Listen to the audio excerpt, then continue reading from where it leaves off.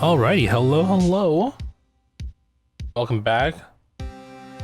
Happy Wednesday, happy mid-working week. What up, Toad? How you doing today?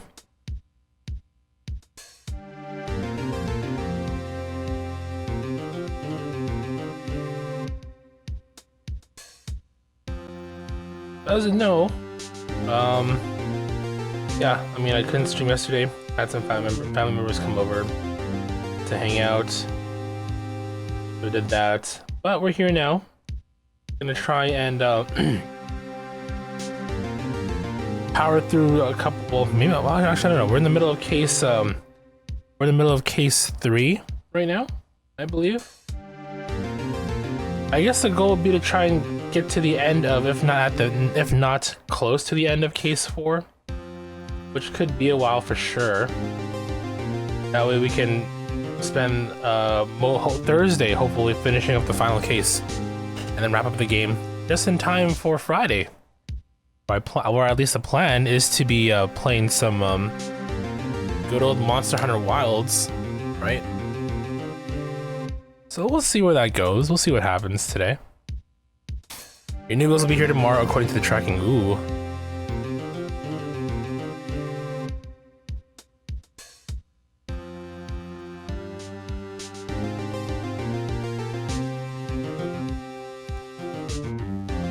As soon as you get them, you're gonna put them in immediately.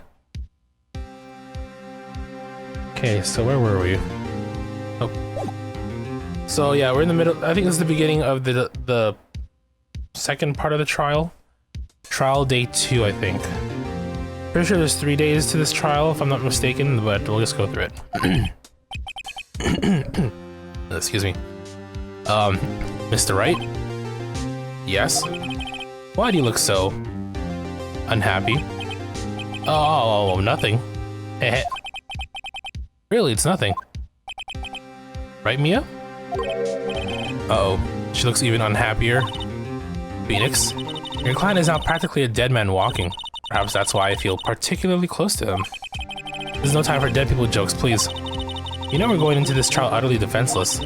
Yet if Mr. Powers is truly innocent, you should be able to find something overlooked in the evidence to prove it. Something overlooked?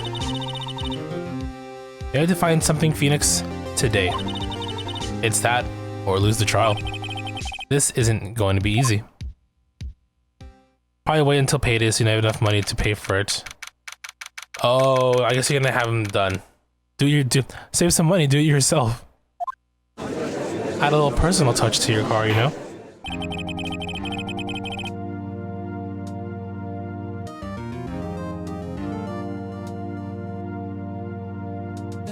Court is now in session for the trial of Will Powers. The prosecution is ready, Your Honor. Defense is ready, Your Honor. Very well, Mr. Edgeworth, your opening statement, please. An unexpected fact has come to the attention of the court. Yesterday, we learned that there were other people present at the studios. Need one of the machines to install tires. I mean, you just need a jack, and then just like the drill or whatever it is. Not the drill, but like, you know what I mean. The power tool to get the nuts out. Easy. Use $100 to buy the tool that you need. Yesterday we learned there were other people here present at the studios. Today I would like to show evidence proving they had nothing to do with the murder. Very well. You may call your first witness, Mr. Edgeworth. I wonder if he'll be that producer. The prosecution calls Mr. Salmonella to the stand. Or that director. Tires need to be taken off the current wheels and put on the new ones. They're just wheels. Yeah. I know. So you can do all that. I believe in you. You don't believe in yourself? How rude can you get? You don't know me?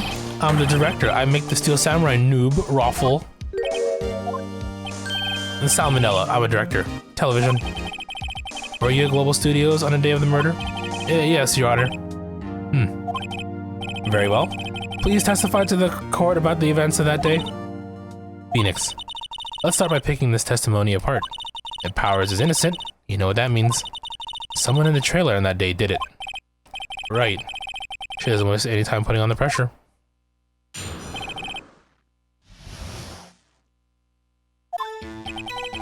I was at the studio from around 9 that morning. During the morning, I was doing, an action scene run-through. Is the average Canadian swapping out tires on their own or you mean? No. I'm just saying you could save money by doing it yourself. That's all. Being economical. It took a lot more time than I thought it would. I heard that everyone else ate lunch in the employee area, but I had a meeting in the Studio 2 trailer, so I ended up skipping lunch. We were in the meeting until around 4, and during the meeting, well, I'm pretty sure no one left their chairs. That's about it. The time of Mr. Hammer's death was 2:30 p.m. And according to your testimony, you were in a meeting at that time. Mr. Wright, you may begin your cross-examination. Yes, Your Honor.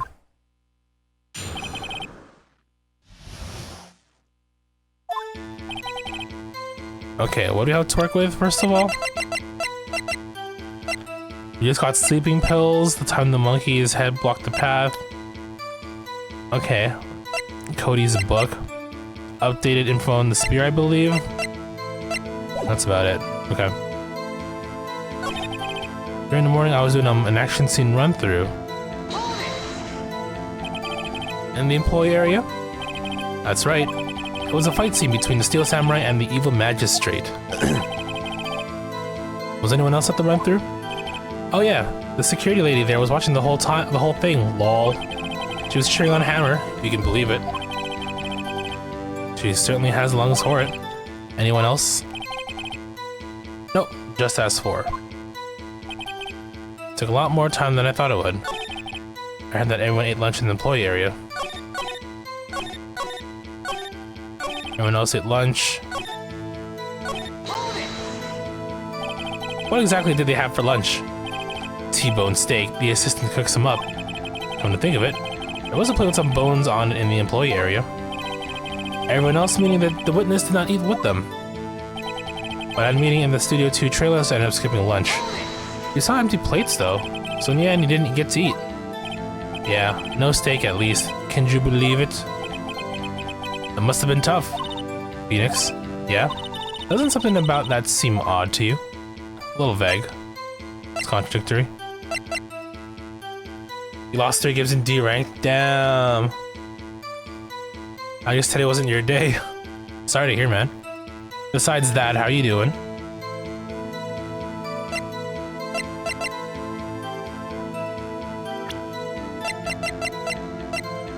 We don't have evidence to contradict that, though. We did see...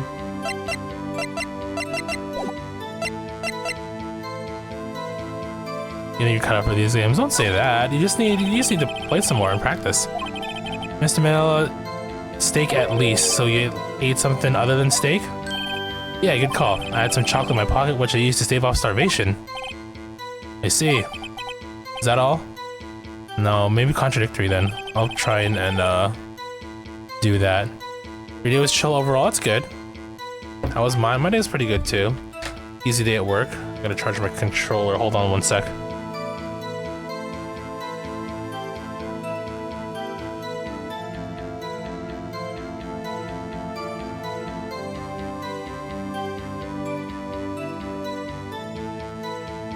Okay. Gonna play RO and chill. But how about wet fishing? So you have 2 options of games to play. What up, Duck Game? How are you?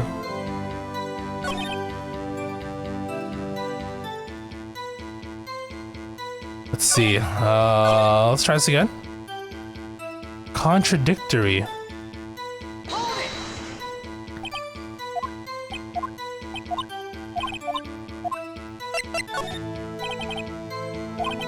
Mr. Manila? What'd you want? I went to Studio 2. I saw something on the table there. There were 2 plates, the same kind of plates as the ones in the employee area. Go eat lunch there. No, good call. I was embarrassed, so I didn't mention it. But I did eat, after all. A T-bone steak, you mean? Yeah, well, I mean... The assistant went through all the trouble. I brought it to the trailer, thinking I could eat it later. Clearly a man who likes to eat. I suspected as much. So when exactly did you eat it? We took one break during that meeting. I wolfed it down then. Drool. A mental image I will carry with me to my grave. Wait a second. If they took a break in that meeting, that contradicts his testimony. I'll press on that one a bit more.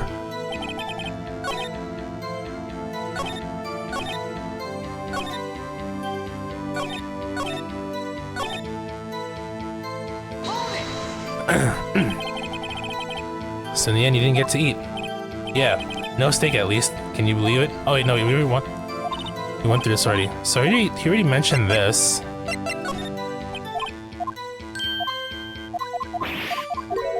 So I guess we press the next statement then.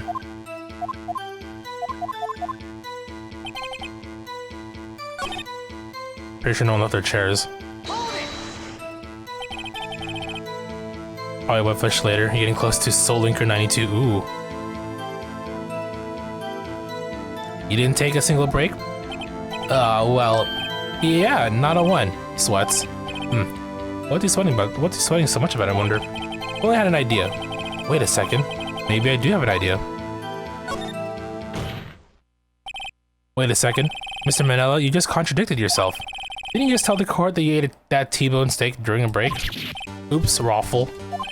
Well, Mr. Manella, what's all this about? Well, yeah, I guess we did take a little break. Phoenix, great job. They took a break. One of them could have gone to the studio during that time. You told someone this server is my birthday, you're welcome. Okay, I'll take it.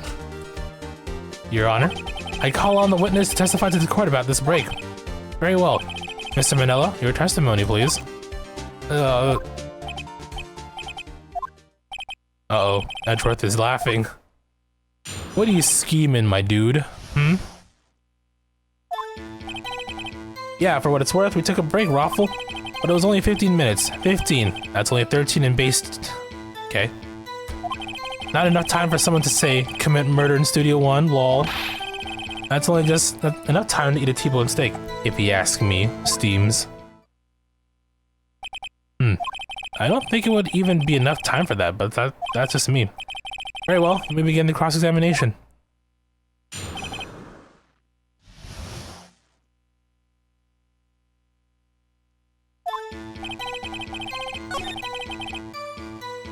$15 in base 12, right?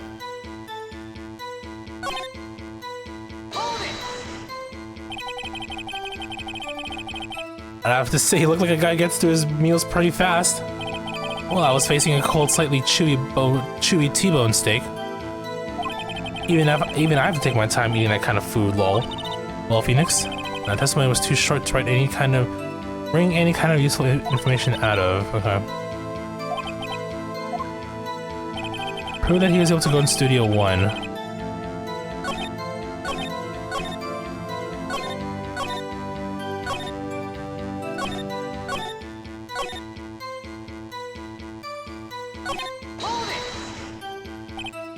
Oh wait, I already pressed the statement.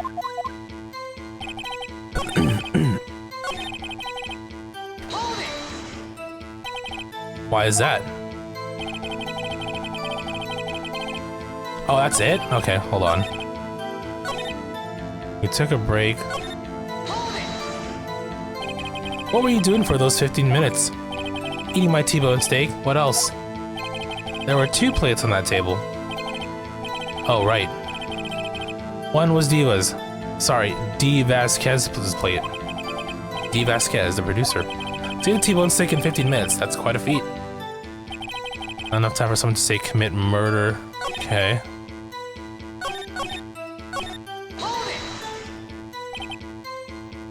What time to take this break? I'd say it was from around 2:30 or so until 2:45. Oh, 2:30. That's time of death. So he could have gone to Studio 1, killed Hammer, and come back. I guess it's possible, time-wise. It was only 15 minutes. 15's only... Okay, I think we gotta press all these statements here, I guess. How big of a T-bone steak? They probably didn't specify. Your average. What's your average size of a T-bone steak?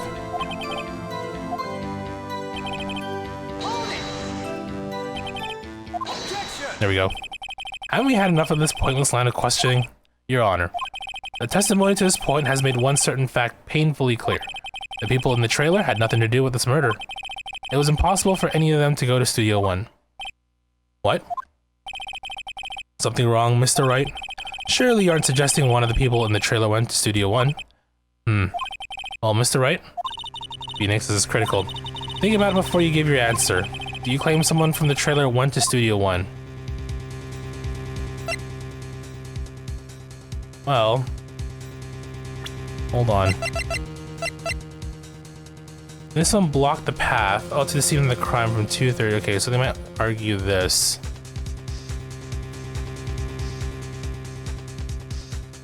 There's a car, though.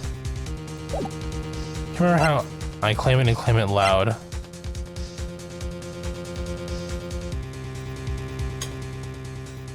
This is the movie set one, yeah.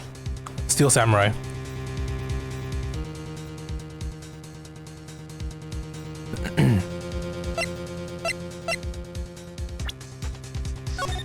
Let me save. Just in case. We'll claim it and claim it loud. If I agree to let everyone in that trailer off the hook when then the trial's over, Miss Powers will be found guilty for sure. The victim was murdered at 2:30, the exact time of the break in the meeting. But 15 minutes, murder is certainly a possibility. I suppose you might say that. Alright, I got the judge thinking now. Tisk, tisk, tisk. Never a dull moment with you, Mr. Wright. What's your point, Edgeworth? You've been doing your homework, haven't you? Look at the court record. The court record? Oh my god, the circus one, I do remember that one. That one's like one of the worst ones. We gotta play through it though. We'll get there. We get to enjoy that painful case. No doubt. Surely you knew that from 2:15 to 4 o'clock, the path between the studios was blocked? Mrs. Monkey's head had fallen across the path. Well, you're right. True, the break in the trailer meeting came right at the time of death. However, the path from there to the site of the scene of the crime was blocked. The fall of Mrs. Monkey had barred the way. It's actually Mr. Monkey, but Edgar has a point. And somehow I feel no desire to correct him.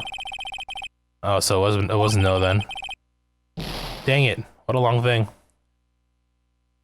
What a long roundabout way. I believe you've seen enough evidence. I'd like to relieve Mr. Manel from the stand. What? It's over? So I figured, okay.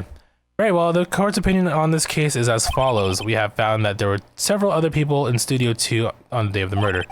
However, it is also clear that none of these people could have gone to Studio 1.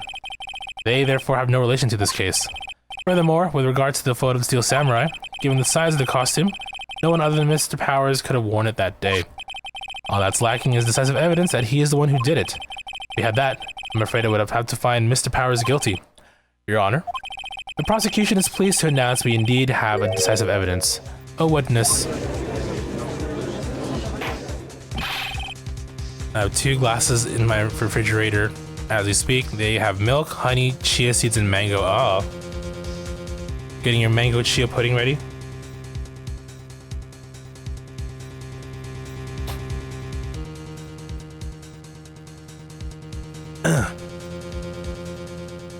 Who is this witness, Mr. Edgeworth?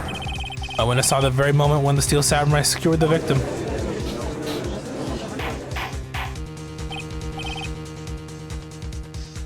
Order. I will have order. I see. The court will take a 10-minute recess, after which we will hear your witness. Or does adjourn for recess? Yeah, I guess I'm thinking too far ahead. I mean, it's been a while. I like remembering plot points, and I think I'm jumping the gun a little too quickly here. That's fine. What do you do now, Mia? Everyone in that trailer has an alibi.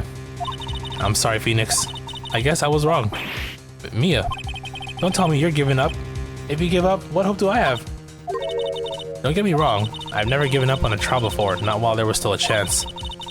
Only one thing became clear in your cross-examination. The people in the trailer could not have gone to Studio 1. I thought there was more to it than that, but I was wrong. That's all there is. What's going to happen to me? It kind of seems like everyone in that courtroom thinks I did it. They think I'm a murderer. Don't worry, Mr. Powers. If you are innocent, we will prove it.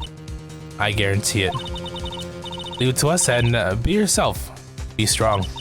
You are the Steel Samurai, hero to children everywhere, after all. You. Thanks, Sniff. Okay, Phoenix. This one's for the kids. Let's do it.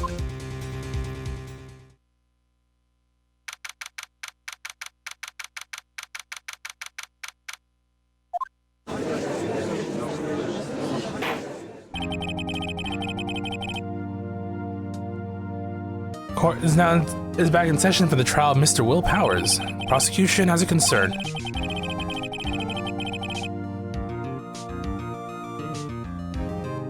As our witness is a grade schooler of tender years, and this is a murder case, we worry that the defense might cause unnecessary trauma with his cruel questioning. I see Edward taking the moral high ground. However, we have no choice. The prosecution calls Cody Hackins to the stand.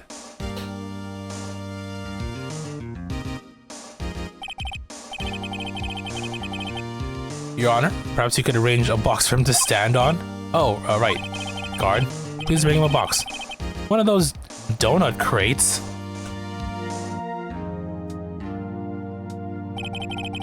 Will the witness state his name and grade in school? Witness. What? Just because you're all grown up don't mean you can push me around. Cody? Answer his question. Okay. Hey, it's you, the nice lady. I'm Cody Hackins. I'm in 2nd grade. I get the feeling this is going to be a long, long day. Mr. Edgeworth, please remember that you're speaking to a child. Try to be gentle. Oh, Gator Tornado or something? Yeah, she's in like the 3DS games, I believe. If I recall. I'm pretty sure the clown that Duck Game is referring to is, I forgot his name. I think his name is like Mo or something. The one with the really bad jokes. No, Gayru Tornado, right? Isn't that her name? I don't know, I can't remember her last name, but the pink-haired clown, I know who you're talking about. See, I still kind of remember things, sort of. Please remember that you're speaking to a child. Try to be gentle. I know, he's the one who said it. He said he's worried that the defense would be too harsh, but he's the one being harsh. A witness? I mean, Cody.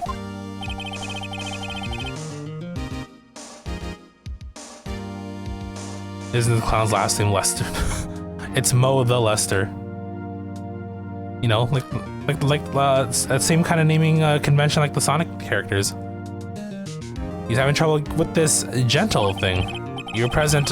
You were at Global Studios on the day of the incident. You got a problem with that? Please tell us what you saw that day. What, Pops? You want me to tell you and Gramps with the beard over there? Just Mr. Edgeworth will be. I prefer bearded gentlemen myself. Very long day. Yeah, I believe his name was like a reference to the Three Stooges, if I recall. So Mo, Larry, and what's his name? What's his name? Is it Curly?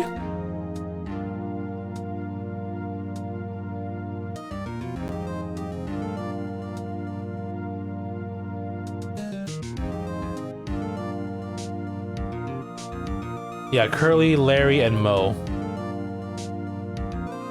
Incidentally, photographic equipment is strictly forbidden in this courtroom.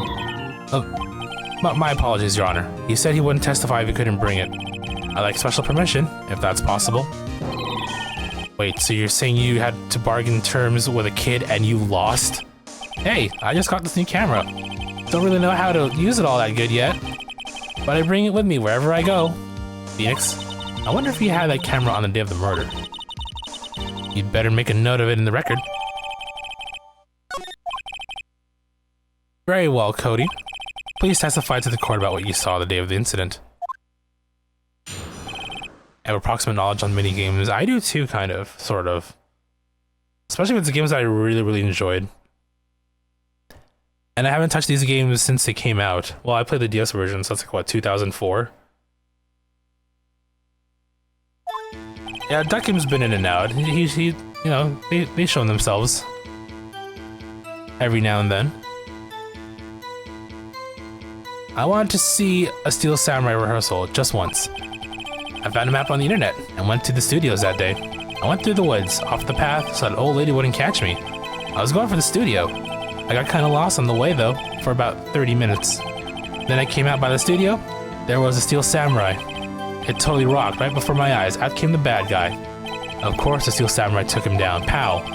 Had my camera with me, that would have been the time for a shot, I tell ya. Anyway, I couldn't get into the studio, so I went home. Very well, the defense may begin its cross-examination. But be gentle. Remember, you're talking to a child. This kid is tougher than most adults we see in here, honestly. True. Okay, let's see, let me think.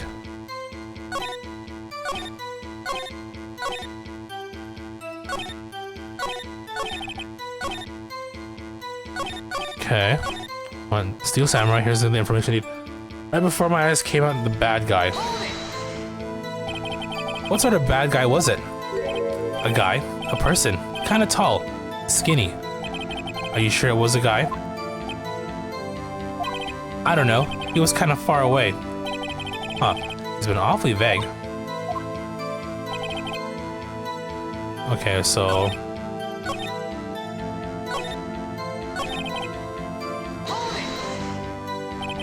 What happened to the bad guy?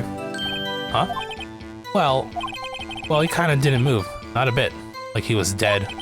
I guess he's a real pro. What a great actor. Yes, I suppose he was. But my camera...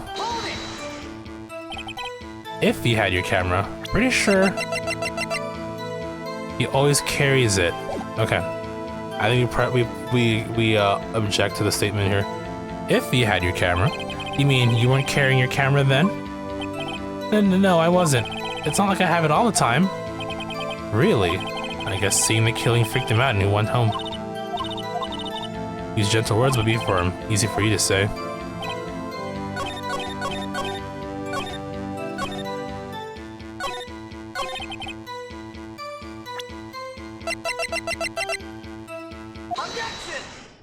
Objection! Cody, what you said seems, well, a little strange. Didn't you say before that you always bring your digital camera wherever you go? You were quite clear about that. That face, huh? Cody, you shouldn't lie in here. You understand that, right? Mr. Wright, a word with you. Uh-oh, was I putting the pressure on too much?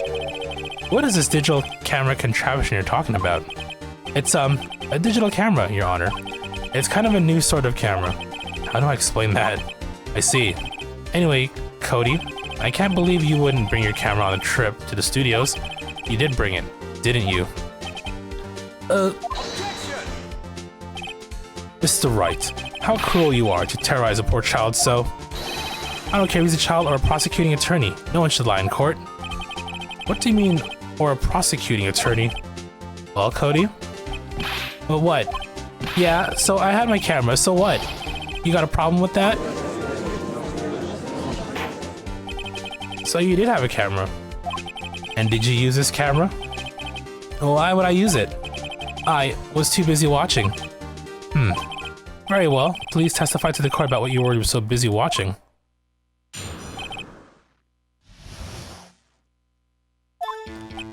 Yeah, I had my camera with me, but I was glued to the action. I couldn't take my eyes off it. Steel Samurai, he goes for the bad guy, wham! Then the bad guy stopped moving. He's so strong. The Steel Samurai rules. Is that all? Well, that was brief. Mr. Wright, your cross-examination. What did you see, Cody?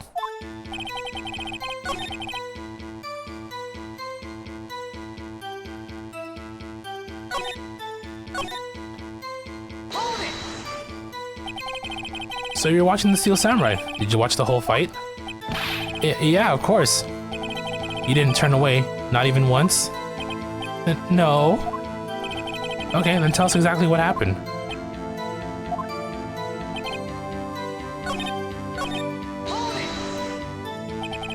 So the bad guy attacked him first. Yeah. What sort of person was this bad guy? I told you, a person. He was a person. How was he dressed? I kinda don't remember. I was too busy watching the Steel Samurai. I see. And what happened next? Hold on. Photos of every victory scene. Okay, I think that's gonna come up later on, I think. Why? Huh? What do you mean, why? Why wasn't the bad guy moving? Well, because the Steel Samurai brought him to justice. And how exactly did he do that? How did he do it? With a samurai kick and a samurai punch. Samurai chop, samurai slap, something like that? He's still being vague about this. What? Don't give me that look, Pops. How should I play this? Cody? What? Something's bothering me. Before you said you couldn't take your eyes off the action. Yeah, so what? Yet you missed the most important part. Objection! What is the meaning of this? The witness has stated what he saw quite clearly. Objection! He knows as well as I do that he's being vague. Tell me what kind of murderer uses a samurai slap. My point is this. Cody, you may have seen some of the Steel Samurai's fights. But you missed the most important part. The killing blow. Order, order. Mr. Wright, how could this be? Can you explain how he might have missed something so vital? That's the thing. Phoenix, I believe you're on the right track with this. Think, why didn't Cody see the climax of the fight? I know you can figure this out. Mr. Wright, your answer. You have ascertained that this young boy is a great fan of the Steel Samurai. Why wouldn't he watch the climax of the fight?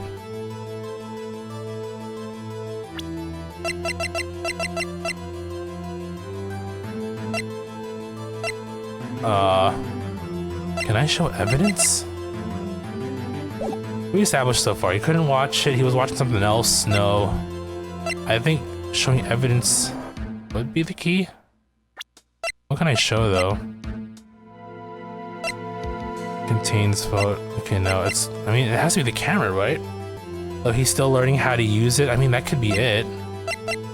Because nothing else really stands out or relates to the current, we can try that. Let's try that. I want to save just in case, though.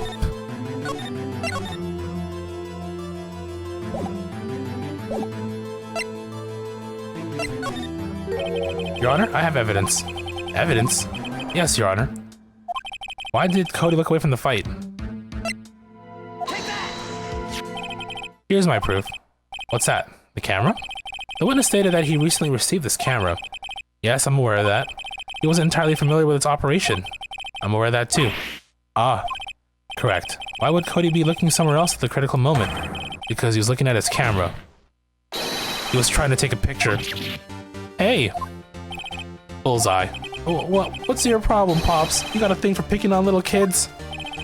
Pressing, not picking. Good job, Phoenix. Cody was lying, clearly. Smart to realize there was no way he could just stand there watching his hero and not take a picture. Right. Cody? There was only one reason why you would have looked away from the fight, and that was because you wanted to take a picture.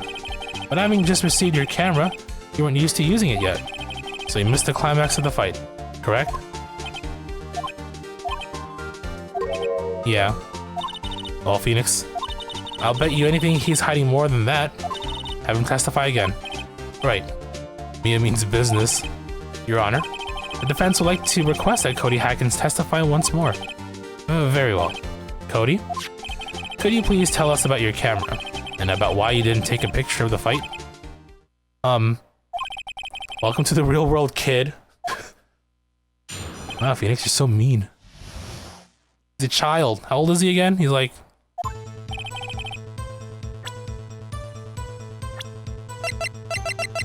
He's 7. Yeah, you're right, Pops. The Steel Samurai had just escaped from the clutches of the villain. So I held up my camera to take a picture. But the lens wouldn't open in time, so I missed it. That's all that happened. Yep. Anything strange in that testimony, Mr. Wright? I'm not sure. But I'd like to proceed with the cross-examination anyway. 2nd grade, yeah. Listen, child, look at that face.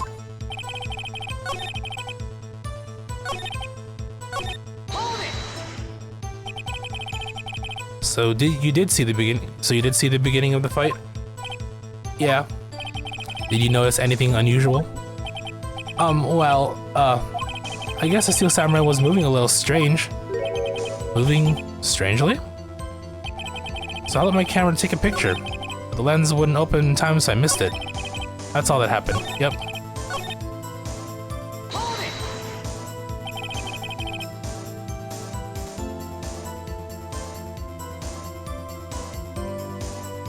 Why couldn't you take a picture?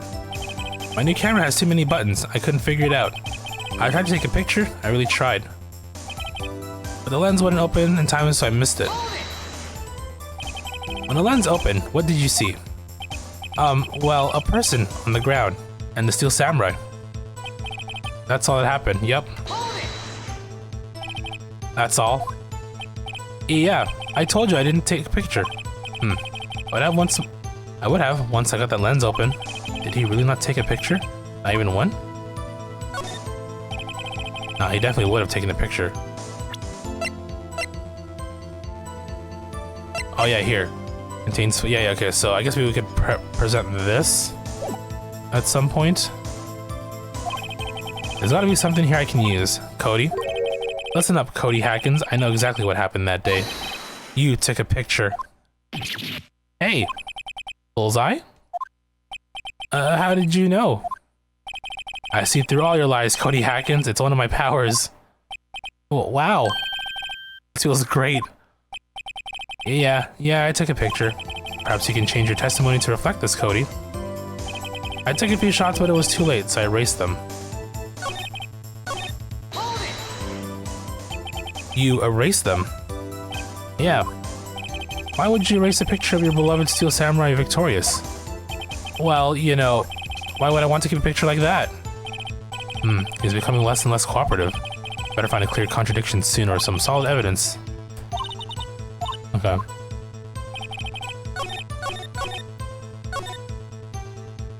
I think we can present this now. Objection!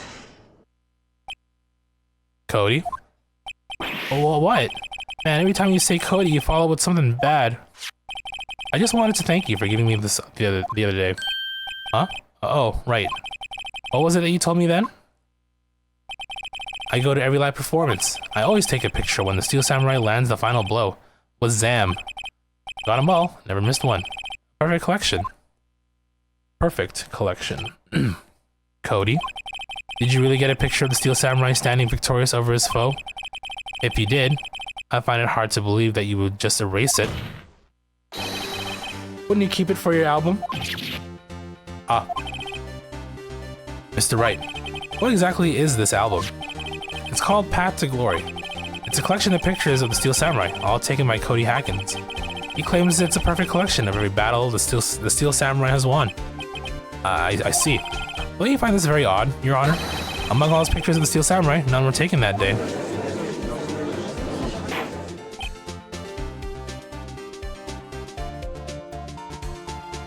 Order. Mr. Wright, have you an explanation? If the Steel Samurai had just defeated his adversary, I certainly would expect to see a picture of it in this album. Exactly my point, Your Honor. No. Wait. No way. Phoenix? I think we finally discovered the truth. And what a truth it is. Mia, are we sure about this? Did he actually... Yes. I'm pretty sure that what you're thinking is right. Tell them, Phoenix. Tell them what the truth is. Mr. Wright, please explain to the court what is going on here. Why was there no picture in the album from the day of the murder? Why would the boy have erased the photos he took? Because the Steel Samurai didn't win. I can think of only one reason, Your Honor. The Steel Samurai didn't win. That's why Cody deleted those photos. You mean the Steel Samurai lost? Well, Cody, I'm right, aren't I? Tell the truth. The bad guy defeated the Steel Samurai. No way, no. It's impossible. The Steel Samurai never loses. He never loses to anyone, ever, Your Honor. The witness has revealed everything with his words. There was a reason why he lied and told us he didn't take a picture. The same reason he erased his precious photos. For Cody, it was inconceivable that the Steel Samurai could be defeated. However, Cody witnessed the impossible. He saw the Steel Samurai lose. Yet to admit what he saw would destroy everything he believed in. That's why he lied and said the Steel Samurai won. He couldn't handle the truth. Order. I will have order. Witness, I mean Cody. Is this true? What did you see? Tell the court what you saw. Oh, there he goes. Phoenix is like, yes, we got him. He's the murderer. Cody, that day you saw the Steel Samurai lose in a fight, right? Okay. You're right. The Steel Samurai fell down. Then he didn't move. Wow.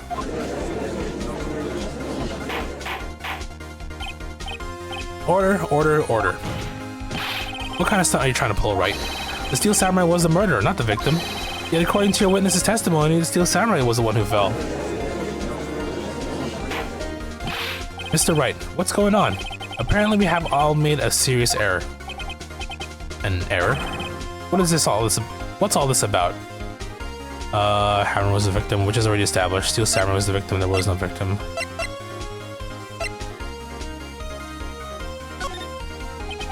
You understand what really happened? It's actually quite simple. At the end of the fight, the Steel Samurai fell to the ground and lay still. In other words, the Steel Samurai was not the killer, he was the victim. But you see? Jack Hammer was the Steel Samurai. Order. So the Steel Samurai in this photograph. You're saying the man in his costume was the victim, Jack Hammer? That's what I'm saying, Your Honor. Jack Hammer was present at the action scene run through that morning. Thus, he obviously knew about Will Powers' foot injury. But wait, hadn't Mr. Hammer gone to Studio 1 already? That's what everyone thought. But remember what Miss Oldbag said in her testimony. On the day of the murder, I arrived at the guard station at 1 p.m. Did I see poor old Hammer? Nope. He'd already gone to the studio before I got back to the guard station. Mr. Jack Hammer left the employee area after lunch. However, no one saw him going to Studio 1. Nor was there a picture of him. He waited for Mr. Powers to take a nap in his dressing room. Then he snuck into the dressing room and stole the Steel Samurai costume. But why would the victim do such a thing? I don't know. I get it. Huh? I thought that the Steel Samurai was moving strange, so it was a different person inside the suit. Ops. Me? What? Actually, there was one piece of data I saved. Data? Yeah, a photo on my digital camera. What? Show us, quick. No way, man, not if you're gonna look at me like that. Now. Damn. Here, this is it.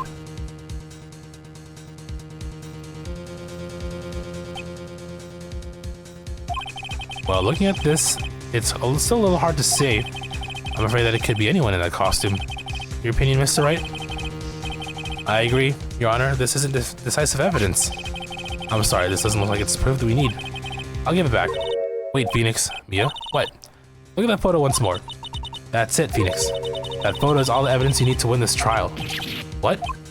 Your Honor? May I see that photo once more, please? Certainly. I don't see why not. Phoenix, show him. There's a glaring decisive inconsistency with the facts we know as we know them in that photo.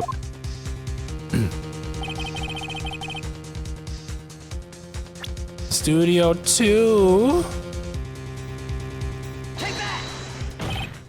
Your Honor, look at this. I see. A gate? Why don't I draw your attention to the number on that gate? The number? Yes. Well, it's hard to see, but it looks like a 2. Clearly not a 1, Your Honor. Correct? I believe Mr. Edgeworth sees what I'm getting at. But that's impossible. Huh? Well, what's all this about? Please explain so that I may be shocked along with the rest of the court. I'll use the studio guide map. The body was found here, in Studio 1. However, what do we see in this photo taken at the time of the murder? It does not say 1 on that gate in the photo. Your Honor, here is the true scene of the crime. Studio 2. Oh, this is kind of trippy, the movement. Here, at Studio 2. I see. That would explain the 2 on the gate in the photo. Your Honor, I find it very significant that the murder took place in Studio 2.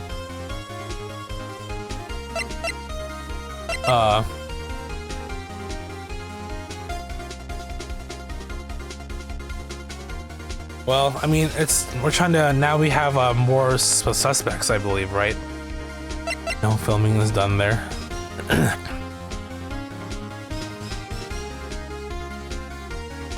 By the trailer with all the people inside and their meeting. As you may recall, there is a trailer in Studio 2. Now on that day, a meeting was held in that very trailer. There was a break in the meeting corresponding to the time of death. During that break, Mr. Salmonella and Miss D. Vasquez were outside eating steak. They were at the scene of the crime. The path to the trailer was blocked, so we have heard. The path was blocked at 2:15. In other words, the victim went to Studio 2 before that time. Yes, I suppose that would be the case. Remember Mr. Salmonella's testimony?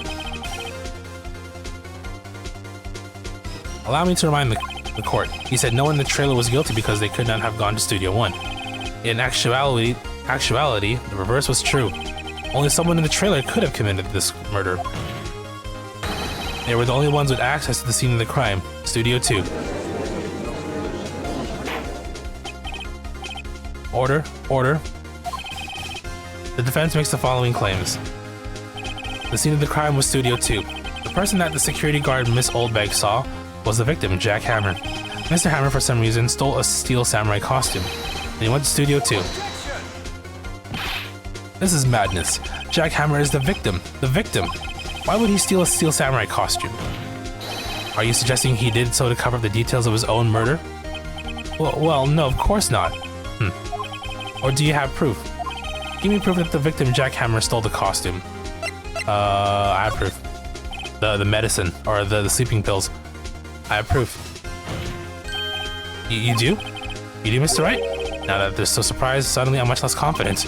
I think I'm right, though. Here's my proof that Jack Hammer stole the costume. Oh shit, maybe not. Maybe think a little too hard about it. Let's try it. This is it. An empty medicine bottle. I found this on the table in the employee area. The same table where Mr. Hammer and Mr. Powers ate. The label reads, sleeping pills. Sleeping pills? The defendant, Mr. Powers, spent that entire afternoon sleeping. He was drugged by Mr. Hammer. Wait a moment. That bottle does raise some suspicions, yes. But there is no proof that Mr. Hammer used it. Your Honor, I have an idea. Fingerprint it. An idea? Very well, let's hear it. I want to check this bottle for fingerprints. If my claim is true, Mr. Hammer's fingerprints should show up on this bottle. I suppose you're right. Very well. The court will take possession of the bottle.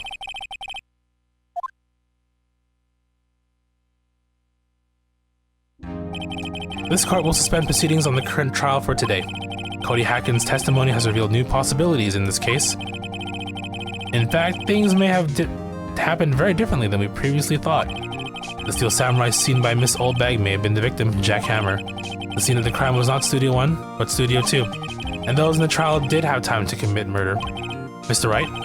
Yes, Your Honor? Your homework is to find the answer to the following question. Why would Mr. Hammer steal the steel samurai costume? Also, who killed him and why? Find the answers for me by tomorrow. That's a lot of homework. Mr. Edgeworth? You will need to reconsider your stance in this case. Above all, you will need to reconsider your suspicion of Mr. World Powers. As you say, Your Honor. This trial will be extended until tomorrow. This is the last extension. Very well. Court is adjourned. Okay.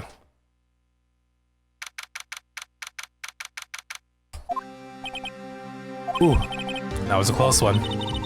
We were saved by a hair, but that's all that counts. I thought seriously about going home about 3 times during the trial. And me too. Really? You both seem so confident. Maybe I should take up a career in acting? I was ready to pronounce you dead about 3 times back there. Me too. The dead?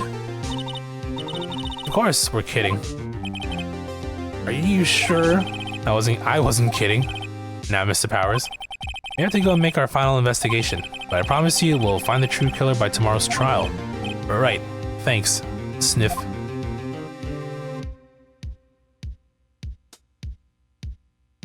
That whole trial was an hour, geez.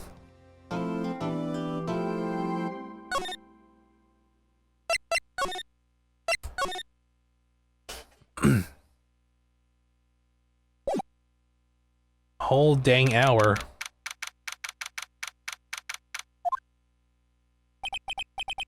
That was a close one, huh, Mia? Really? Too bad, I'm sorry I missed it. But Maya, so what happened? Well, I got a pretty good idea of who did it. Now all I need is a motive and proof. Wow, good going, Nick. Under the initial trial system, tomorrow is the last day we have. Initial trial? What's that? That's a new court system they introduced 2 or 3 years ago. They had so many cases in the system, they decided to speed the whole process up. So under that system, trials have to end in 3 days? Yeah, pretty much. Well, we've no time to waste. I imagine 3 days. That's not a whole lot of time for a trial now in today's world.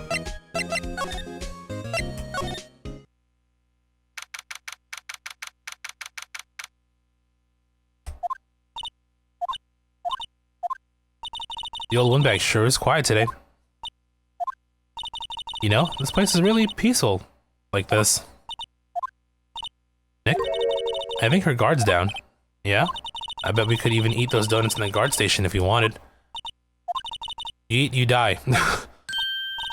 She's alive. I was wondering about Dee Vasquez, the producer. Oh, the studio bigwigs love her. So she always gets her way. She seems bitter. Do you not like the producer? Look, the studio people don't want me talking about her. So sorry. Can I ask you about Salmonella, the director? Sal? He's soft, a pushover, does whatever Vasquez tells him to. She treats him like dirt, but I think he likes it. Huh? Why would anyone like being treated like dirt? That doesn't make any sense. Does it, Nick? No, it doesn't, Maya. No, it doesn't. About Mr. Hammer. I heard about what you said today. Cheeky whippersnapper. Poor old Hammer. You drag a star down from the sky and stomp on it. Calling him a criminal. A thief. I won't forget this. She's really pissed this time. You listen to me, whippersnapper. My poor old Hammer would never do such a thing. Why would he steal Powers' costume so he could sneak by me? He would never stoop so low. It's impossible. I don't think we talked to... Let's talk to Will real quick here. Mr. Wright, you did very well again today. Thank you. Oh, thanks. Could you not look like you're about to burst into tears? Wow, Nick, you must have really wowed them in there. And could you wipe that grin off your face? Hey, WP, only 1 day left. Let's make it count. Yes, though there's not really anything I can do to help. I'm not really sure what I can do either. Please, this is no laughing matter. Could you tell me more about Miss Vasquez? Oh, the producer? She's well respected in the industry. They say she's a genius. A genius? She's been at Global Studios for 5 years now. Right or wrong, nobody dares tell her different these days. Why is that? Ever since she came on board, we had nothing but hits. Global Studios was on its knees, but she picked it up and made it shine. Oh, and what? And nothing. But forget it. I've only heard rumors anyhow. Can you tell me anything about Mr. Manila? Oh, he used to be a minor straight-to-video director. But something in his work caught Vasquez's eye. She brought the Steel Samurai idea to him. Now everyone knows the name Salmonella. I hear he's pretty much at her beck and call though. Whenever she says jump, he asks how high, and all that. I can imagine him being at her beck and call, but I can't imagine him jumping. Wow, Phoenix, rude. I was wondering about Mr. Hammer. He was a big star back in the day, right? When he just dropped off the face of the earth. Oh. Yes, you're right. In fact, he was my role model when I started in this business. But he just stopped taking on big roles. That's when he began appearing in little productions at Global. How could he do that? I was really looking forward to a sequel of Samurai Summer. He just gave up being a star 5 years ago. Actually, now that I think about it, that was right when Miss Vasquez came to Global. 5 years ago.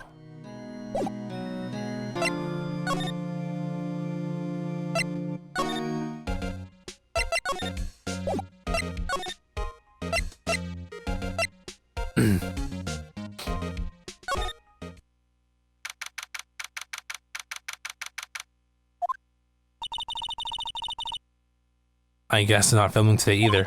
I didn't want to see them film. I did want to see them filming, just one time. This trial will be over and done by tomorrow. You can come see them film later. I guess. This is where you found that bottle of sleeping pills, right? Uh-huh. Wonder if there's any other clues lying around. Yarr. No, no, no. No touching. Eek. Oh, sorry, pal. Didn't mean to frighten you. Didn't mean. I almost had a heart attack. I guess I can be a little dramatique at times. I suppose it's the actor in me. Dramatique indeed. Ahem. Anyway, I'm here to examine that plate on the table. Wait, are you looking for sleeping pills? Yeah, pal.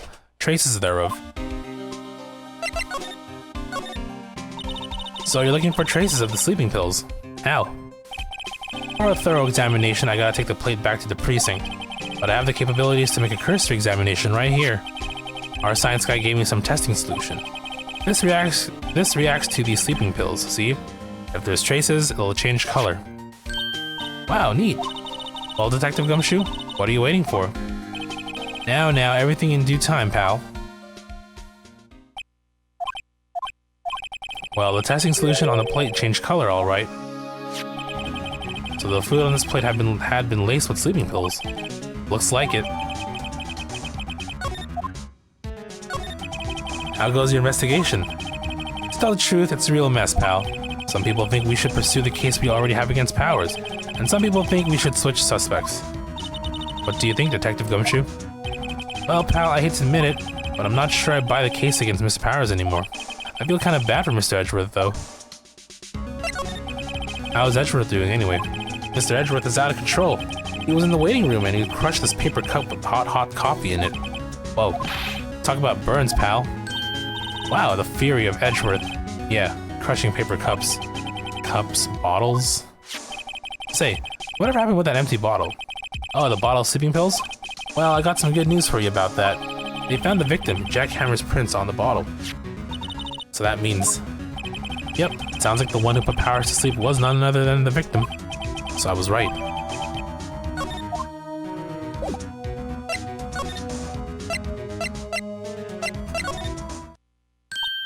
Oh, hello. What are you doing here? Oh, I was just cleaning up the dressing room. I guess WP won't be using it anymore, so... What? Why? But WP's innocent. Yes, and I'm really grateful for all you've done. But... this week is the last episode of The Steel Samurai. What? No!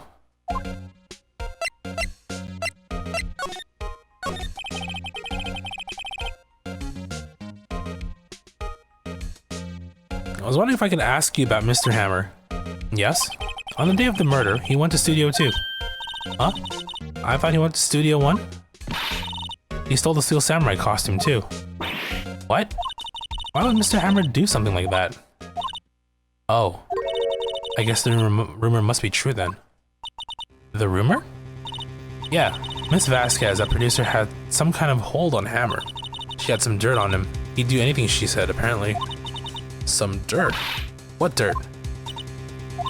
Dirt. You know, bad stuff. I know what dirt means. About 5 years ago, they were filming a movie starring Mr. Hammer. They were using the new studio, Studio 2. Some sort of accident happened during filming. After that, they never used Studio 2 again. They left the film set the way it was, too. The film set? Was that trailer part of the film set, then? Well, what do you mean, the last Steel Samurai? I know it's a shock, but nothing can be done to save it now. Whoever really did kill Mr. Hammer also signed the Steel Samurai's death warrant. No. No. Also, I hear that Global Studios is going to change its programming. They're not going to make kid shows anymore. What? Why? I don't know. It's sad, but that's what Global Studios decided. Why aren't they going to make kids shows anymore? The studio bigwigs don't want the Steel Samurai around anymore. They want to forget all this ever happened. They want it quiet, you understand? How can they just do that? What about all the kids who love the Steel Samurai? It's okay, I'm sure the kids will be fine. They'll find a new hero to follow. No, that can't be true. If the program just ends, they'll be heartbroken for sure. Nick, say something. Yeah. I think evidence rather than words is called for here. Here, take a look at this. I would imagine... and probably this here. Penny looks so young. She does, yeah. And this is... a fan collected all of these photographs. The kids love the Steel Samurai. The show shouldn't be cancelled just so some adults can save face. I would think you would understand that better than anyone. You're right. Okay, what can I do? Well, for starters, you can tell me something. Tell me what it is that Global Studios is so intent on hiding. Tell me about this accident 5 years ago. Okay. Could you tell us what happened 5 years ago? Well, I can tell you what I've heard. Apparently, 5 years ago, someone died, and it was Hammer's fault. So someone died? It was an accident, of course. Anyway, the producer, Miss Vasquez, managed to hush it up. And that's the dirt she had on Mr. Hammer. And that's why Mr. Hammer would do anything Miss Vasquez asked him to do. But it was an accident, right? Why didn't they just make it public? Well, you know, Mr. Hammer was a big star back then. They were afraid about what would happen to his career if word got out. I see. You know who knows more about this? Miss Oldbag. She was here at the studios back then, you know? Thanks. We'll try asking her. If she'll talk. Thanks, Penny. You've been quite to the help. You're going to start reading Invincible again. We left that at the end of the first collection book. One more book to read? Pretty sure it's in its third season at the moment, right? If I recall. Old bag needs to be recycled permanently. Don't. She's a sweet old lady. How dare you? What? You're still slinking around? If you like the place so much, why don't you take over for me? The old windbag doesn't look so good. Everybody's doing their darnest to forget Hammer. Who do they think they made Global Studios what it is today? Hammer. It's all due to Hammer. She's starting to froth at the mouth, Nick. Maybe we should keep a safe distance. I want to ask you about 5 years ago. Who told? Who did you hear that from? Huh? Nichols. Nichols? Nichols, Nick. Penny Nichols. That assistant we talked to. Oh, right. Anyway, we heard about the accident. It was during filming with Jack Hammer. He killed a man, didn't he? Whippersnappers, dredging up dirt on someone's past like that, and the recently departed no less. I suppose you think this is fun? No, I'm just doing my job to protect Mr. Powers. And you claim that Hammer stole Powers' costume. You expect me to believe that rubbish? Or do you have some kind of proof? Proof that Hammer stole Powers' costume? I have proof. Old bag reminds of your aunt, who coincidentally used to be a security guard in Vegas. She looks like her as well, a little. I can prove that Mr. Hammer stole Mr. Powers' costume. With the bottle. Drug bottle. One sec.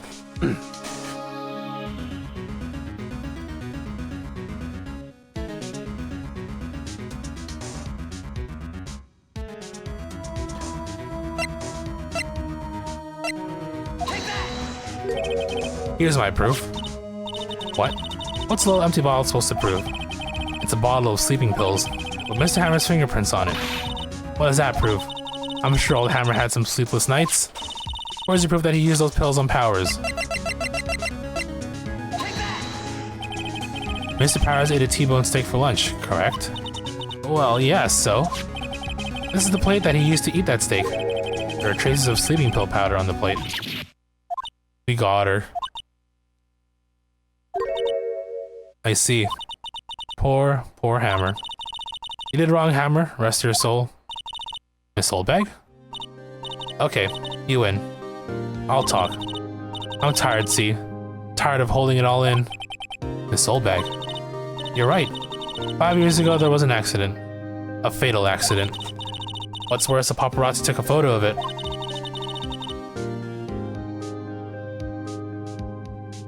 That photo? Well, it caused quite a stir. And guess who made it all better? Vasquez. She has ties to the Mafia. She silenced that paparazzi. That was the beginning. After that, she became a force to be reckoned with here at the studio. I see. But you have to understand, poor old Hammer never meant to harm anyone. Miss Oldbag. Hold on a minute. Poor Miss Oldbag. Here, take this. A photograph. Oh, there it is. Wait a second. This is the picture. This is the picture. Is this the trailer to in Studio 2? Hammer was supposed to fight with a bad guy on the top of the stairs there. He pushed the other actor, and the man fell into the flower box fence. But how did you get this? It was a long time ago. I don't feel much like talking about it. I understand.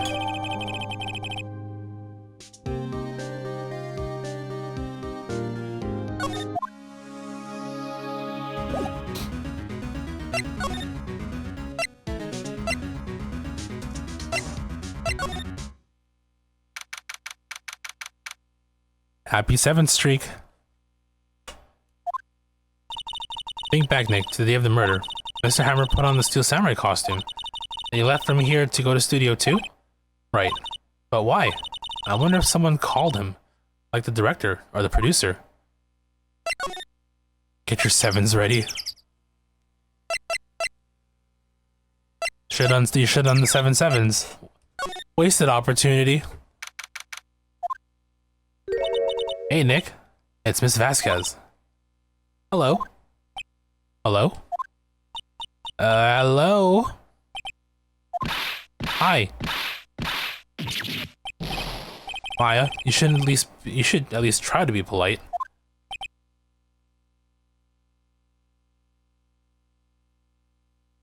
I don't know, 7 just a quicker form. That way you don't type out the entirety of, Lester's salute. You know, like 07's usually the typical salute emoji anyway. I'm watching the clouds.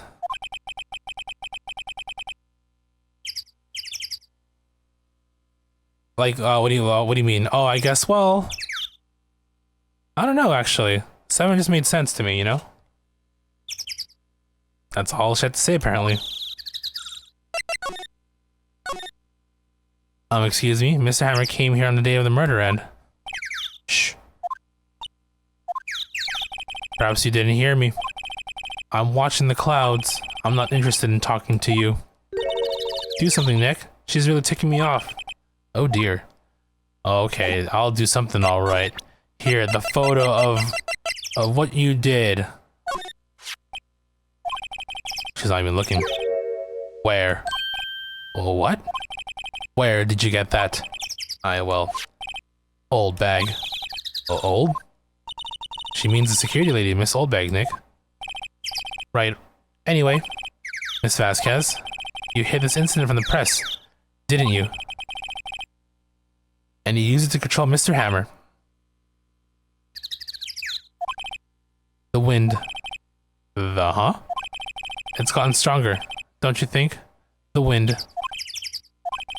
Your conversation interests me. Let's talk about it more. Inside the trailer. Nick, she went inside the trailer.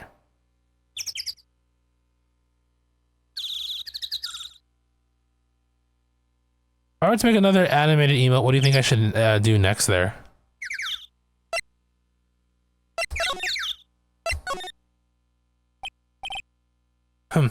You came. Well then, what was that you were talking about?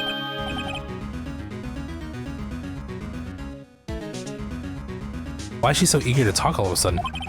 Miss Vasquez, you were using that accident. You were blackmailing Mr. Hammer so you could control him, weren't you? That's why he's doing kid shows for petty change. So I'm a blackmailer now? Well, that's what it was, wasn't it?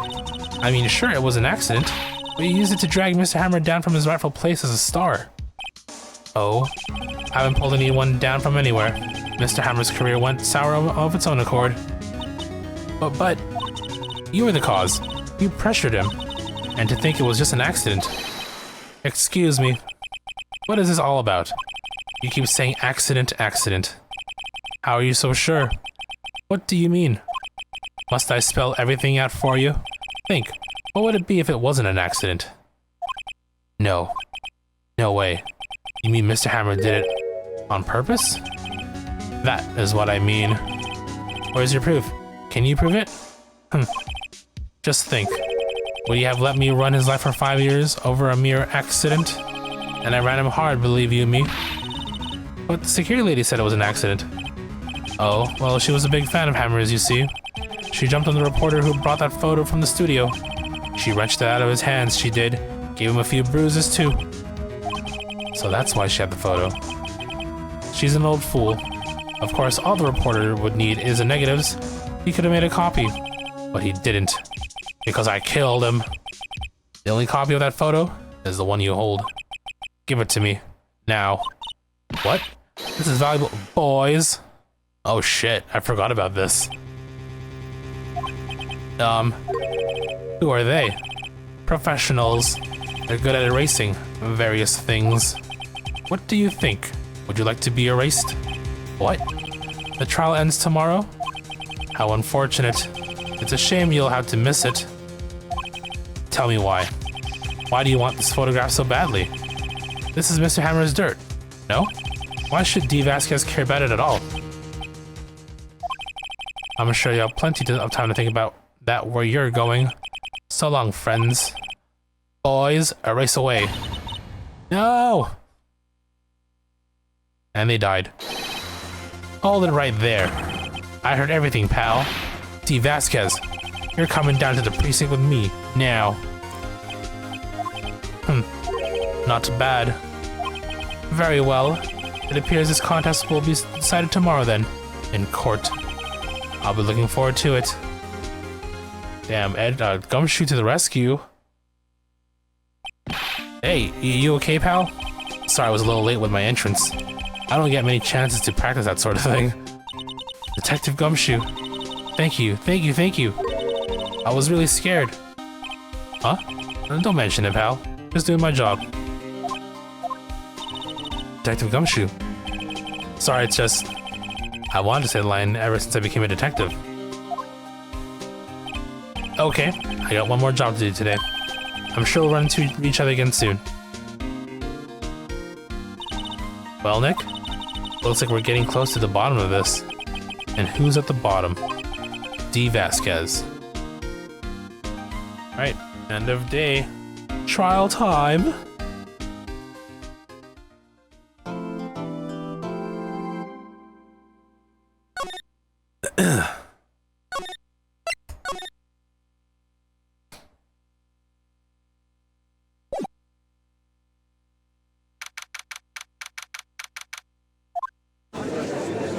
I wonder if I have enough time to do the 4th trial. I want to try and finish the 4th trial today as well. Court is now in session for the trial of Mr. Will Powers. The prosecution is ready, Your Honor. The defense is ready, Your Honor. Today will be the final day of this trial. I hope both the prosecution and defense will be able to present decisive evidence. Very well, Mr. Edgeworth, your opening statement. In yesterday's session, the defense presented us with a new theory for this case. He claims that the scene of the crime was in fact Studio 2. Today I will call on people present in Studio 2 trailer that day. From their testimonies, the truth will become clear. Very well. Edgeworth seems a bit on edge today. You may call your first witness, Mr. Edgeworth. Prosecution calls Miss D. Vasquez to the stand. Miss D. Vasquez is a producer who was present in the Studio 2 trailer that day.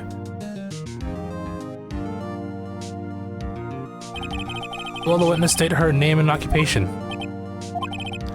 D. Vasquez, I'm a producer for Global Studios. On the day of the murder, you were in the trailer in Studio 2. As everyone here knows, yes? I dislike needless banter. You must pontificate, I will do it when I'm not here. Very well, Miss Vasquez. Please give the court your testimony concerning the day of the murder. Nick, I know she did it. Make her pay. You're right. If she's guilty, I'll catch her with her pants down, so to speak. Pants, ya. I entered the trailer, a little before noon. The meeting began at 12 sharp. It ended at 4. There was to be a rehearsal afterwards, so we went to Studio 1. I was fatigued, so I had Sal take me. At 2:30, we took a 15-minute break in the meeting. Sal and I ate T-bone steaks on the table in front of the trailer. We found Hammer's body later, when we all went to Studio 1. That's all.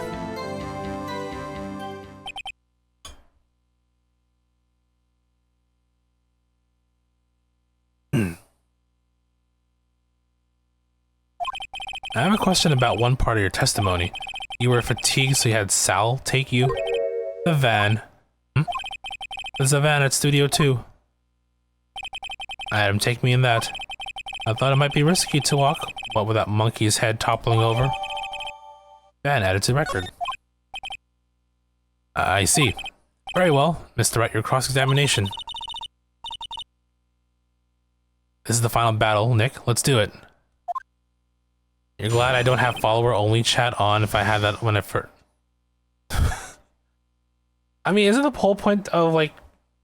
I mean, I guess I do understand the, you know, people want, okay, you know, follow me, then talk to me, kind of thing. I get that, but, you know, that's such a weird way to, like, get engagement, you know? I mean, more so than getting your follower number up, it's better to have, like, people around, I think.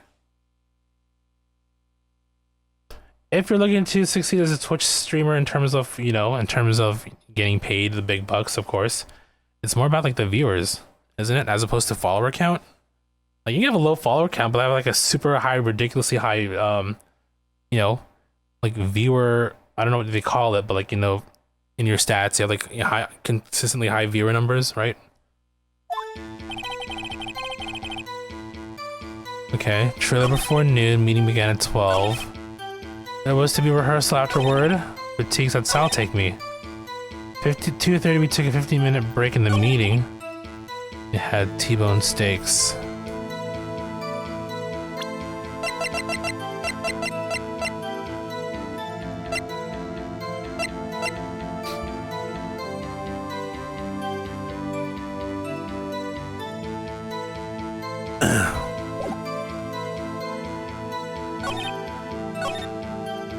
Hold on, didn't... Do you have someone who can verify this? Sal. No, I mean someone else. One person is enough. She committed murder during that break. She would have no time. She wouldn't have time to eat a T-bone steak. But some evidence that proves she didn't eat that steak. Well, find anything? Okay, hold on. She didn't have steak.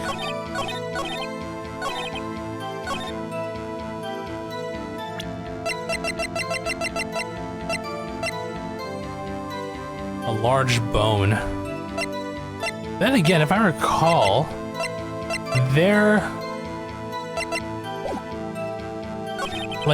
plates didn't have bones on it.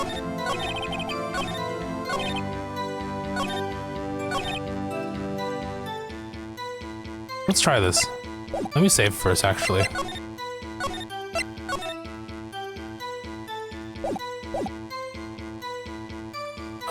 Present steaks.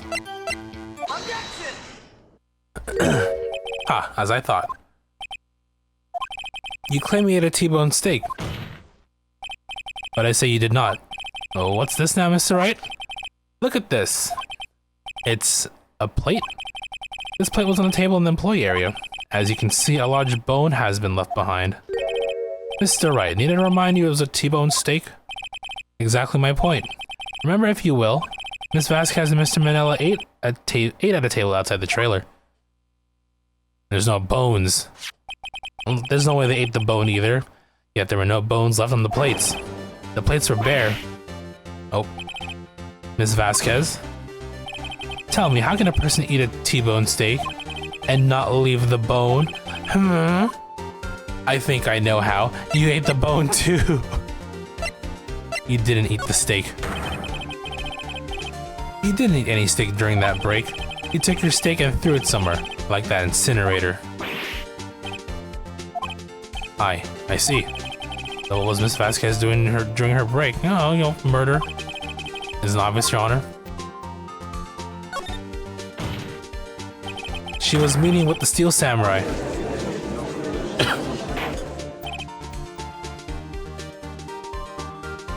Order. Are you saying... Yes, Your Honor? As Miss Vasquez left the trailer to eat her steak, she ran into the Steel Samurai, and then you did it. You killed her. You killed him with your own hands.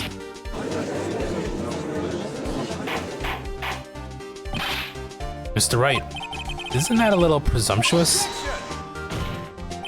What kind of stunt are you trying to pull, Wright? Let him claim what he wants. You say I did it? Yes. Fascinating, and here I was worrying that today would be as boring as all the rest. Very well, let us have a battle of it, you and I.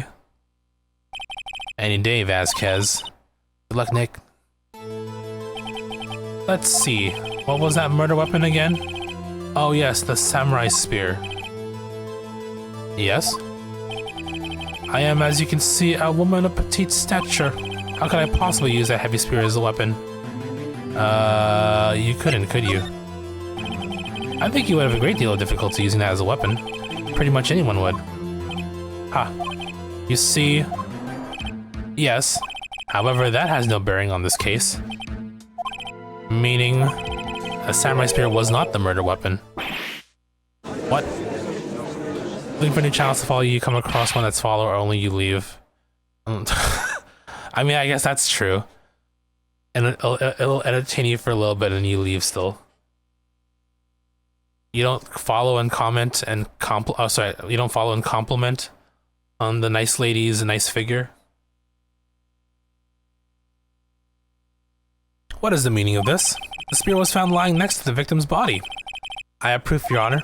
I can prove that the samurai spear was not used as a murder weapon. Well, it broke, right?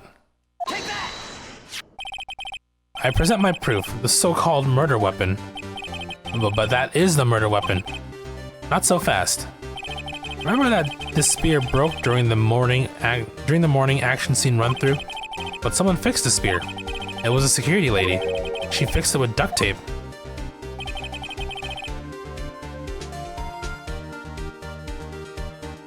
Off Twitch, it's another story. Now tell me, how is it possible for someone to stab a man who's wearing a thick costume with this? Through the chest? Order, order. Mr. Wright, what are you driving at? Think about what you're... Silence. I'm the one testifying here, and I will be heard. Are you quite sane? Are you even aware of what you're saying? If the samurai spear was not the murder weapon, then pray tell what was. How was Hammer killed? Well, Mr. Wright, can you tell us what that weapon was used to kill Mr. Hammer? I can tell you. I can tell you a lot of things. Would I make a claim like that if I couldn't tell you what the weapon was? He says with a grin. I'm afraid your confidence can sometimes be unfounded, Mr. Wright. Very well, let's see the murder weapon then.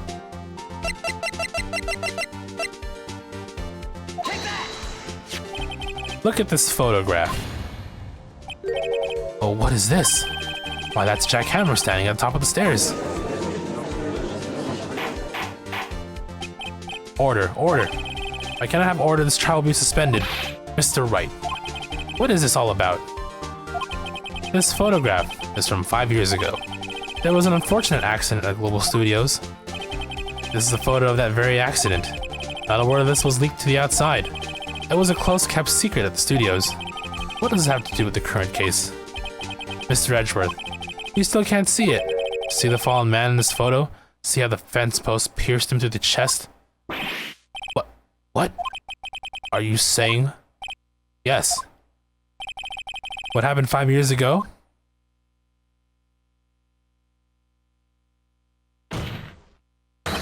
Has happened again.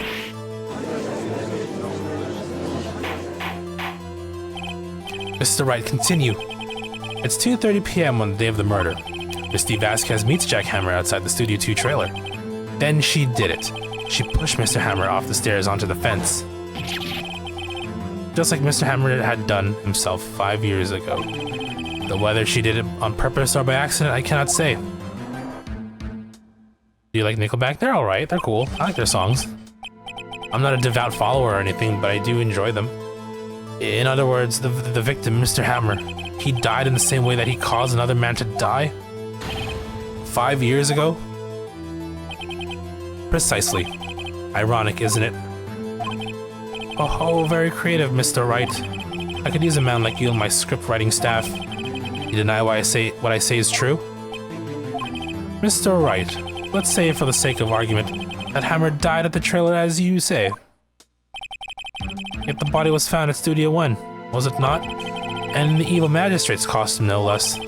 Are you then claiming that I carried the body to Studio One and returned to the trailer on the space of a 15-minute break? How could I have disposed of the body? The break in the meeting at the trailer lasted 15 minutes, from 2:30 to 2:45. Could Jack Hammer have been pushed off the stairs to his death, then carried to the Studio One and placed inside his costume? That was enough time. Indeed. Well, Mr. Wright, how could she have dealt with the body? She had another way. What if she had another way to carry the body, other than with her own hands? For instance... Actually, for that matter, there was no need for her to do the deed in 15 minutes. And there was a way for you to carry that body. Interesting. Let's hear it then. Mr. Wright, please show us how she carried the body.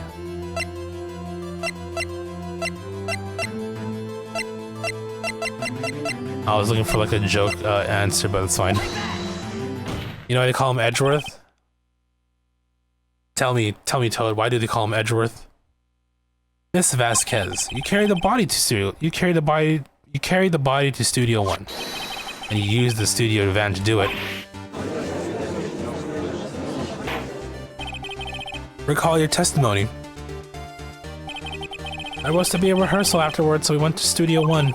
I was fatigued, so I had Sal take me. There was a van there, right? I had Sal drive me. I wouldn't get it? Okay, well, okay, I guess it's an answer for another time. He's worth edging for. Well, I guess Duck Game figured out the answer. You used the van to carry the body to Studio One. Then before everyone else got there, you put the body into the magistrate costume. Hold on, Wright? Don't forget it was Sal Manella that drove the van. Are you suggesting that Mr. Manella was a conspirator? Of course he was. Of course Sal Manella has to have been a conspirator. The body had to be placed in the van and put into the costume. There's no way Miss Vasquez could have done that alone. Also, don't forget that they had to dispose of the Steel Samurai costume. They had to, because it was covered in Mr. Hammer's blood. They probably burned it in that small incinerator. Well, Miss Vasquez, shall I continue? No need. You're smarter than you look, Mr. Wright. I lose. You win. It was fun. I win?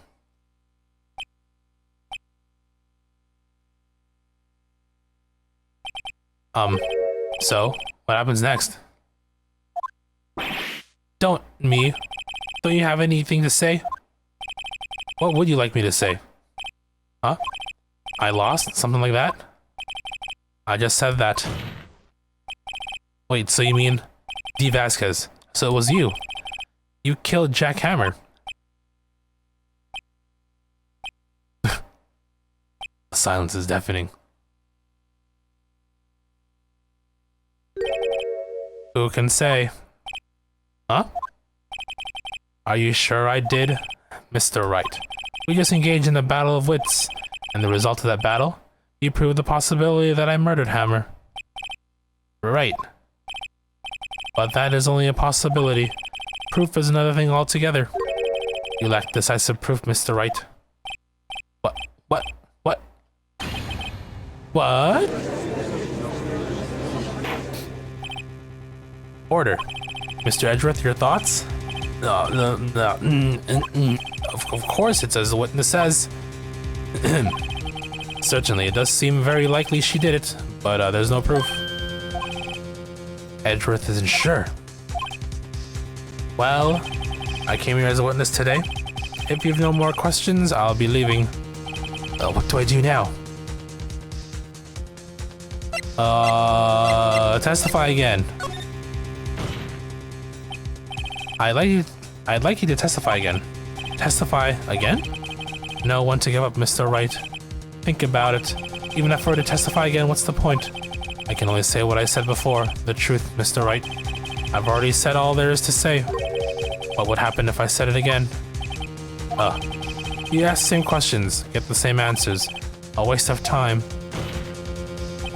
Damn. To come so far only to fail. As it seems there are no further questions, I would like to end the cross-examination of the witness, Miss Vasquez. Oh, Edgeworth to the rescue! Yes, Mr. Edgeworth? I was hoping to come up with a question while I was objecting, Your Honor. I didn't. I see. Very well. Your Honor, I request that the witness testify again. You are the prosecutor, are you not? Why are you badgering me? I'm your witness. I just want to hear testimony again. Does this make any sense to you, Your Honor? I don't see that we have anything to gain by repeating the last several minutes. Mr. Edgeworth, I too see little point in making Miss Vasquez repeat herself. What exactly did you want her to testify about? Well, yes, Indeed, verily I say. Ergo. I want to hear about what happened after they found the body. After they found the body? Very well. The witness will testify to the court concerning this matter. Nick, why did Edgeworth... Who knows? He's probably realized she did it too. But, wasn't he the one that said he always gets a guilty verdict? After all that, Edgeworth.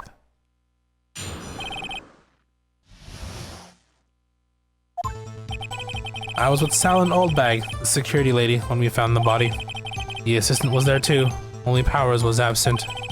I immediately called the police, then Powers showed up. The security lady Oldbag was quite agitated, pointing at Powers saying, he did it. I asked to be left out of the proceedings. I went back to the trailer to get my script and direction notes. Then I went home.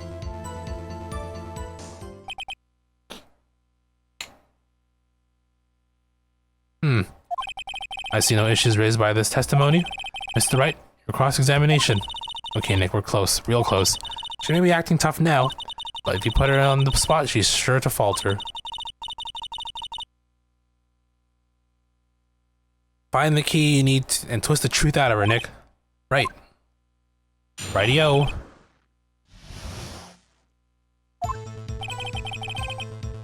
Okay. And Power showed up. He did it. Has to be left out.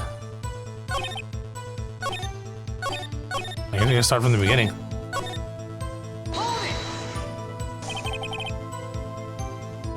What time was that? We were to meet at 5 for the rehearsal, so I'd say it was then. When exactly did you and Mr. Manella arrive at the studio? About 10 minutes before. I wasn't stuffing any bodies into costumes, mind you. I better leave this one be. When Powers absent, I immediately showed up, then Powers showed up, okay. He did it. Let's see. Ask me about the proceedings. You asked to be left out? Yes. It seems that everyone else was questioned, and I'm really not fond of that sort of thing. But you can't just decide who the police will and won't question. Thankfully, the studio thinks otherwise. They were nice enough to understand that since we were in a meeting. There was no way we could have been involved. Thus, they covered for us. Covered for you? Or covered up for you? Must have been a lot riding on it with all those bigwigs at the meeting. I'm sure professionals helped convince everyone they didn't require questioning.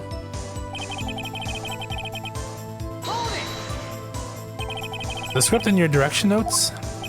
Yes, they're quite valuable. It would do to have them stolen. No, I guess not. Let's see.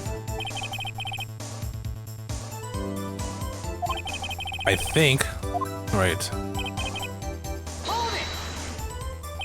So you weren't questioned? That's correct. I find these things distasteful. I need more details somewhere.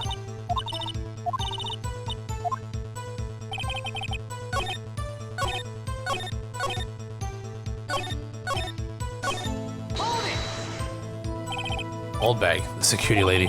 Why did the security lady think Powers had done it? She says because you saw him going towards the studio. Right, the Steel Samurai. Did the detective arrest Mr. Powers basically solely on the security lady's word? Perhaps not. She seemed to have also given the detective that photograph. Of course, I heard all this after the fact. A photograph, meaning the one taken by the security camera. She is not known for exhibiting the best sense of judgment when it comes to Hammer.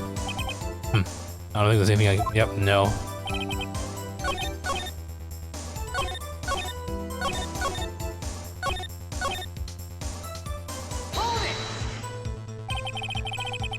What was everyone else doing at the time? No one said a thing. It was silent. Silent. Completely silent. So we stood there until Powers finally arrived on the scene. Sorry, I'm late. Then, silence.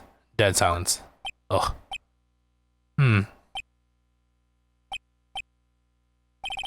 Silence. Hey, Nick. Why is everyone so quiet? Someone should do something to lighten things up.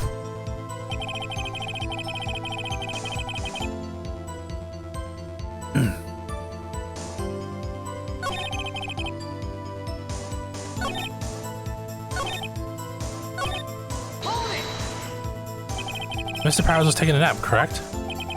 So he says, did no one go to call him? Remember?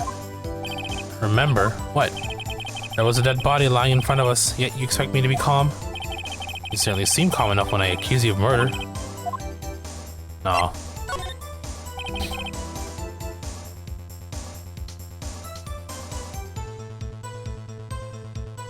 Hold off, okay.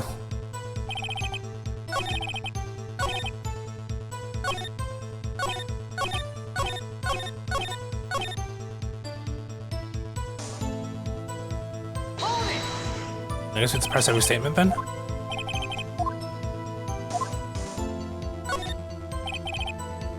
Wait a second. I thought you came to Studio One for a rehearsal. Why didn't you bring your script and notes? Well, I was under the impression that we wouldn't be able to rehearse anything. Why? There was a murder after all. Who could think of rehearsing after that?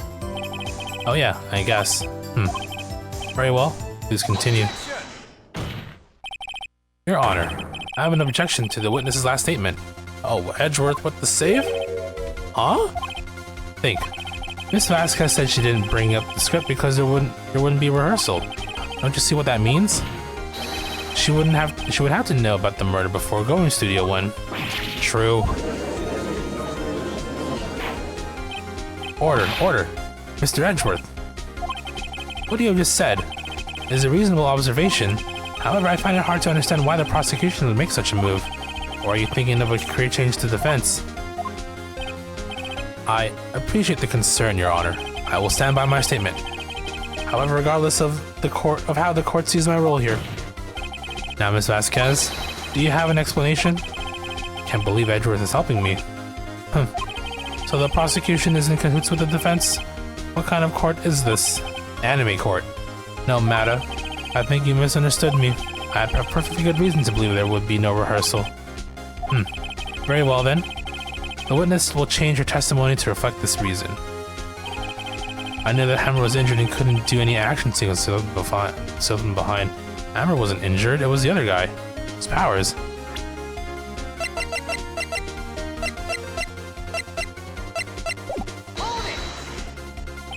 How did you know about the injury? How did I know? Sal. He told me. Sal, the director. I have to find... Okay, well... Okay, I gotta present... Hold on.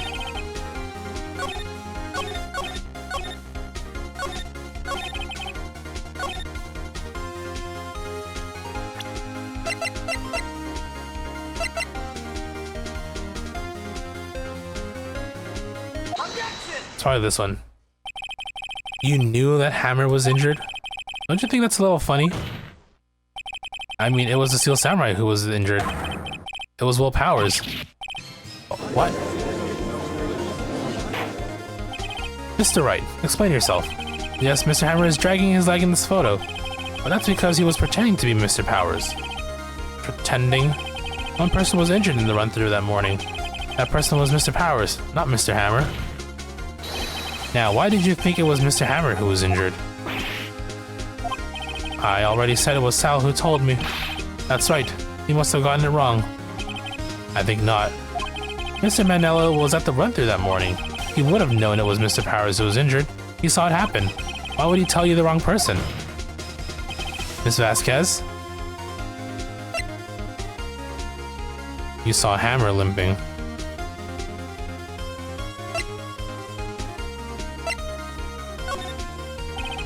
Actually, you didn't hear anything from Mr. Manella. You saw Mr. Hammer limping with your own eyes. Yes, but wasn't it Mr. Powers who was injured? Yes, but remember, Mr. Hammer was dragging his leg too. He was pretending to be Mr. Powers. Ah, and when was he doing this? Well, it would have been after he put on the Steel Samurai costume. I went to Studio 2, where he was murdered. Exactly. Miss Vasquez, you met him, didn't you? You saw the Steel Samurai limping. And Mr. Hammer was in that Steel Samurai suit. That's why you were confused. That's why you thought it was Mr. Hammer who had been injured that morning.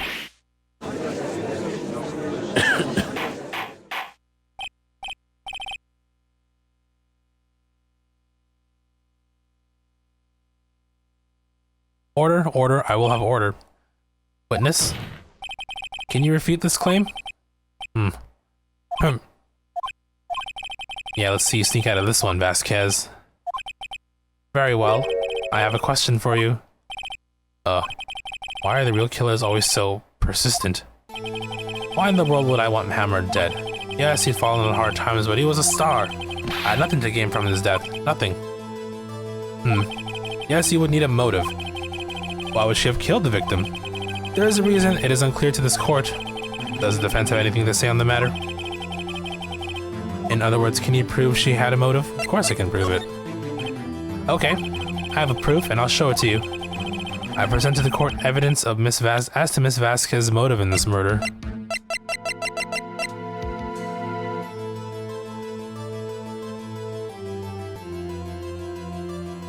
No, wait a minute, hold on.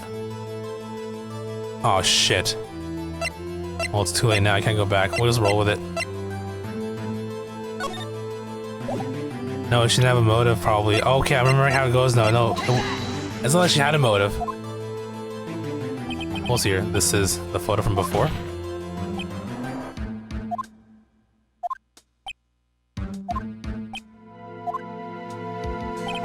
"5 years ago, Mr. Hammer was at the height of his fame. With D. Vasquez's help, a terrible accident was swept under the carpet. Ladies and gentlemen, the case currently up for trial. It began on that day, 5 years ago. Ironically enough, that accident precipitated Mr. Hammer's fall. His fall from stardom. His guilt weighed him down, no doubt. However, you, D. Vasquez, used Mr. Hammer. You made him work for you for petty change. Bringing us to the present day, and Mr. Hammer's last role as the evil magistrate. Yes, undoubtedly it was a constant source of shame for the ex-star. One moment, Mr. Wright. We were talking about motives. Yeah. Yet you have only talked about Mr. Hammer. It almost seems as if... Okay, I think we got it. As if it was Mr. Hammer who had killed D. Vasquez, not the other way around. What motive would Miss Vasquez have? Yes, that's right. According to what you say, I would have had no reason to kill Hammer. He was a good source of income for me, and I never get rid of useful men. It's a policy of mine. Mr. Wright? Please explain Miss Vasquez's motive for murder. Yeah, she had no motive. Here we go. She had no motive, Your Honor. What's that now? It was Mr. Hammer who was out for blood. All Miss Vasquez did was push him off the stairs, in self-defense. What's that now? It's simple. Mr. Hammer was intending to kill Miss Vasquez. Why do they gotta play this music? What? What? Your Honor, Jack Hammer drugged Mr. Powers with sleeping pills. Jack Hammer snuck into the dressing room and stole the Steel Samurai costume. Jack Hammer wore the costume to fool the security lady into thinking he was Powers. Then Jack Hammer made his way to the trailer. And for what purpose, you ask? To kill D. Vasquez, who had so cruelly taken advantage of him all those years. There it is. We got her. So, you did do it, didn't you? Yes. I am guilty. It was me.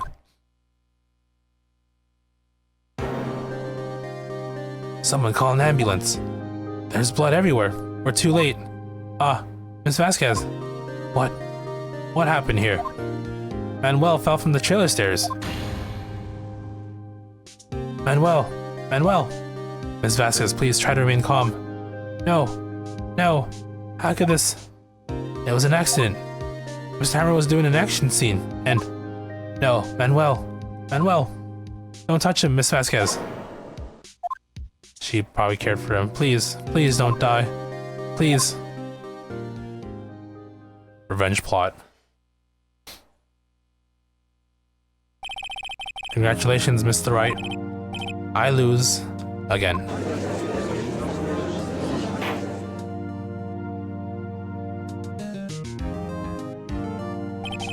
Mr. Edgeworth, where is D. Vasquez? In the waiting lobby, Your Honor, as calm and collected as ever. I see. Mr. Wright? Yes, Your Honor. It appears you have brought about yet another miracle. Thank you, Your Honor. I think not, Your Honor. Will Powers was innocent. That he should be found is only natural. So is only natural, not a miracle. Yes, you're right. Very well.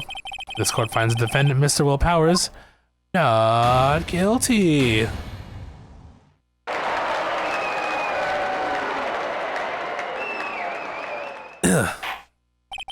That is all. This court is adjourned.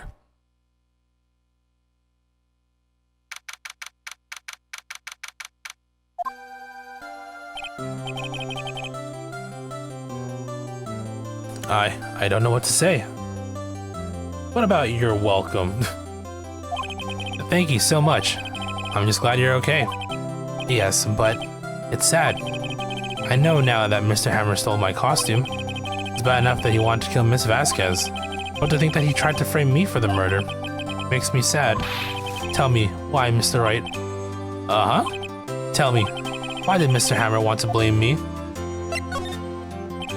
Well, this is what I think. Mr. Hammer wanted to put the blame on you because...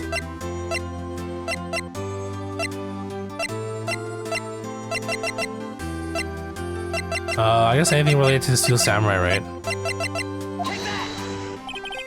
It's because you were the Steel Samurai. Because I was the Steel Samurai? Because you were the Steel Samurai. Mr. Hammer was a big star, once, but he was reduced to acting in a kids show, and as the villain to boot. The kids loved the Steel Samurai, and so he hated you. I think I understand. He could have just told me. I would have changed places with him, anytime. I think you're missing the point. Thank you. I'm just glad it's all over. So am I. Congratulations, WP. Oh, hey. Thanks to you, I'll be able to don the Steel Samurai outfit once more. I can't wait to get back into that sweaty costume and... Is something wrong? No, of course not. Nick. Edgeworth. Hey, buddy. Say something, right? I'm not good at small talk. Huh? What? That was too bad, Edgeworth. You don't waste time gloating, do you? No, I really want to thank you. Vasquez would have gotten away if you hadn't stepped in. Pleased to meet you. I'm Powers, Sniff. Edgeworth. I'm a big fan of your work, Mr. Powers. Liar. Right. I must say I hadn't expected to meet you again after all these years. Meet again? However, in retrospect, it would have been better had we not met. Thanks to you, I'm saddled with unnecessary feelings. Unnecessary feelings? Yes. Unease and uncertainty. Aren't those kind of necessary? They only serve to get in my way. You listen to me, Phoenix Wright. You'll never show your face in front of me again. That's what I came here to tell you. Mr. Wright? Was that guy your friend?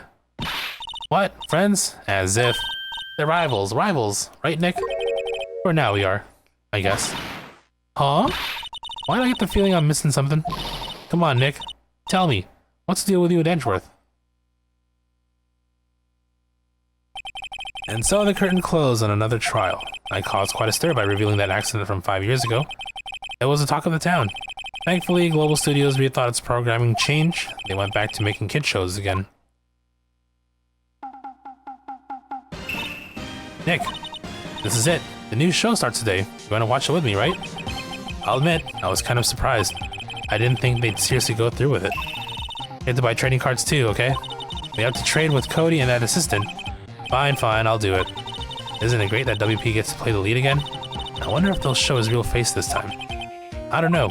I don't think the world is ready for the real will powers. Rude.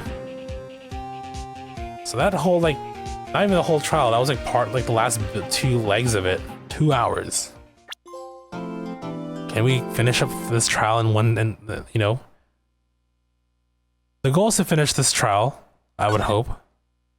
But we'll see how things go. That way we can do the final trial of the, you know. And it's a long one for sure. Guess we'll find out. We will find out together.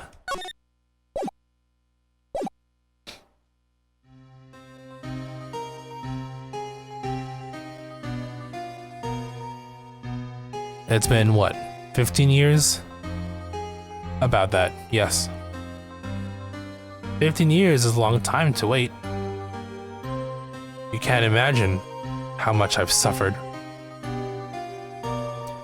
You've suffered? But now, the perfect opportunity has presented itself. At last, I shall have my revenge. What? Merry Christmas. What a way to, you know, what a present. Edgeworth.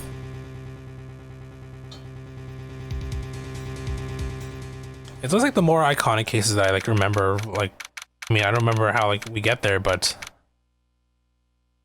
I mean, they're the best cases for a reason, right? Hey, Nick. Do you know if there are good waterfalls around here? Waterfalls? Dare I ask why?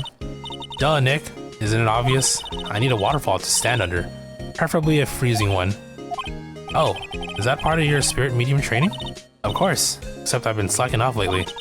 I need to brave the elements and be forged anew under the rushing spring waters.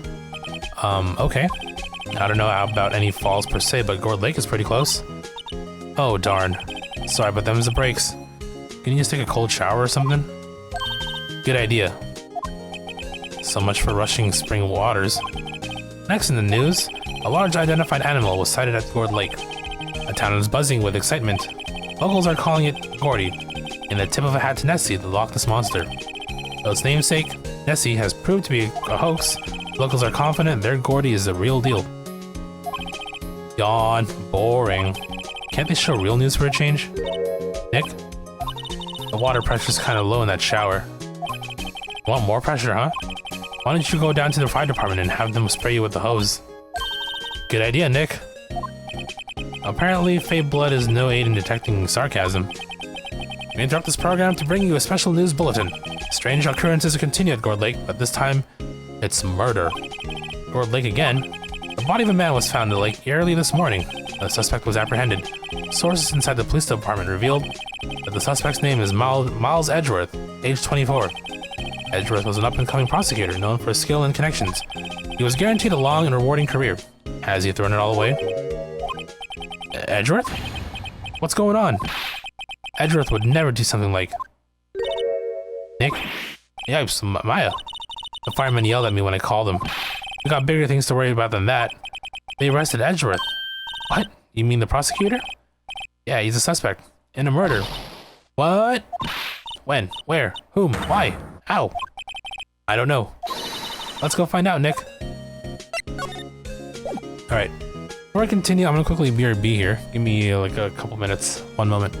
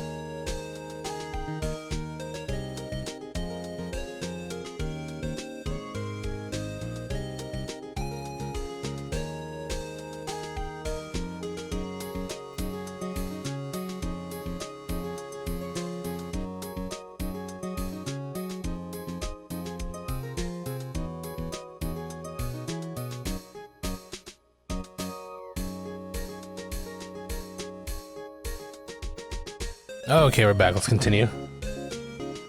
So, beginning of the fourth case, let's see. Ideally, we get to the end of this, but I don't know. This is a... I mean, it's a kind of a longish one, I recall, but let's see how things go.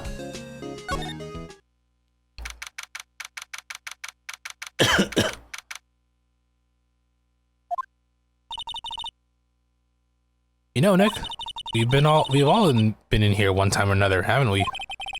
I guess it comes with the territory. I'm not sure it's something we should mention to many people. Ah.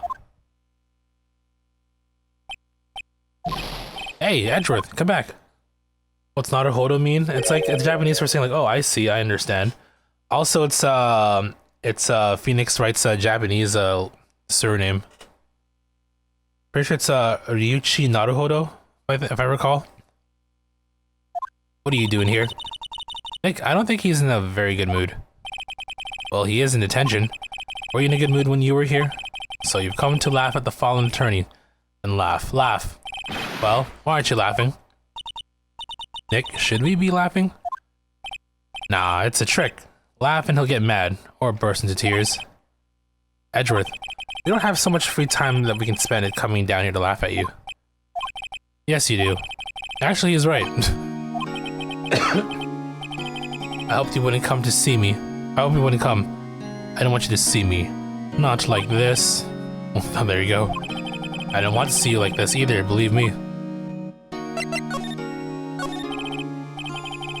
Edgeworth, tell me what happened. Why should I? What are you going to do about it? Duh. We're going to help you, that's what. Help me? You? Don't be stupid. Sorry? You're a novice. You only been in 3 trials. Hey, sure you got lucky in all 3, but your luck's bound to run out someday. Need real skill, right? Experience. Nick, he's insulting you. Nick? Why am I always the one who has to get angry?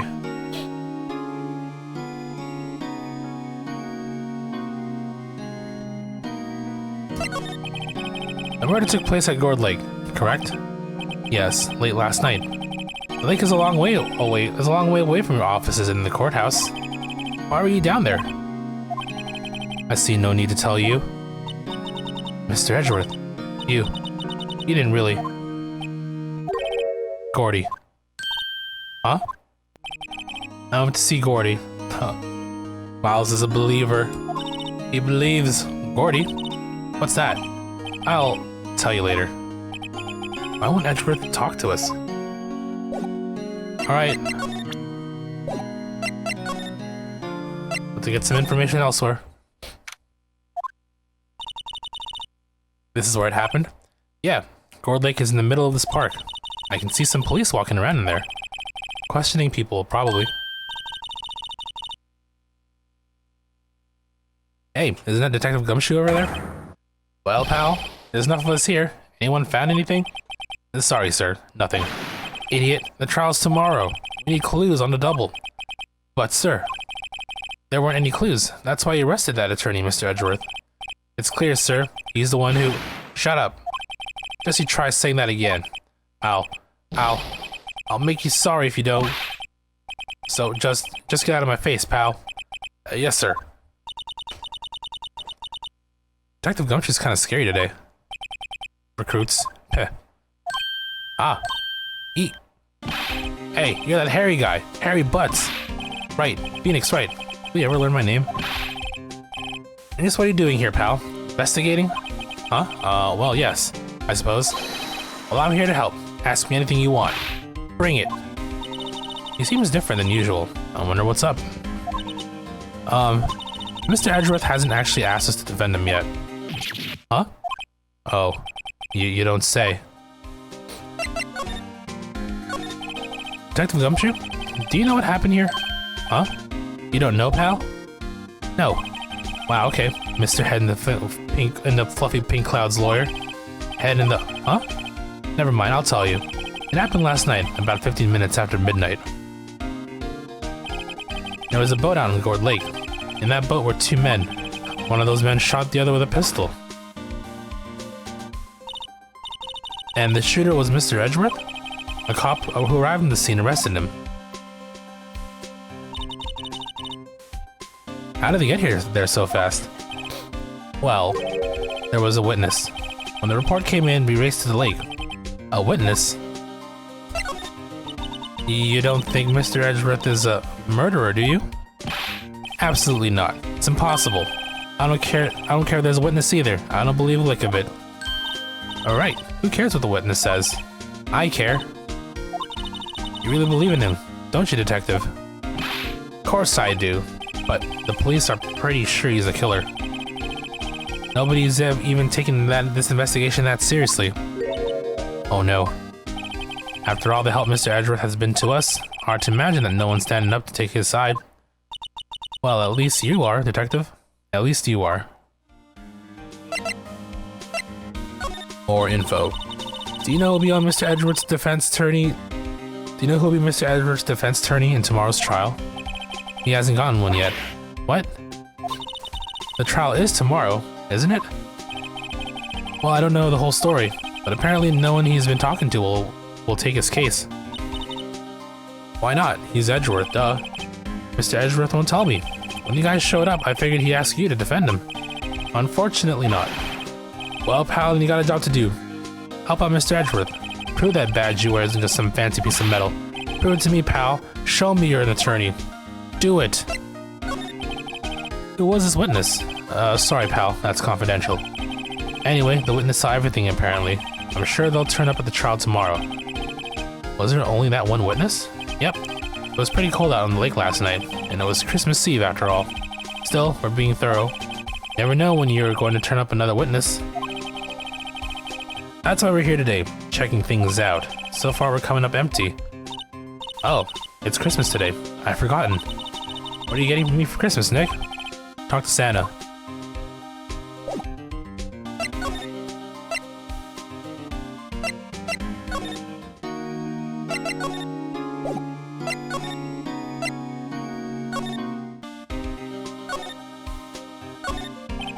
I feel winter's chill from the bare leaf trees today.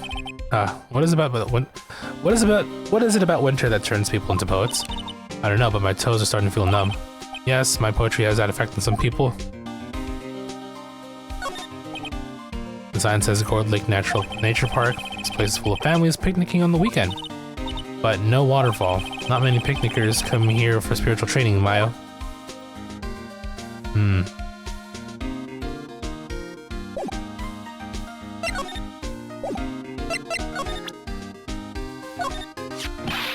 That badge. You're showing that to the wrong guy, pal. Okay, fine. Let me defend you, Edgeworth. Your attorney's badge? Edgeworth. Let me defend you. Ha. Aha. Good one, Wright. And I'm not that hard up. Not yet. What do you mean by that? Yeah, what do you mean by that? Me? Trust the wet behind the ears with only 3 trials under his belt? Trust a wet behind the ears lawyer with only 3 trials under his belt? Never. What? My case is near hopeless, Wright. Every defense attorney I've talked to has turned me down. What? Simply put, they were afraid they'd lose. It occurred to me that it might be my fault they lacked confidence. After all, I did get every single one of their clients declared guilty. I don't believe it. Regardless, I don't want you involved in this. You in particular, I cannot ask to do this. Why not? Edgeworth, this is really hard for me to ask, but you didn't do it, right? Right? Think what you will. I have only one request. Huh? Stay out of this case. Why? But Nick is trying to help you. I know that, but I don't want your help. Okay? Why not? Look, just go away and leave me alone. Nick, Mr. Edgeworth did it, didn't he, Maya? Let's go investigate elsewhere. But Nick...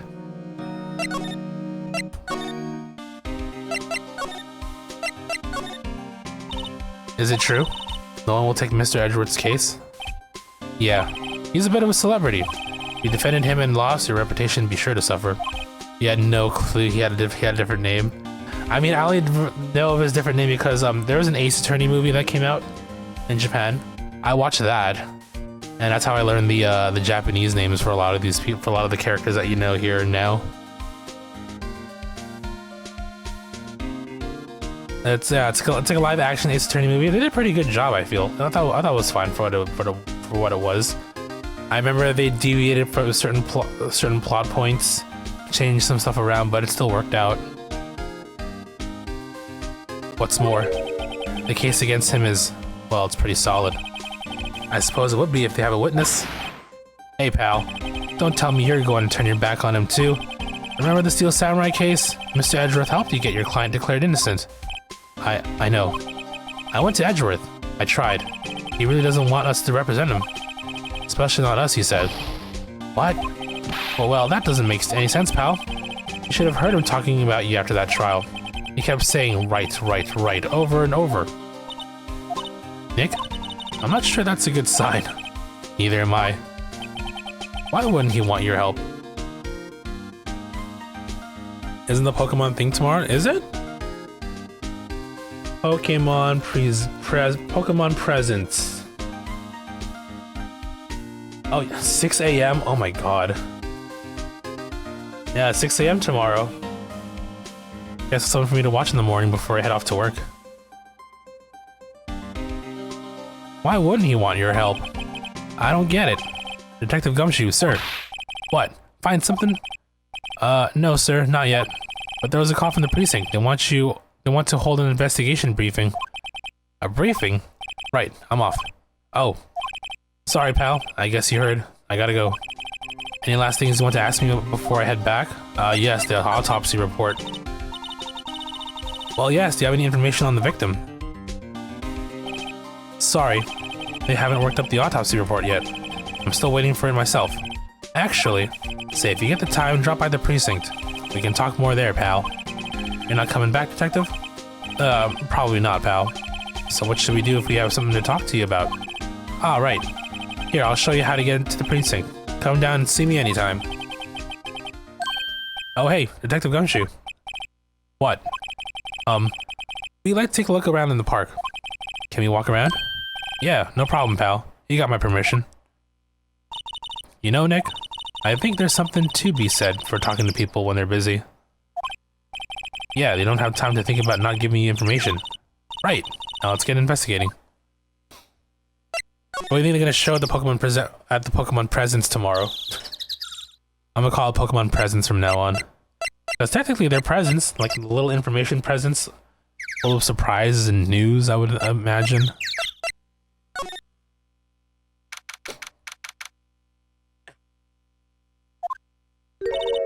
Wowzers, this is Gourd Lake? Yep. Not sure it warrants a Wowzers though. Probably not. But hey, look at that snack stand. Samurai dogs? I want a samurai dog, please. I bet they're great. With a name like Samurai Dog, how could they not be? They're a little behind the times though. The kids are all into the pink princess now. Oh my god. I'm losing my reading ability. I mean, like, you know? Nope. What is this? Huh. Someone loves some poppers here, you know? You pull the string, and it goes pop. Yeah, I know the ones. You see them a lot around New Year's. Hey, Nick. They might be a clue. Let's take them. Come on, admit it. You just want to pop them, right? Was it that obvious? Poppers? Take them. Suppose it couldn't hurt? Huh? Where'd they go? Into my pocket.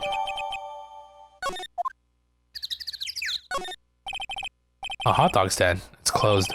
The Christmas fringe looks a little half-baked. The banner reads Samurai Dogs. Somebody needs to redecorate.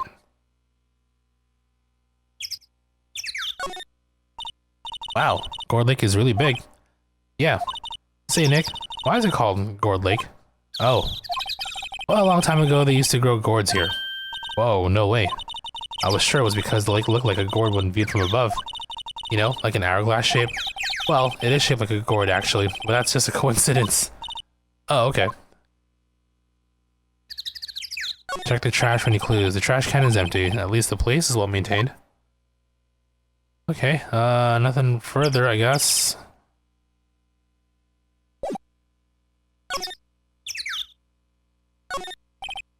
Huh, I almost didn't see that signpost. Left boat docks, right exit.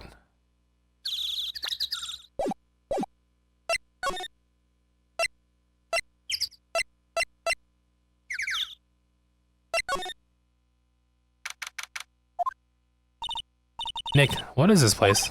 A boat rental shop. Closed for Christmas, it seems.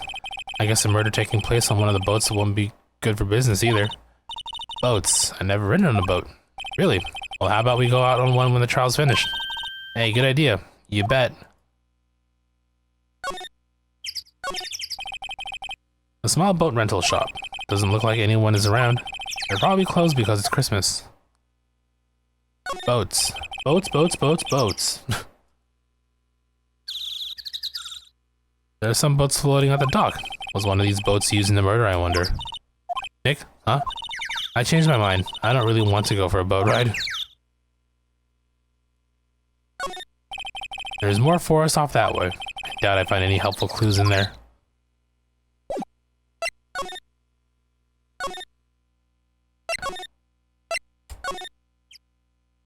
Ah, yes, I do remember this. I like it here, Nick. Look, someone's camping. They got guts camping at the scene of a murder, also beside the no camping sign. Hey, Nick. If they were camping here last night, they might know something about the murder. That's true. Good call, Mile. Let's go talk to them. Hey, Nick. Why, don't tell me you're hungry again. No, I was just wondering, why are camping pots and pans made of aluminum? They didn't talk about that in any of the law books. So there are no laws saying that they have to be made out of aluminum then. I'm not having this conversation. This SUV has seen better days. It's dented all over. Can't believe anyone would drive their car down here. This camera has a mic and some sort of attachment. It must take pictures when triggered by a noise. Wow, cool, let's try it out. Hi, I'm Nick. Maybe I'm not saying it loud enough. Hey, I'm Nick. Huh? Nick! Will you stop that? Maybe it's broken. Don't kick it. Maybe it isn't set to respond to voices. Well, what then? These things? The party poppers. Oh. Look at all the film that she wasted. Well, it responded. Yo! Hey you, get your hands off of that. Eek. What in the Sam Hill? Look what you done now. There goes a whole roll of film. What? Huh? So sorry. Sorry is nice, but don't pay my bills. You don't know how much a roll of that film costs. I'll pay you back. What were y'all thinking setting off a party popper in a place like this? Well. What? Don't try to play stupid with me because you think I'm some country bumpkin. Yeah, I know how y'all Yanks think. I say those Southern folks talk with that exaggerated drawl. Why they must be dumb. Well, let me tell you, just because I might be dumb don't mean we all are. Nick, help. And who are you now? Her chaperone? Yeah, no, rather, we're sort of friends? Just figure out what y'all gonna say and say it for bejesus's sake. God, I'd rather sit through one of Papa's drawls than listen to you stutter all day. Oh boy. I guess we both should pay her for the film. Where do I get both from? Watch it. Yes, ma'am. On second thought, I'll pay later. I'm really sorry. What? Can't you see I'm changing the film on my camera here? Someone, I'm not naming any names, but someone used a whole roll. Sorry, that didn't work. I wonder if I have anything to show her that would get her attention. I'm a lawyer. This is my badge. Huh? Aren't badges supposed to be all shiny and impressive? You a cop or something? I'm a lawyer. What? Y'all ain't gonna try and pull one of them lawsuits on me over that film now? Cause I'll have y'all know I'm a fighter, and I wrestle meaner looking things than you. No, that's not it at all. We're here investigating a murder that took place here on the lake. A murder? Sounds cool. Why didn't y'all say that in the first place? Go ahead. Ask me anything you like. Finally, some cooperation. You too. Y'all can come out of hiding now. I won't bite. Hard. Come to think of it, where did Maya get to? Sorry. I was feeling a little overwhelmed. The culture gap and all.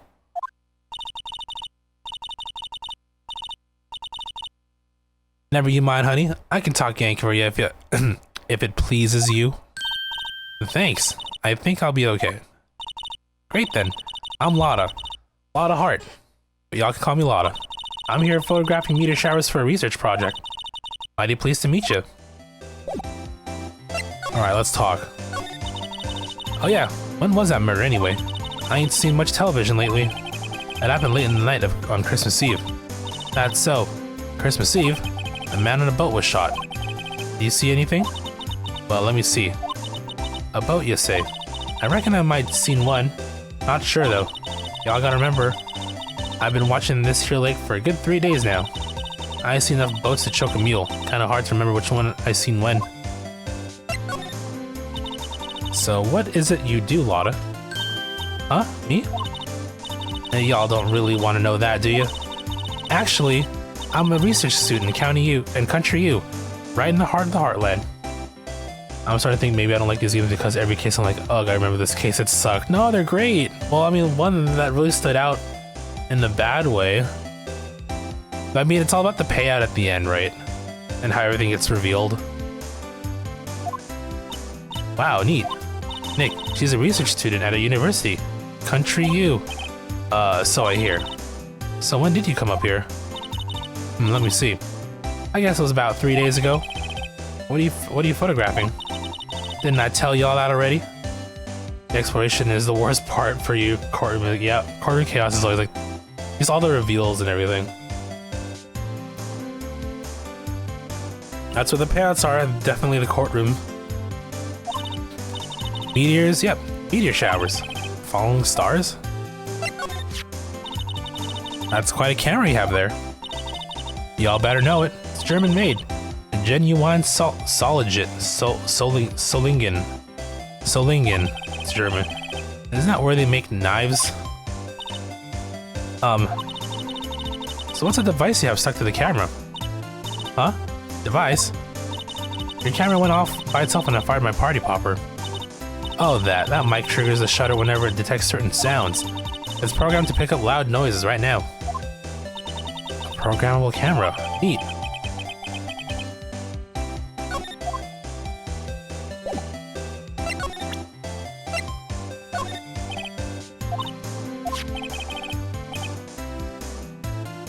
So your camera, it triggers on loud explosion noises? Yep. Actually, the victim in the case we're researching, he was shot with a pistol. A pistol? Right. Now wouldn't a gunshot make a similar noise to our party popper? I guess it would. Your camera didn't get a picture of the murder, did it? Hey! Y'all are pretty bright. Huh? I see what you're saying. Tell you what, I'll have a look-see at my film. It would have been a photo taken late last night. I checked them once, don't remember if there was anything on him though. But what if I got something? I could be a witness to genuine murder. Yeehaw! I'll go check that film. Y'all come back now, you hear? She went inside her SUV. I guess we should come back later. I guess we'll go visit, I was about to say Edgeworth. Let's go to the precinct.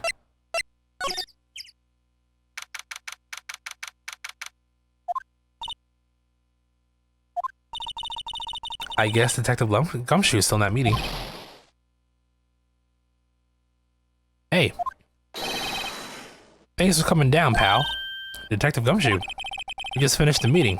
For better or for worse. I get the feeling we're in for some bad news. Do you know anything about the victim yet? No, still can't ID him. Has Mr. Edgeworth said anything? Not a word. So how did the meeting go? I can't tell you, pal. You're a lawyer. True. You know, I don't know what to believe anymore. Sure, Mr. Edgeworth's a human like you or me. Still, I get the feeling that if he's done something wrong, he wouldn't go hiding it. That's just the kind of guy he is. Why can't anyone else see that? So they think that Mr. Edgeworth did it. Well, the trial's starting tomorrow as scheduled. I see. Hey, in the end you did tell us about the meeting. Don't go telling anyone else, pal. Yes, sir. And do me a favor. Stand by Mr. Edgeworth. He needs help, and you're the ones to help him. I'm sure he's got some reason why he won't talk to us. Thanks, Detective.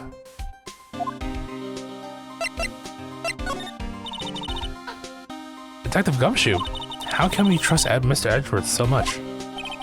Well, I think that was obvious. We got a strong working relationship, us two. We trust each other, and that's how it works. A working relationship? See, Mr. Edgeworth always gets his defense declared guilty every time. Yeah, his methods might be a little extreme at times, but there's a reason. He trusts our investigation, see? He trusts us to get the right man. That's why I work extra hard, pal. We gotta earn that trust he places in us. I see. Mr. Edgeworth is a man you can trust. You have my word on that. Sorry, 1 sec.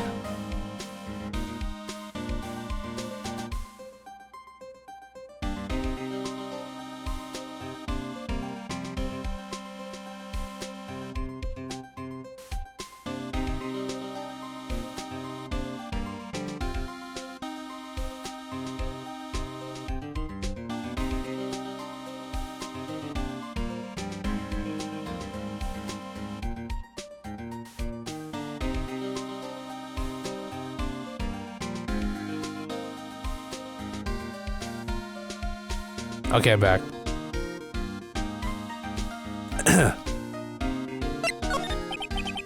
I was wondering, did you ever get that autopsy report? Oh, that? Yeah, I made a copy for you.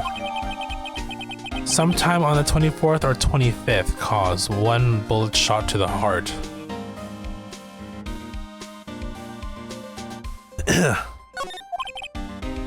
Thank you.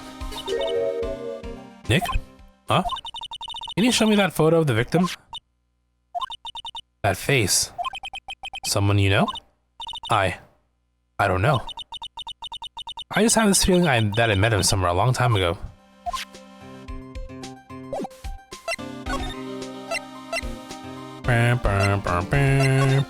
Okay. Maybe we can go to Lotta now?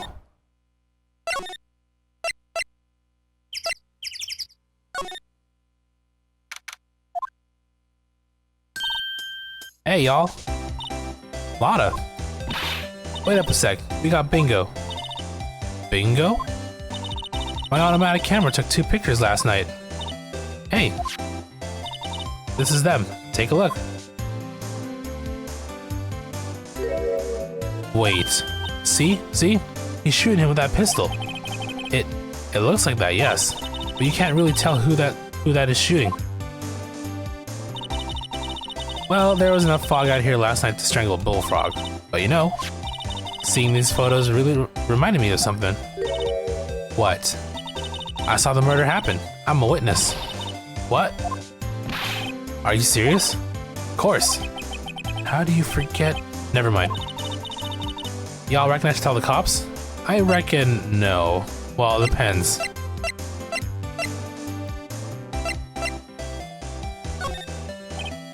I reckon so. What's that? Now don't y'all go trying to mock my accent. I'm a sensitive lady. Hey, so I'm off to talk to the cops. Y'all can have this photo. Later. Oh wait, Lotta. What? Can't y'all see I'm busy? Tell us what you saw too. Please? Nice try, honey, but I wasn't born yesterday. I'm a witness, and that means I'm on the side of justice, and that means the cops. I'd sooner eat the south side of a northbound skunk than tell you. Lotta. Don't let it get your skivvies in a bunch. Friends today, enemies tomorrow. Or was it the other way around? No matter. I'm gone. Hey, maybe they'll let me do some testifying. Hot darn. She left. Well, that's one more witness. What do we do now, Nick? Well, she saw something. There's not much we can do about it. The question is, what exactly did she see? I guess we'll find out in the trial tomorrow.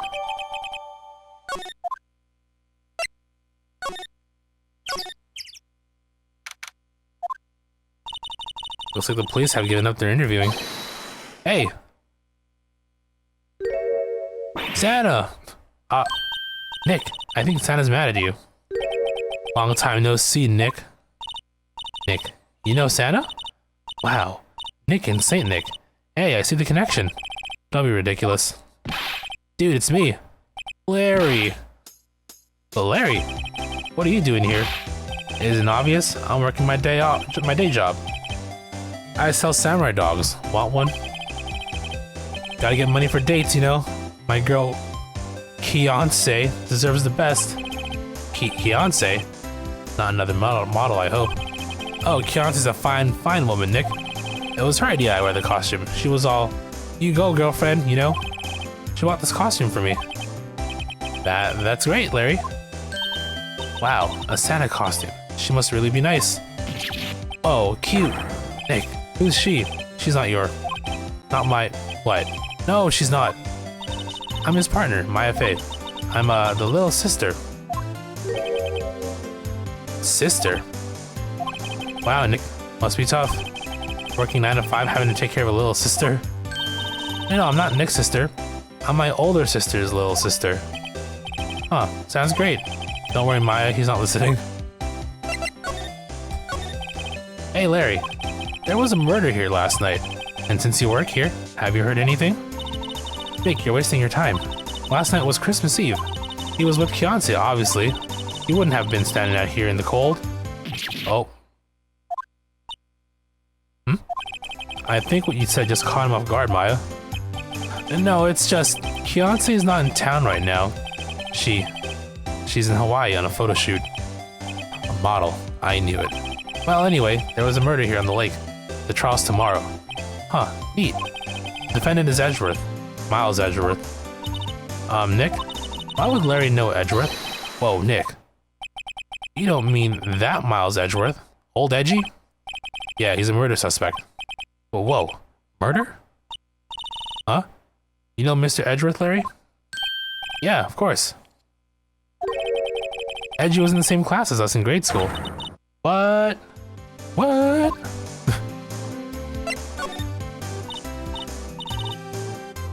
Sorry, give me one sec here. I was doing a couple of checks.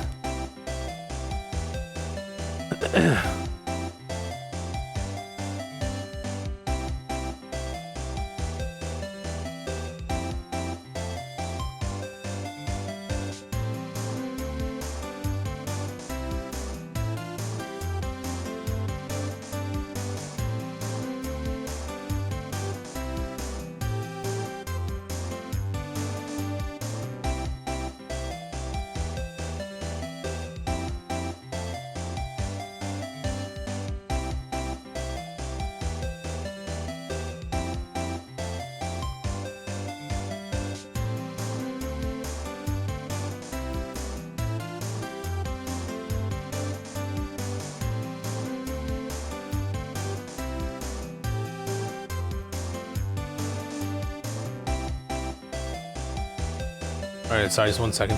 Okay, sorry about that. I had to do a quick check. Tell me about the dogs. Huh? Oh, you mean the samurai dogs? Oh, why are these samurai dogs? I mean, they're kind of gourd-shaped. Oh, well, originally they were called gourd dogs, you know? Like guard dogs.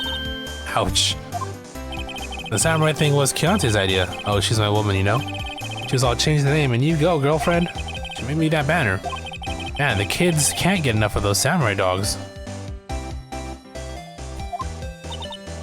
Fun fact, Naruhodo is also the name of our protagonist in the great... I do know that. Isn't he supposed to be like an ancestor as well? Or is it like a different... It's like a different last name. No, wait, Naruhodo is the last name. What am I saying? So I think it's supposed to be like his like Phoenix's ancestor or some sort. Something about that just seems wrong. Oh, and guess what? Yeah, those games are the ones I have not played are the great. So yeah, I played all these games once upon a time.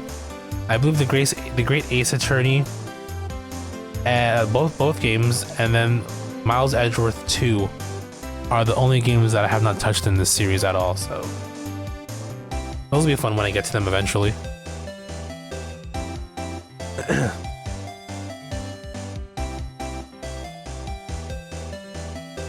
Ah, gotcha. We're getting a ton of customers here at the lake. Well, what with the big news? The big news? Yeah, Gordy. Gordy? So Mr. Edgeworth was your classmate, Larry? Yep, Nick, him, and I used to hang out all the time. Wow, I never knew. Don't get me wrong, he's always been kind of a stick in the mud. Studying all the time, trying to be like father. Like his father? Yeah, Edgy's pop was a famous defense lawyer back in the day. Wow. Wait, you said defense lawyer? Yeah. But wait a second. But Mr. Edgeworth is a prosecuting attorney. What? Edgy's got a proboscis on his knee? No, he's a prosecuting attorney. That's like the total opposite of a defense lawyer. Huh. Go figure. He always used to talk about defending the weak who were unable to defend themselves. Man, he used to go on and on about man's duty to society and all that. What a bore. I wonder what changed his mind though. Do you know Nick? Nick? What's Gordy? Huh? Oh, you mean you don't know? It's here in this very lake. A giant mysterious monster. Gordy. A monster? Yeah. Check it out. This is an article from yesterday's newspaper. There's a photo. Wow, it's really real.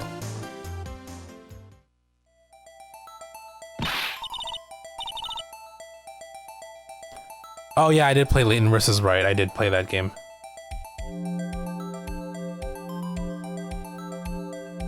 I also played through all the Professor Layton games as well, so... Like, I played them when they came out, and then, like, you know, years later, when I started streaming, I played... Well, so far I played through...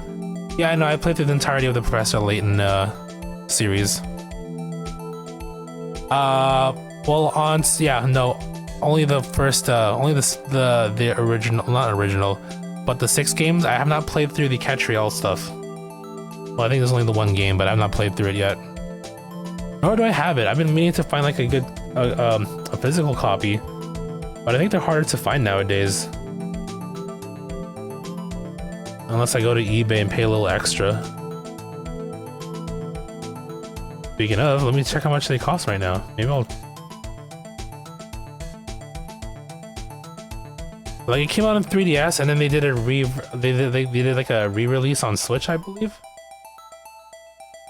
Yeah, it's $100. Oh my god. Definitely a markup for sure.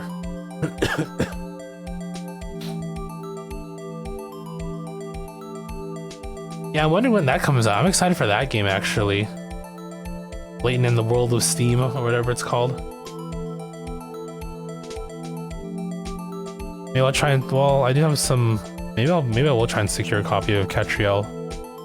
I would love to play through it. Make a monster, a real monster. Yeah, it's probably just a log or something, right?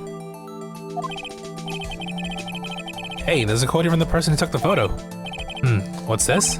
I set the camera to automatic, and when we got into the frame, I heard a loud bang, like an explosion, followed by the sound of something slipping into the water. I wish I could have seen it. Why would there be a sound like an explosion? Because someone shot Gordy and it died. Problem solved. Or mystery solved, I should say. Larry, can I borrow this article from you? Sure, no problem. That'll be $1 million. 1 million. Grow up, Larry. Probably just before Switch 2 or simultaneous. Maybe. Yeah, I'm kind of curious. And then, I mean, there's so much things to consider too. And then with Pokemon Presents coming up tomorrow, which I've totally, like, I didn't even know that was a thing. Maybe we're gonna get some, like, announcements on, like, the last Switch games before everything focuses on, you know, Switch 2 stuff, right? Because, I mean, you know, once April comes along, they're gonna drop the... I mean, they're gonna announce the Switch 2, show more details, launch games when it comes out. I would expect that there may be some Switch games still along the way, even after the Switch 2 drops, is my thinking, possibly. Because I would imagine, you know, like, you know, obviously they don't want to I don't think they're gonna outright abandon like the huge install base that the Switch has already. You know what I mean? And Switch games can be played on Switch too. But obviously, like, you know, Nintendo first parties will, you know, they'll have the Switch 2 stuff. Well, obviously everything will be focused primarily on Switch 2 eventually at some point. But I'm sure there's like the last few games that are left that may come out after the Switch 2's release. That's how I see it. But hey, you know, we'll find out once we get closer. We're like just a little over a month away from the Switch 2 announcement, so I'm excited for that for sure. The ZA for Switch, Gen 10 for Switch 2. That sounds about right. I would expect that too. Yeah. Guess we'll find out.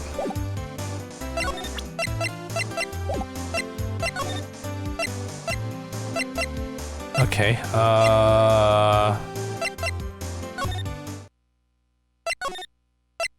Let's go back to criminal affairs. So I think we need a bit more information, right? On a Gumshoe in sight. We're looking for Detective Gumshoe. He's in the questioning room. Apparently an important witness turned up. He'll be in there a while. A lot of heart. It has to be. Uh-oh. Alright, let's talk to, I guess I'll go back to Edgy. No, he's gone. What is it? Oh, nothing. Just something's been bothering me. Could you show me that autopsy report once more? Hey, I remember now. This guy. He's the lawyer that was at that office meal worked at. I met him once when I went there to hang out with Sis. That office? Wait. You mean Grossberg's office? Right, that guy.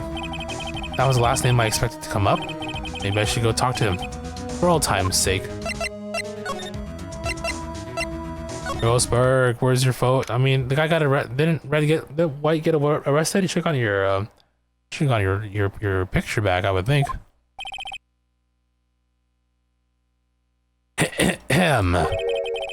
That old familiar clearing of the throat. Aha, you're Mia's something, are you not? I was her understudy, yes. Phoenix, right? Aha, and you're Mia's something too, are you not? Her little sister, yes. You've grown. You've come to look a lot like your sister, you know? It takes me back. Ah, the days of my youth. Like the scent of a fresh lemon, you see.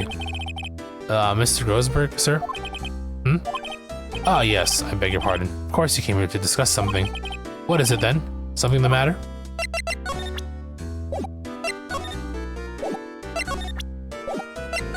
That painting. Mr. Grossberg, whatever happened to that painting? Oh yes, I do not think it shall ever be coming back home to this office. I can't exactly claim it as stolen. I suppose it's my just desserts, old bitter desserts. There was a murder last night. A murder? You haven't heard?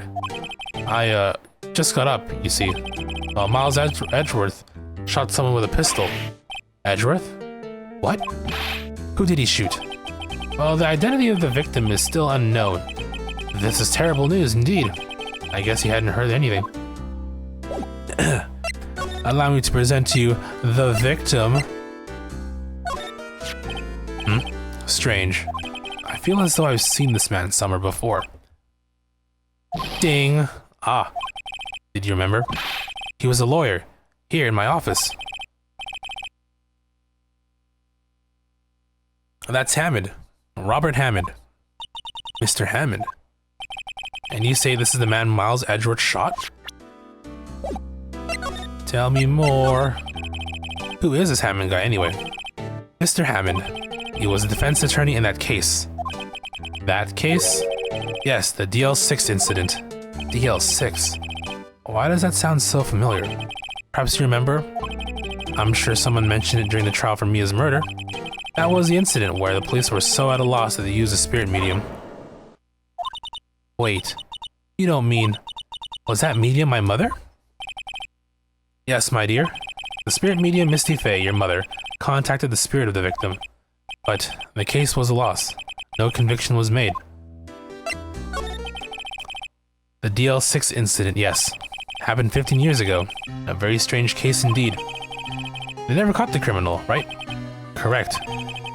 Misty Faye used their powers to talk to the spirit of the late victim. Their testimony led to charges being laid against one man. But Mr. Hammond won the case, and the suspect was declared innocent. And the police blamed my mother, calling her a fraud. You were the one who helped her out then, right, Mr. Grossberg? Yes, quite. Thank you. Oh man, you must feel so weird and awkward. No, please, don't mention it. I mean, seriously. DL6. Never thought I'd hear that name again. But wait, what does that case have anything to do with Mr. Edgeworth? It has everything to do with Mr. Edgeworth, my dear. The victim in the DL6 incident was none other than his father, Gregory Edgeworth. What? His father? If you want to know more, you should ask him yourself. Show him this. I'm sure he'll talk to you. Wait. This is a photograph of my mother.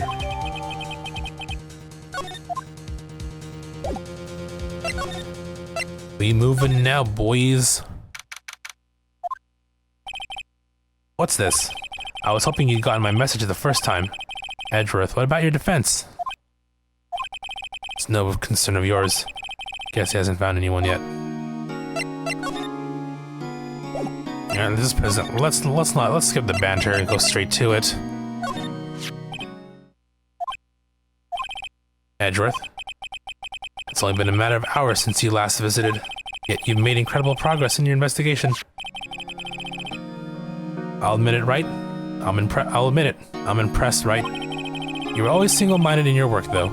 Once you start on something, you always see it through, don't you? About the DL6 incident, right? DL6.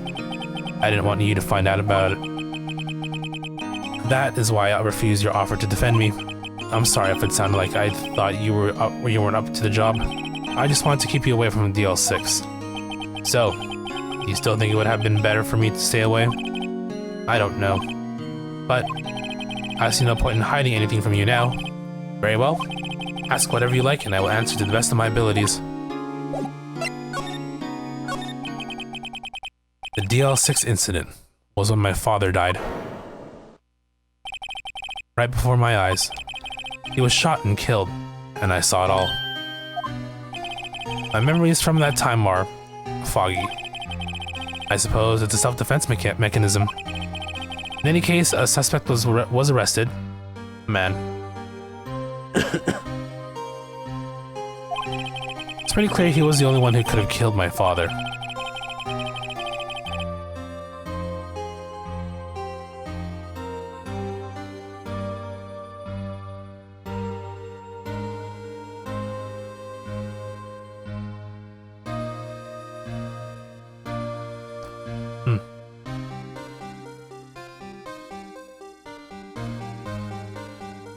The spirit medium they used to talk to my late father said the same thing. It was an attorney by the name of Robert Hammond that cleared the suspect's name. And Hammond is the victim in the Gourd Lake murder. Correct. That spirit medium, that was my mom. What? You mean you're... Strange. I thought that terrible incident was about to end, and now, this... About to end. The DL6 incident happened 15 years ago. 15 years ago. On December 28. December 28? The statute of limitations on the case runs out in 3 days. What? Nick, what does that mean? When a case's statute of limitations runs out, legally the case never happened. 3 days from now, DL6 will be closed. Forever.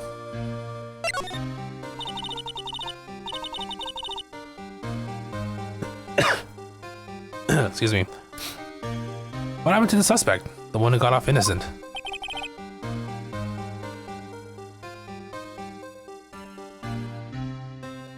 I don't know. He disappeared from public view. Nobody knows where to. If he's still alive, he'd be about 50 years old now. I guess I can understand why he would go into hiding. It'd be hard to live a normal life after being a murder suspect in such a big case. So was your father a lawyer? He was. Gregory Edgeworth. He was quite famous at the time, apparently. So, you were sort of trying to follow in his footsteps. I'd rather not talk about it. Alright, time to let me defend you, man. Your attorney's badge? I can't say I really want to see one of those right now. Oh, okay, well.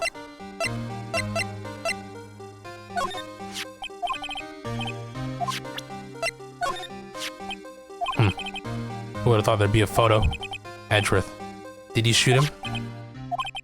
What do you think, Wright? I don't think you're the kind to point a gun at anyone. No. So you didn't shoot him? No, I didn't. It wasn't me. Right. It pains me to ask you this now. I know. You want us to defend you. Yes, will you? Of course we won't. Who could have guessed this day would come? Not me. This is my chance to finally pay you back. Pay him back? Pay me back? For what? I don't remember doing anything for you. Never mind. I guess you don't really need to know. Huh. My letter of request. Please give it to Detective Gumshoe. Well, I guess we should. What's that? Earthquake! Nick, it's a big one. What? It's calming down. Ooh, that was scary. Huh? Where's Edgeworth? There. He's on the floor in a ball, shivering. I guess he doesn't do so well with earthquakes. I've heard of running, but curling up in a ball? Well, I guess we're done. Mr. Edgeworth doesn't seem like he's going to stand up anytime soon. Let's go, Nick. Right. You're just gonna leave him there? I mean, there's a guard, I guess. He should be fine. I have to give Edgeworth's letter of request to Detective Gumshoe.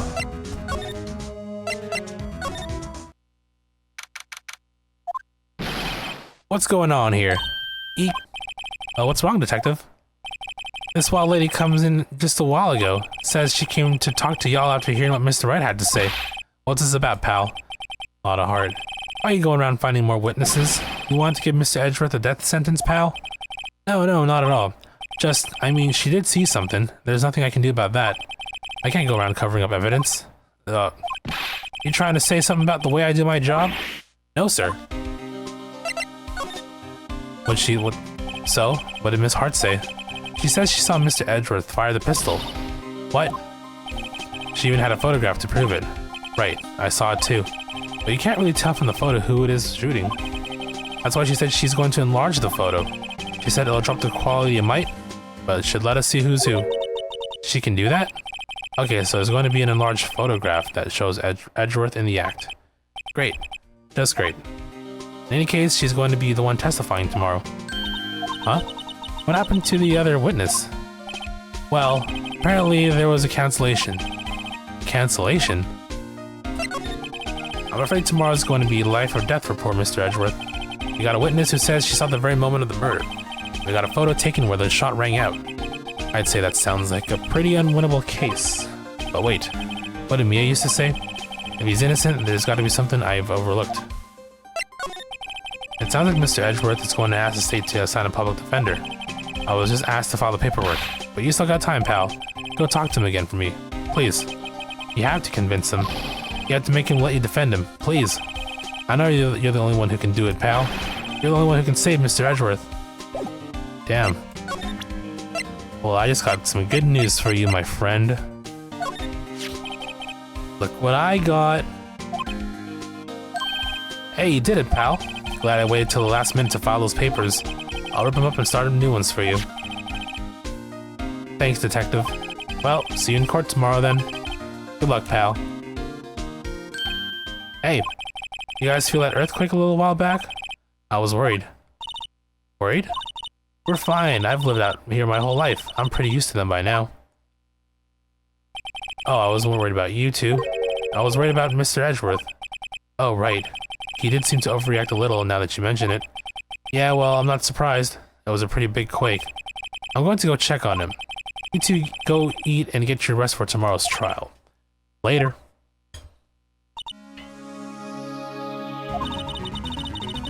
I wonder what it is with Mr. Edgeworth and earthquakes. I wonder.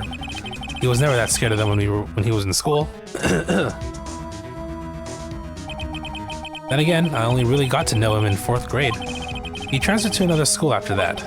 I wonder what happened to Edgeworth.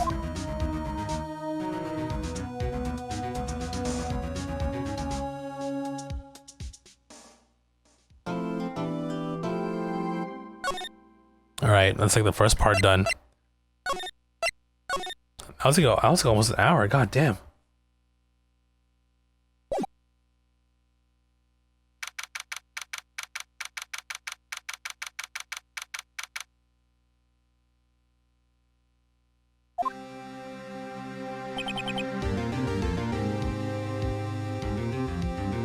Karma? That's right. Manfred von Karma. He is the best prosecutor there is. He hasn't lost a case in his 40-year career. He is a god of prosecution, Wright. A god. Not a single case. He'll do anything to get a guilty verdict. Anything. Sounds like someone else I know, Edgeworth. You don't understand.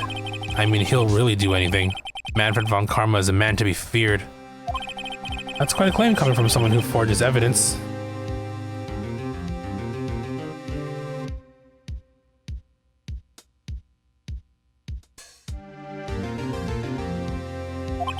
He taught me what it really means to prosecute. What? Just picture a prosecutor as vicious as me, multiplied by a factor of 10. Ugh. So, was he your teacher then, Mr. Edgeworth? Something like that. And I was trying to forget you found guilty? What a creep. Oh, wait. Maybe he's planning on losing on purpose to help you out. Not a chance. He hasn't lost once in 40 years. 40 years. He's as ruthless as me, times 20. That's pretty ruthless.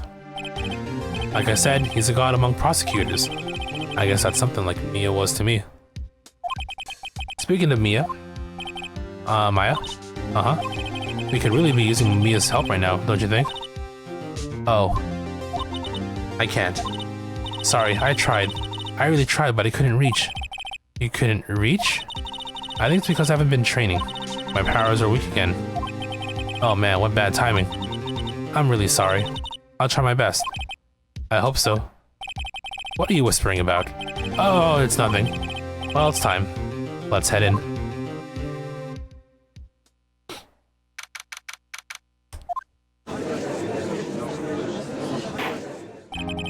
There he is, the boy in blue. I mean the other boy, the old man in blue. Court is now in session for the trial of Miles Edgeworth. The defense is ready, Your Honor. Mr. von Karma? Is the prosecution ready? Fool. You seriously think that I would stand here were I not completely prepared? Alright, my apologies. He's even got the judge scared. Very well. Your opening statement, please. Decisive evidence. A decisive witness. What else could there possibly be required? Nothing, of course. That should be fine. The prosecution may call its first witness. What's with this guy? Is he royalty or something? How am I supposed to fight against this? I call the detective in charge of this case, Detective Dick Gumshoe. Okay, Gumshoe's first. Let's see how this goes.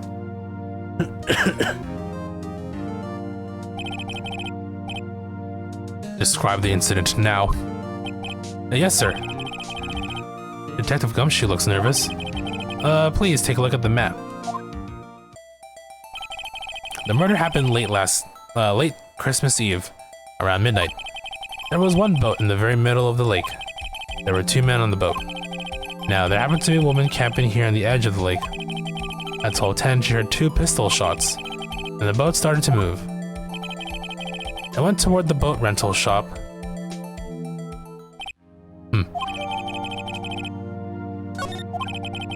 Testify to the court about the arrest now. But wait, Mr. von Karma. Yes?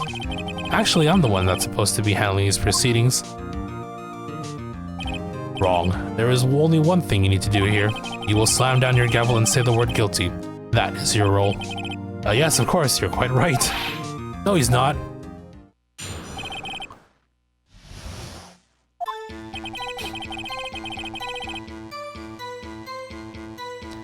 A man called into the station around 30 minutes after midnight.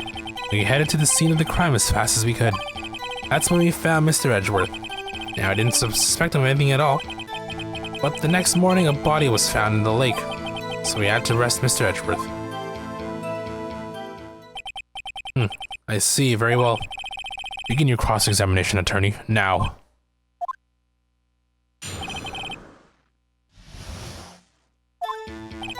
Man called into the station, okay. Who's the man?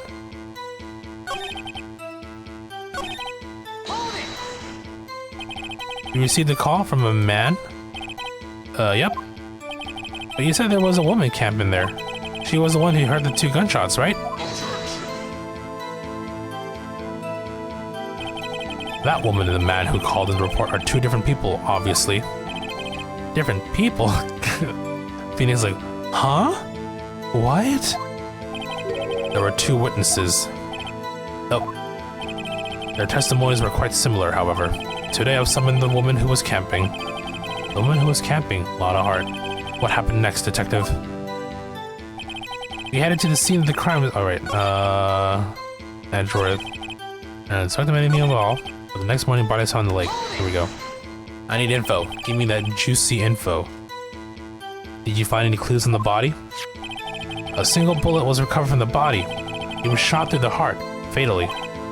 Judge, here's the bullet. It didn't strike bones, so its shape is well preserved. Very well, the court accepts this bullet as evidence. So we had to arrest Edgeworth. Well, why is that? Well, we found the murder weapon in the boat. The murder weapon? A pistol. Detective Gumshoe? That is a vital piece of information. Please revise your testimony. Right. Sorry, Your Honor. The murder weapon we found in the boat was decisive evidence. What about the pistol made of decisive evidence? Tisk, tisk, tisk. He has the same evil laugh as Edgeworth. There were fingerprints on the pistol found in the boat. They were clear prints from Mr. Edgeworth's right hand. What? Order. So Mr. Edgeworth's fingerprints were found on the murder weapon? Yes, Your Honor. Judge, this is the weapon in question. Accepted into evidence. Members of the court, we now have the pistol used in the murder and the bullet found in the body. Detective? Yes, sir. Was the bullet found in the body fired from this pistol? Yes. The ballistic markings on the bullet match the pistol. Hey, Nick. What does he mean, ballistic markings? Shocking. To imagine someone here does not know something as basic as ballistic markings. Nick, he's glaring at me. Very well, I'll explain. Actually, Judge, you do it. Me? Ballistic markings are like the fingerprints of a gun. The barrel leaves distinctive marks on each bullet it fires. You can examine these ballistic fingerprints to determine which gun fired the shot. It's quite accurate. Indeed. This leads to one inevitable conclusion. The victim found in the bullet found in the victim's heart was, without a doubt, fired from this pistol. This pistol, which, as you may recall, was recovered with the defendant's own fingerprints. Order. This is bad. This makes it look like Edgeworth did it. Well, Judge, I'd say it's almost decisive, yes. Honestly, I could declare a verdict at this point. However, you wish to hear the witness speak, no doubt. Very well. I am somewhat fatigued, so I'll take a brief break. I will call my witness after the recess, which will last 10 minutes. Judge. Yes. What are you doing? A 10-minute recess, now. But wait, just bang your flimsy gavel and get on with it, man. Yes. Yeah, this court will take the 10-minute recess. Who's running this court anyway? Anime court. Edgeworth, what's going on here? Your fingerprints were on the murder weapon. And that foggy photo makes one thing clear. The only one who could have shot that man was the person in the photo. True. Was that you in the boat? Yes, it was me. What? But you must believe me, I didn't shoot him. Then who did? I don't know. You don't know? Weren't you right there? I heard a gunshot from very close by.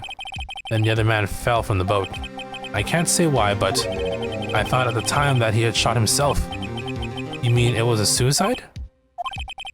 That's the only explanation I can come up with. Huh. How am I going to convince anyone of that? Say, Maya? What? Any progress with Mia? Oh. Sorry, it's no good. Ugh. I know. I'm no good for anything, am I, Nick? If I can't call my sister, I might as well not be here, right? Yeah, you're useless. No, of course not. I need you here. I can see you're always trying to help out. Even if you don't actually help, it's the thought that counts, right? It's okay, Nick. You don't have to make me feel better. I don't know anything about trials or defense. What's more, I'm a spirit medium who can't even contact spirits. Oh, everyone has their off days. I mean, I've just been getting lucky lately. But you never know when my luck is going to run out. Really? Whoa, right. Don't jinx this case any more than it already is. It's bad for my heart. Oh, sorry. Whoops. Court is back in session. Mr. Von Karma, call your witness. Yes. Will Miss Lotta Hart take the stand? Lotta Hart, you are a research student at a university. That I am. Good. Begin by telling us what you saw the night of the incident. And don't add anything trivial or subjective. Understand? Y'all need to learn some manners. Understand? Yeah, I understand. Very well. Your testimony, please.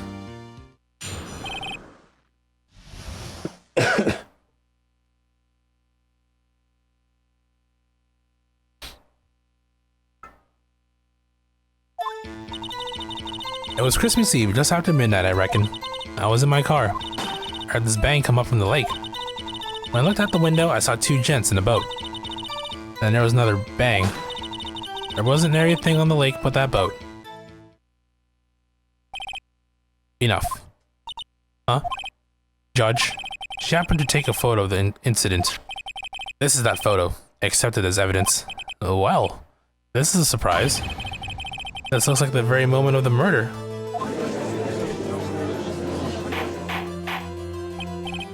Order. I will remove people from this courtroom if I do not have order immediately. As the witness testified, she looked at the lake when she heard the shot. There were no other boats on that lake. So, the man in the boat with the victim must have been the one who shot him. Yes, it was the defendant, Miles Edgeworth.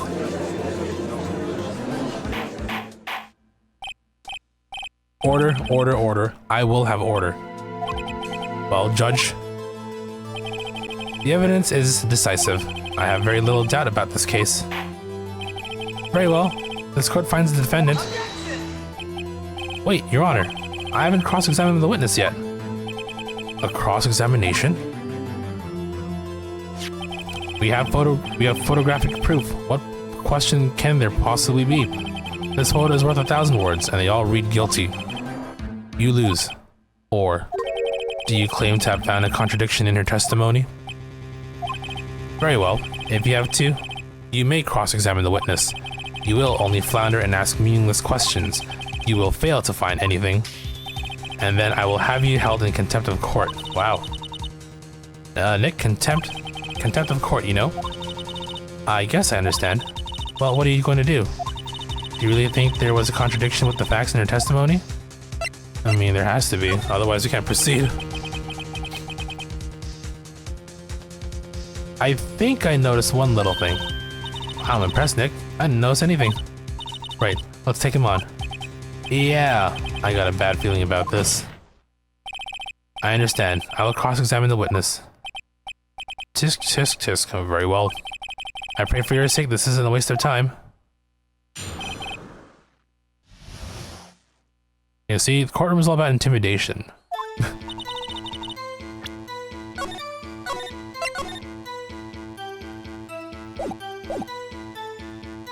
Okay, Christmas after midnight. I was in my car. Why were you camping there anyway? I'm a research student at my university. I was taking pictures to use in my research. What research? This all sounds suspicious.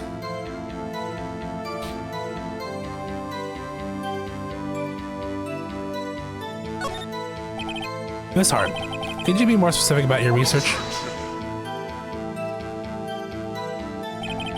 What does the witness's motive in camping by the lake have to do with this case? The answer is nothing. I object to this line of questioning. Objection sustained. Whoa, wait, now I'm the one who says that. Well, then say it already. Objection sustained. Thanks for nothing, Your Honor. Heard this bang coming from the lake?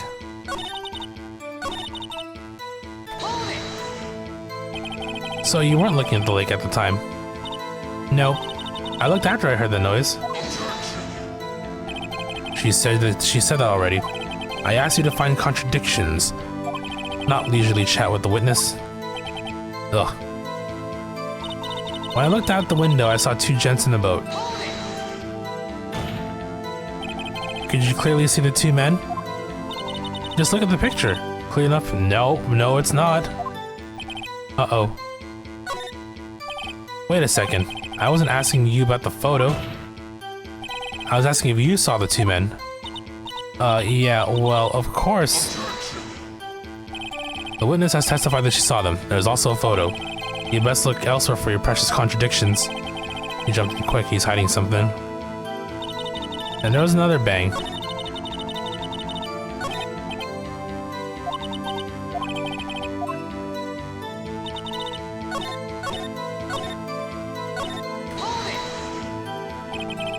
Were you watching the very moment the shot rang out? Oh, well, yeah, sure. Yeah, he's covering it. You're asking meaningless questions. Meaningless. Contradictions, Mr. Wright, not meaningless babble. Von Karma, I think I hate you.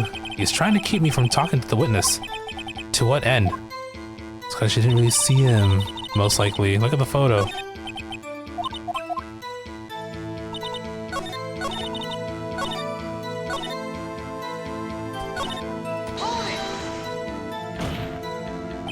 Are you sure about that? Yeah, sure as a country gal can be.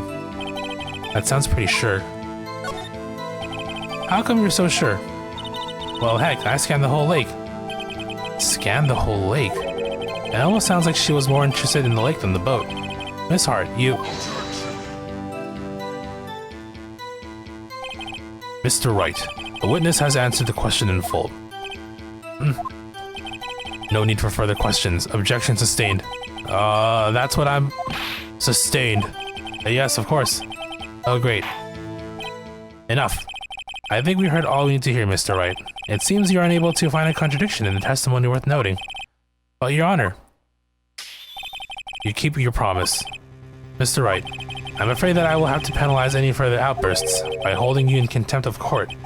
And if that happens, you'll have to leave the courtroom immediately. Understood? Nick, Lana's testimony is fishy, Nick. Real fishy. I know what you mean. But if I can't say anything, what can I do? I believe we covered the evidence sufficiently to make a decision. Then pass your judgment. Very well. Mr. Miles Edgeworth, please take the stand. Hold it. Who was that? It was me. Maya. Is something wrong? Did you need to use the facilities? No, I do not. Lotta Hart, your testimony stinks. It's unclear whether you were actually looking at the lake.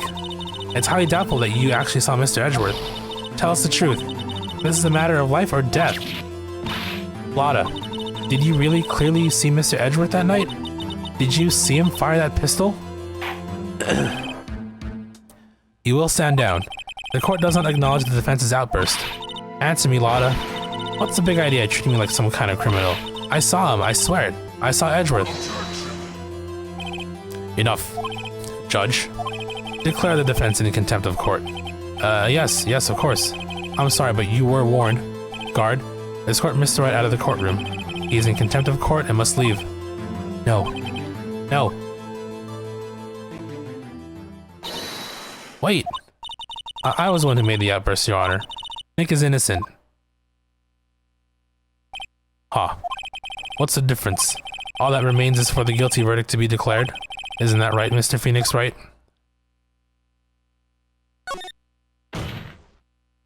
Wrong. What? Did you hear what Miss Hart just said? She said she clearly saw Mr. Edgeworth. That was not in the testimony. That changes her testimony, and I have a right to cross-examine her again. Order, order. Order, order, order, order, order, order, order. You're in contempt of court. It's too late for wild claims. Judge, sustain my objection. I'm sorry, Mr. Von Karma, but I cannot. What? Miss Lotta Hart has made a new testimony. The defense does have the right to cross-examine her again. But he's in contempt of court. No, I am. If you're going to arrest someone, arrest me. Very well. Maya Fey, you will leave the courtroom immediately. Nick, I did what I could. You have to do the rest. Good luck. Bye.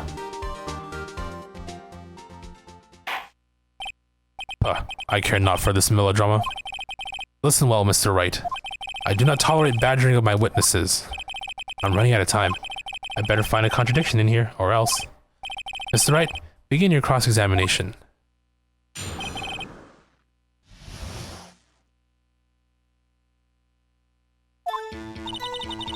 So on clear as day, the man in the boat was Mr. Edgeworth. That's it?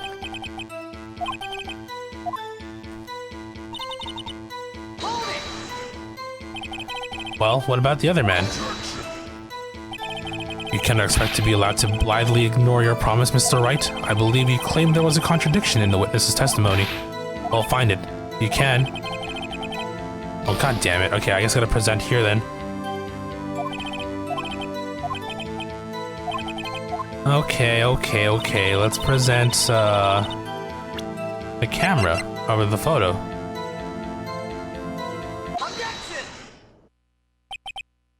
Got you. Got you, Miss Hart, finally. What? You got what? Look at this photograph. The photo I took? The very same. There's something I want you to see in this photo. It's quite clearly visible. The fog, Miss Hart. So? This picture was taken with professional, high-quality film, correct? Yet it even could not capture the faces of the men on the boat. Yet you claim you saw Mr. Edgeworth. How? What? Mr. Wright has a point. That's why I told her not to say that in her testimony, please. Yet now she has said it, Mr. Von Karma. How could you possibly see Mr. Edgeworth? Explain yourself. Miss Hart? What? Could you see the defendant that night? Of course. I said I could and I meant I could. Then please testify as to the circumstances of your sighting. Hey, what up, Jet Dive? Happy 3 streak, Mr. Von Karma. That's Mr. Von Karma to you. Finally found a hole in Von Karma's carefully vague testimony. Give me the deets.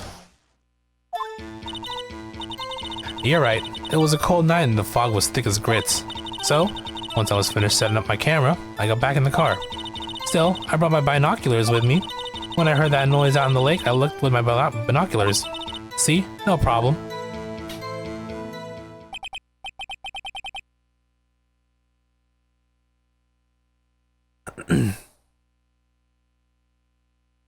You use binoculars? Very well. You may begin your cross-examination, Mr. Wright. This one better be good. Better be.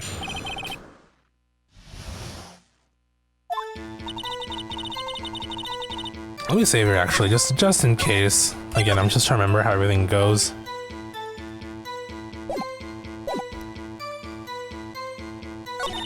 So once I finished up setting my camera, I got back in the car. Still, I brought my binoculars with me. Binoculars? Yeah, binoculars. Yesterday you mentioned that you were out looking for shooting stars, correct? Well, yeah. When you need a telescope, not binoculars for that? Oh. I got doubts about your camera too. Was that really to take pictures of meteor showers? The camera's relevant to this case. You can't say that for certain. Mr. Wright, is the camera really relevant to this case? If you believe it is, you may continue with this line of questioning. But know this. If you find nothing with this, there will be consequences. Well, Mr. Wright, do you wish to press further about the camera? This is make it or break it time. The camera is of the utmost importance, Your Honor. It is perhaps the key to this entire case. Therefore, I will continue my line of questioning. Wow, maybe I went a little overboard there. Very well. Miss Hart, you will testify to the court about the camera. Yeah, I hear you. The camera was set up to take pictures of a meteor shower. Hold on. Faces the lake. You were photographing shooting stars? That's a lie. Says who? I saw the camera you set up yesterday. It was pointed directly at the lake.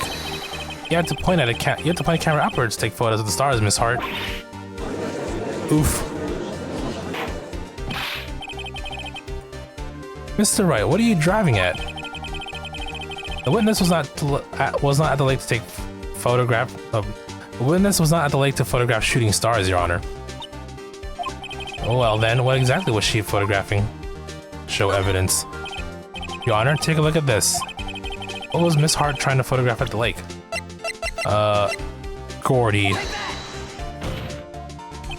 Miss Hart, this is what you were trying to photograph. What's this, a newspaper article? Gordy? Ah, the sighting at Gourd Lake. Well, Miss Hart, I never heard of no lake monster. You got proof or something? Let's see you prove that I was down at the lake trying to photograph this Gordy. I have proof. I have it. Proof. Intriguing. Very well, let's see it. And no joking around this time, please. What is proof that the witness was trying to photograph Gordy the lake monster? Well, I mean, can I present either or? Hold on, what's this here? The camera has a microphone, right? Yeah. The proof, Miss Hart, is your own camera. Your camera was set to take photos in response to loud noises, correct? Thus this photograph here, taken when a gun is fired on the lake. And here, this article about Gordy. According to this article, Gordy made a loud noise when it emerged. Well, you were trying to photograph Gordy, weren't you? That's why you had set your camera to respond to loud noises.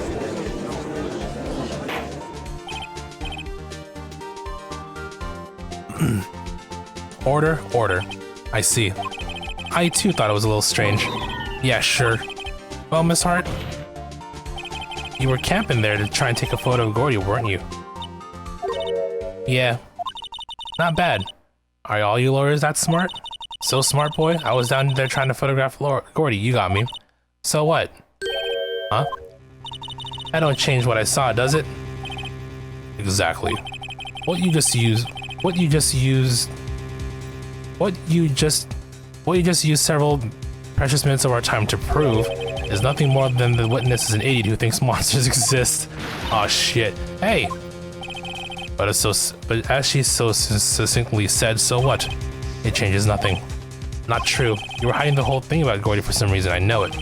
What could it have been? Whatever it is, I'm getting to the bottom of this. Miss Hart, why did you hide the fact that you were searching for Gordy from the court? Please revise your testimony. Right. Fine, I'll testify. It won't change nothing, though. Something will change, it has to. And I'm going to spot it. Von Karma's like, I don't like where she's going with this. Actually, I'm not a research student at a university. I'm an investigative photographer. Imagine what a scoop it'd be if I got a picture of that monster. That's why I was camping out by the lake. But that's all I was hiding. When I heard the bang, I looked straight out at the lake. There wasn't much else to look at, so I just watched that boat the whole time. Then I saw a flash near one of the man's hands and I heard another gunshot. I was looking right at that boat the whole time, crossed my heart and hoped to fry.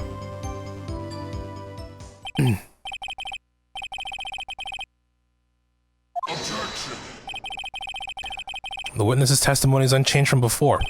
Whether she is a research student or photographer has no bearing on this case. There is no need to waste more of our time with another pointless cross-examination. I claim the defense's right to cross-examine the witness, Your Honor. Von Karma is up to something, I know it. He doesn't want me to cross-examine her because why? Was there a contradiction? Very well, you may begin the cross-examination. You seem sure of yourself, you must have something in mind. Ha, that would be a first.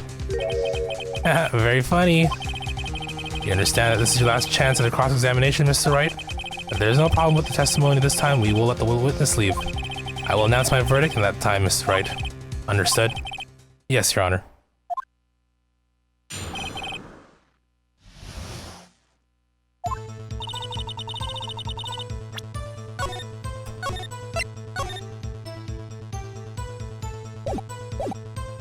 Okay, I'm not a research student. Right, sure, imagine what be.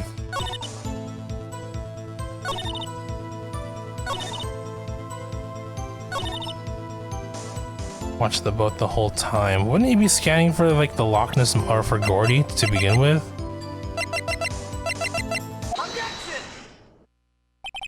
Miss Hart, were you really looking at that boat?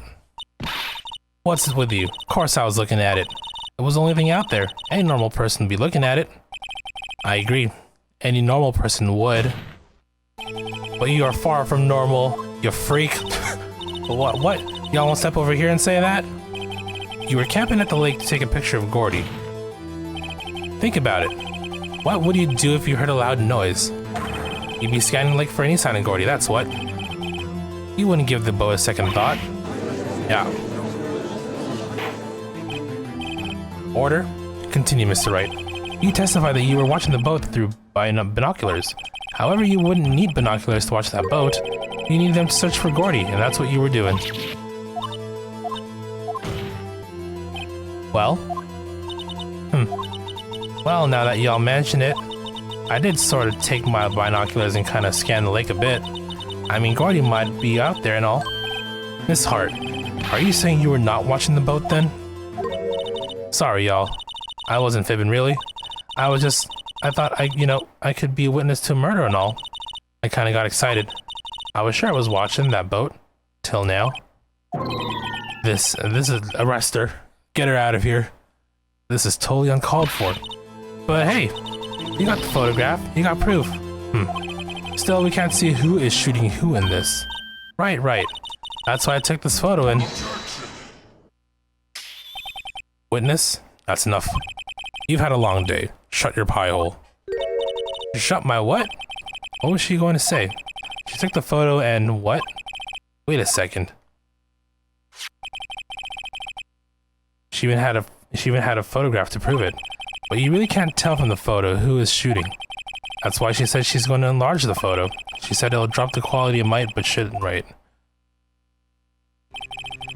She enlarged that photo. Why won't Von Karma let her show it?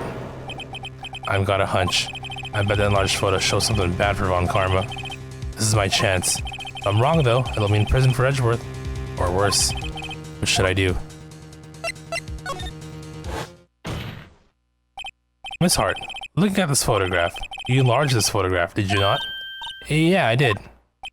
Why has that enlargement not been presented to the court? Because it does not exist. What y'all talking about? You were the one who told me not to show it in court in the first place, you old fool.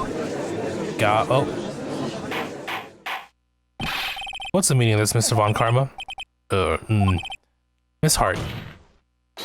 Show the photo to the court. Show us the enlargement. The prosecution objects to the submission of this evidence. Objection denied.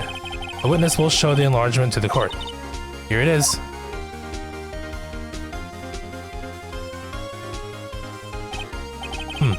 We still cannot see who's firing in this. It could be the defendant, or maybe it's not. Regardless, I'll accept this as evidence. Happy now, Mr. Wright? There has to be something. You asked for the enlargement, and you got the enlargement. Tisk tisk. Little good has it done any of us. That's why I requested she not show it. I suppose this means that the cross-examination is over, obviously. Then I would like to close the cross-examination of Miss Lotta Hart. And none too soon. That was a flagrant waste of my time. Mr. Von Karma, do you have anything to add? I stated everything I needed to when this trial began. Decisive evidence, a decisive witness. What else could possibly be required? Nothing, of course. Then I believe it is time for me to declare my verdict. Wait, it's not supposed to go like this. There has to be a clue in this photo, somewhere. Think, Phoenix, think. This is bad, real bad. What should I do? Do we object to enlargement, or I think no, we show evidence. No, let's object to it.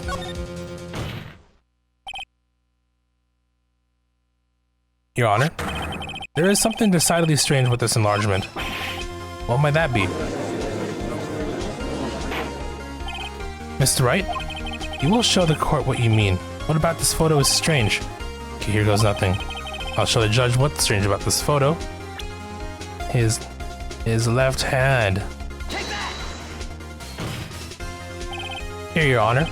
The shooter? I'm not sure I understand. What about the shooter is strange? Look at the hand holding the pistol, Your Honor. The hand. That hand directly contradicts another piece of evidence. This man's left hand does what? Let me show you. I'll show you the evidence that the left hand contradicts. The right prints of the gun. The evidence is clear. The man in this photograph is holding that pistol in his left hand.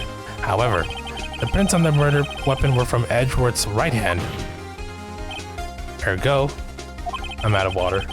The man shooting the pistol in this photograph is not Mr. Edgeworth.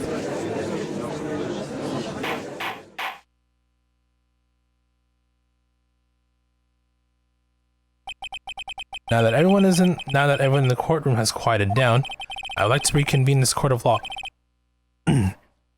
Mr. Wright? Yes, Your Honor. You have given us definitive proof today. We now know that it was not Mr. Edgeworth who fired the pistol that night. However, this leaves us with a rather large problem. If Mr. Edgeworth didn't do it, then who shot our victim? Precisely. As we have seen, there were no other people on the lake that night. Who but the defendant could have shot the victim? Larry.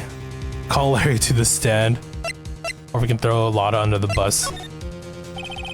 There is only one explanation remaining. The man who shot the victim was none other than the victim himself. Order. So you were saying that the victim committed suicide? Yes, Your Honor. I can think of no other explanation. Indeed, that does seem to be the only remaining option. I'm so very, very sorry, Mr. Wright, but suicide is out of the question. What? An examination of the victim's wound reveals the distance at which he was shot. The distance? The victim was clearly shot from further than a meter away. A meter? That's 3 feet. There is no way it could have been suicide. Order. Mr. Von Karma, are you sure of the accuracy of your data? Of course, I had already considered the possibility of suicide, you see. I see. Very well. Allow me to state my opinion. Considering the situation, the shooter had to be the defendant, Mr. Edgeworth. However, the prints on the gun reveal that the shooter was not Mr. Edgeworth. This is a conundrum. Therefore, I would like to suspend proceedings for this trial for the day. The court orders the defense and the prosecution to further investigate this matter. Understood? Yes, Your Honor. That is all. This court is adjourned. Ooh,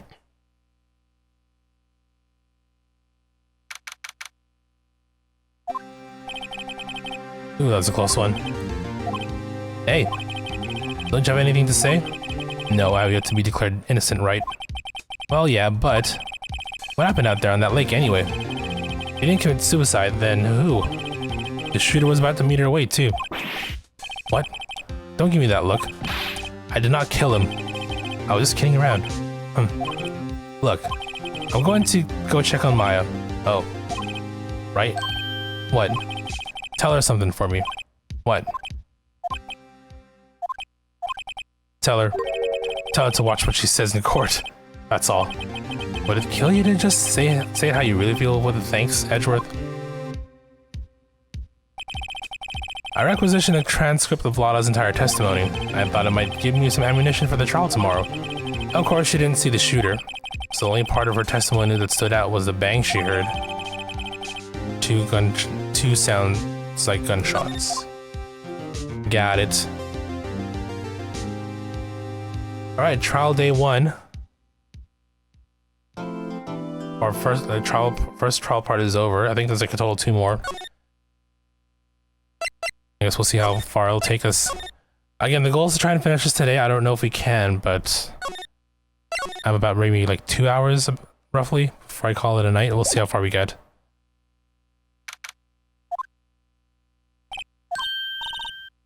Alright, I'm gonna quickly BRB 1 moment.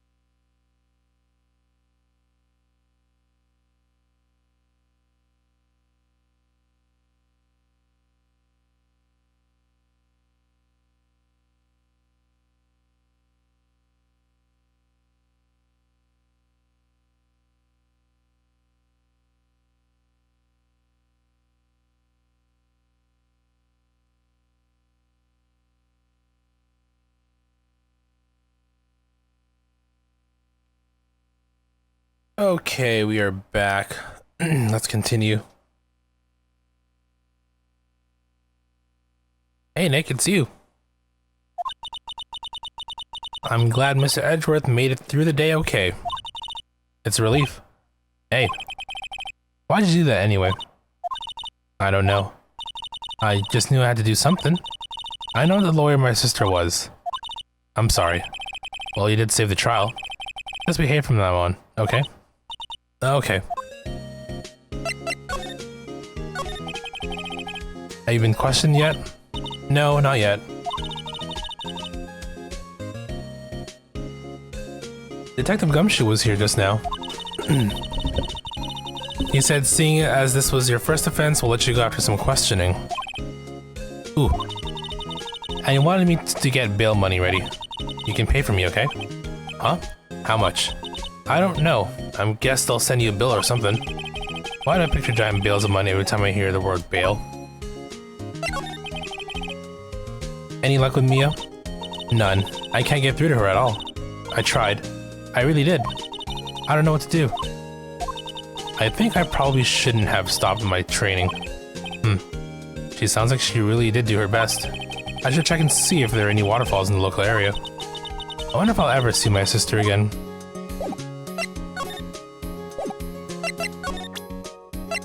I think we would present her at this time. Alright, let's move on. Bye!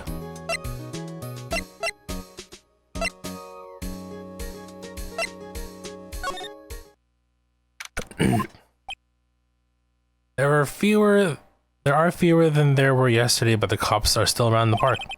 I wonder if Detective Gumshoe is here today. Let's look for Gumshoe.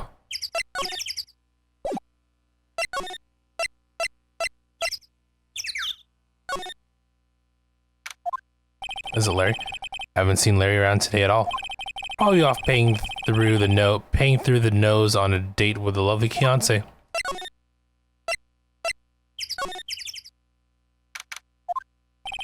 Looks like the boat rental shop is closed today too.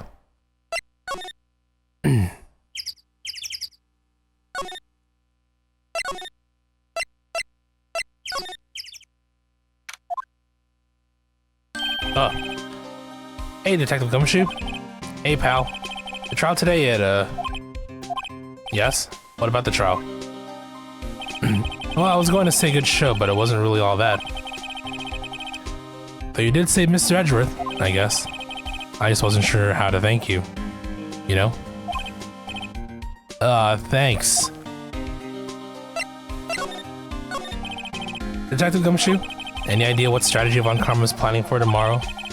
Sounds like he's bringing in another witness. Another witness? Oh, right, he said something about that in the trial today. I was wondering who that other witness was.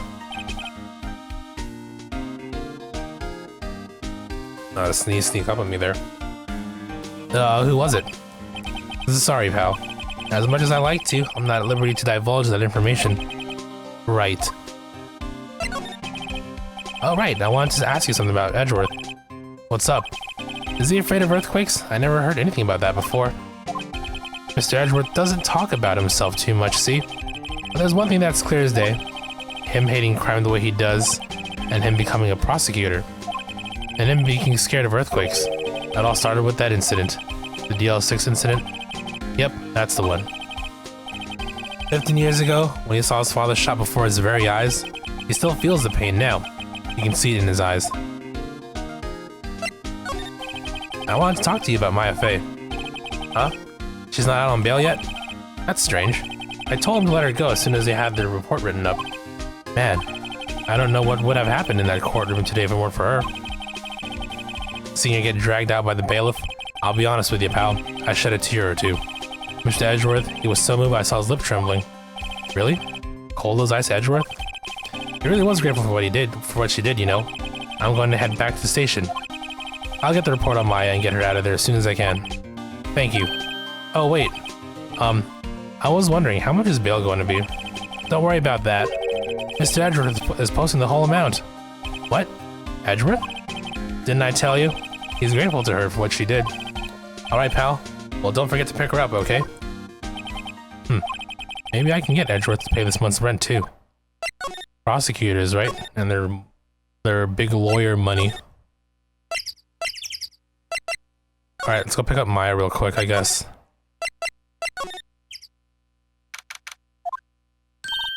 Hey Nick, you finally came. I just finished the paperwork. I'm free to go. Free at last, eh? Those interrogators were really mean. They were like, okay, what did you do this time? Like I was some kind of criminal. Can you believe it? Well, they let you out in the end, didn't they? Oh, that reminds me. Thanks for bail. Thank Edgeworth. Huh? He posted bail for you. Said he was grateful for what you did. Mr. Edgeworth did that?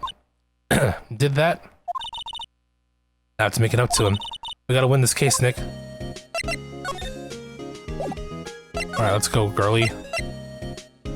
I mean, where else can we go?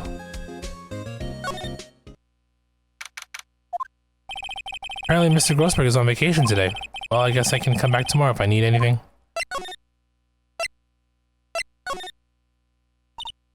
Ah, fresh air. I gotta say, freedom feels great. Behave yourself in the courtroom tomorrow, okay? Misbehaving is much more fun. It's not going to be so much fun when Edgeworth refuses to pay your bail again. Right, I'll behave. Oh dear.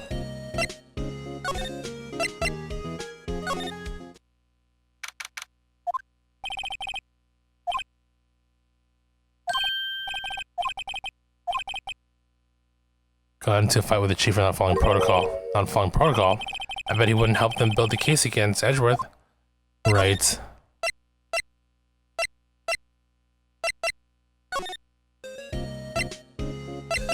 I think some of these were a little bit out of order, perhaps. Okay, well, we gotta go back to the lake, I guess. Now they have Maya.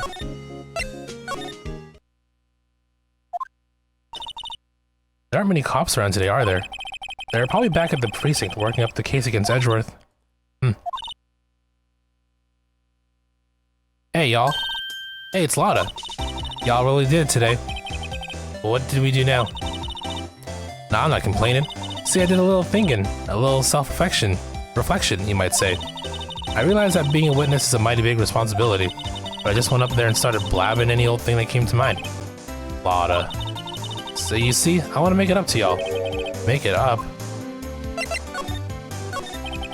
What did you think of the trial? To be honest, I was doing it half just to say I've been a witness, even though I didn't really see anything. I kind of convinced myself I had, though. I'm sorry. I know I caused y'all a lot of trouble. Well, memory is a tricky, vague little thing. Yeah, I sure know that now. I'll be fine the next time I witness a murder. Right. You mean the first time you witnessed a murder? What about Gordy? Right. Well, the way I figured, the trial's only stoking the flames of Gordy ever. Flames of Gordy fever. I'll get my exclusive photos and rocket to stardom. Alright, Lotta, you go, girl. I wish I could be an investigative photographer, too. Finish your spirit medium training first. Lotta, what do you mean by making it up to us? Well, you see, actually, I got a bit of information for you. What? That Von Karma didn't want me to say nothing about it. What information? Now we're getting to the heart of it. See? I reckon we might be able to do ourselves a little exchange.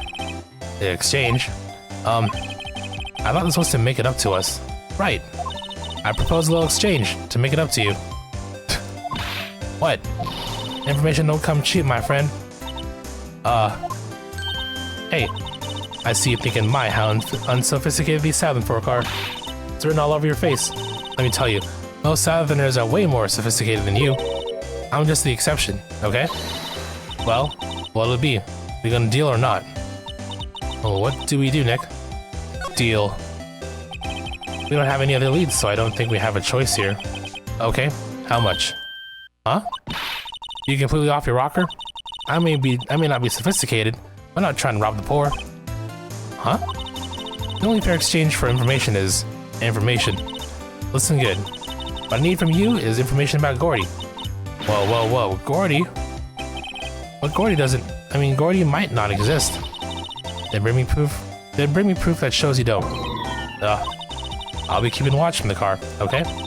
You see something, y'all come to me first. Got it? Okay. Right. See y'all later.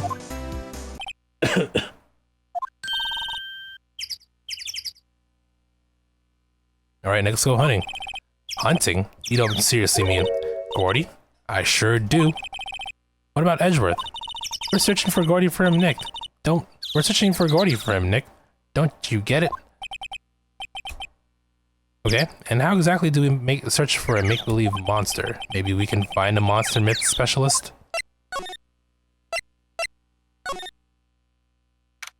Oh. What's that? The Steel Samurai? Yo, Maya. Larry, what the heck is that? Oh, it's my girl Keonce's idea. She was all, if you like put this here, it would be like really cool. Dude, she gave it to me along with the banner. Wow, that's real impressive. She could find those for you.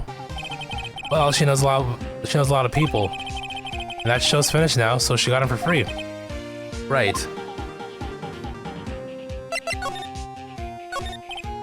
Yo, Nick. What happened with Edgy? Well, we made it through the first day in court all right. I don't know how good our prospects are from here on, though. Huh. Hey, Larry, did you know that Mr. Edgeworth's secret weakness? He's terrified of earthquakes. He acts like a little boy. Huh. That's weird. I don't think he was ever like that in school. No? Really? Well, we were only in the same class for a little bit. He transferred schools pretty quickly. Transferred? Right.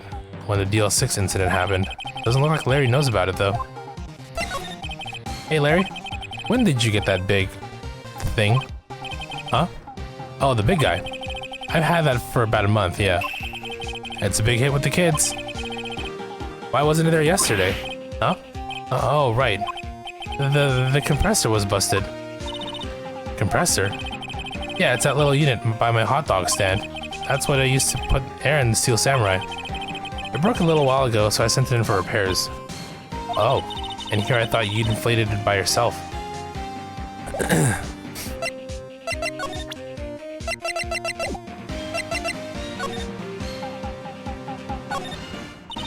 What's this machine? That's a compressor. I use it to fill up that balloon there with air. Huh, neat. Just got it repaired yesterday. Man, what a drag that was. Doesn't that Steel Samurai look a little out of place? I mean, it's so huge. I guess it's good advertising. Something about this Steel Samurai just doesn't work for me. Huh? Really? It looks pretty well made to me. Still a novice, aren't you, Nick? Really? True connoisseurs like Cody and me don't fall for this kind of stuff. These Steel Samurai fans are obviously in a league of their own.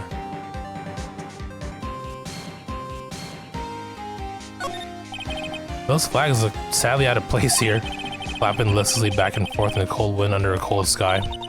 I don't know. I think it gives the place a kind of festival atmosphere.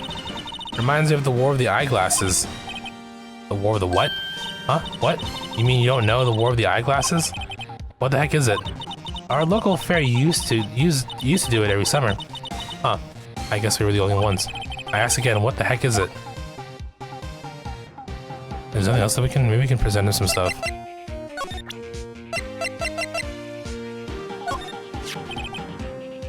That's the guy that's selling my dogs faster than I can cook them. Do you think Gordy really exists? Nah, I think somebody probably saw something else that they just thought was Gordy. But I'll keep selling samurai dogs until the truth's out. Okay, let's move around for now.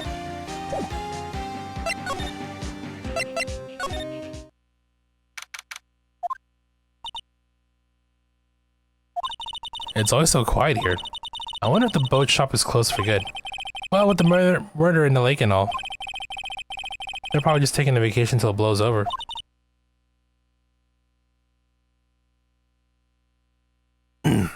I get it.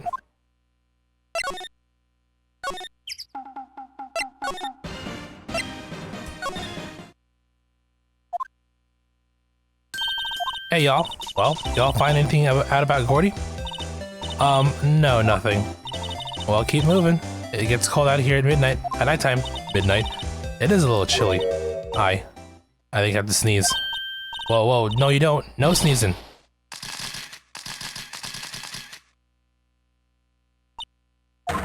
I told y'all no sneezing. See, I set the camera to respond to things a little softer than a bang. It triggered on one of Von Karma's finger snaps now. Oh, I'm sorry.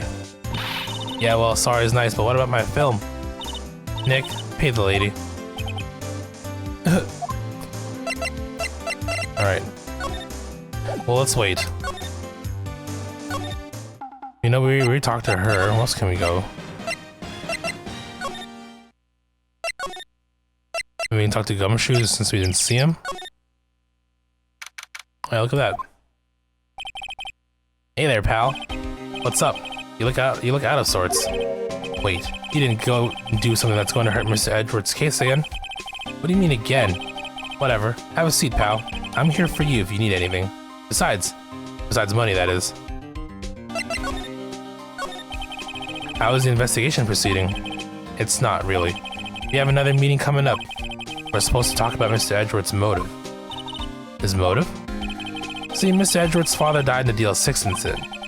And the guy who got the lone suspect declared innocent was the victim in this case, Robert Hammond. They're saying that's why Mr. Edgeworth shot him. And Edgeworth never talks about his past. I bet they'll drag that out and hit him with it in court tomorrow, too. Poor Mr. Edgeworth. I gotta admit, it doesn't look good, pal. Say, Detective Gumshoe, do you know Gordy? The monster down in Gourd Lake? Not personally, no. Well, we're looking for it. Huh? Are you out of your minds? Eek. You got time to go wild monster hunting? How about doing a little questioning from me, then? Oh. Detective Gumshoe is scaring me, Nick. I told Detective Gumshoe about the deal with Lotta. Nick, try telling him sooner next time. Sorry. I see, pal. Sorry for shouting at you. Okay. I, Detective Gumshoe, will aid your search for Gordy. Huh? I'll loan you one of our newest secret weapons for finding evidence. Really? You can take whichever one you like. Oh wait, this is for a trophy, hold on. Let me just check to see if I'm gonna do this particular trophy correctly.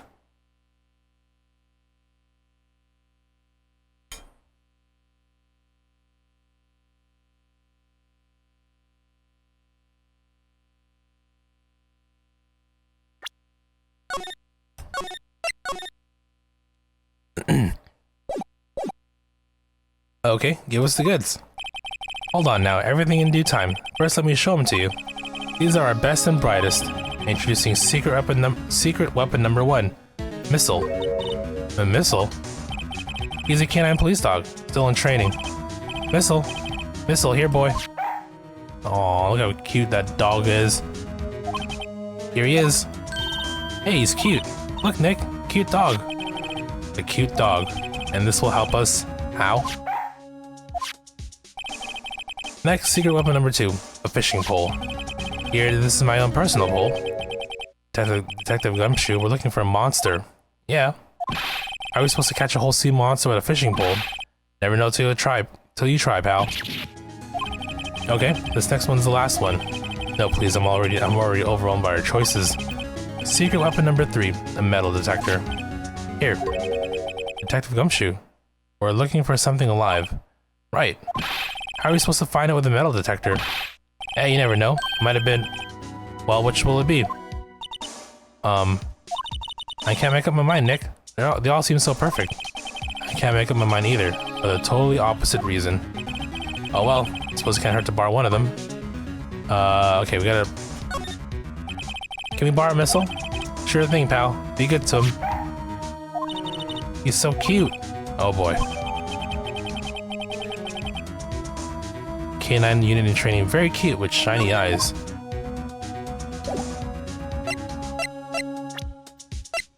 He's in my court record. He's evidence. Okay, so now we gotta take this dog.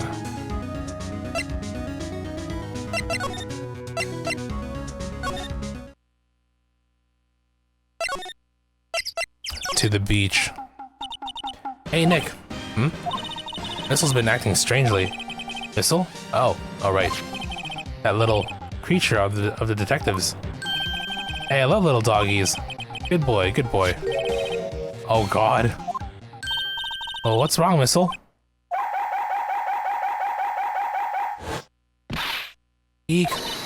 Missile. Missile. Is he eating the hot dogs? Whoa, whoa, stop that thing. Cannibal is eating my samurai dogs.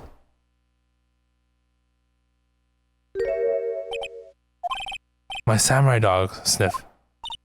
Wow, he ate every single one. I'm sorry, Larry. Sorry. Sorry I don't pay my bills, Nick.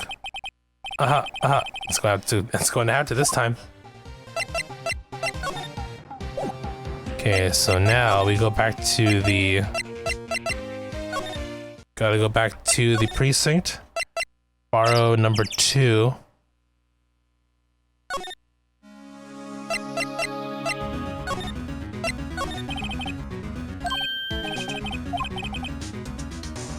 How to take back the one I lent you, department policy, right?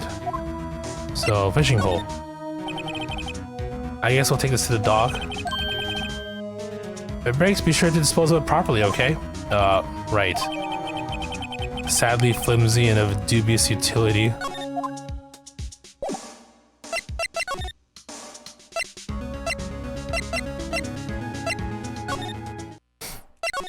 To the dock.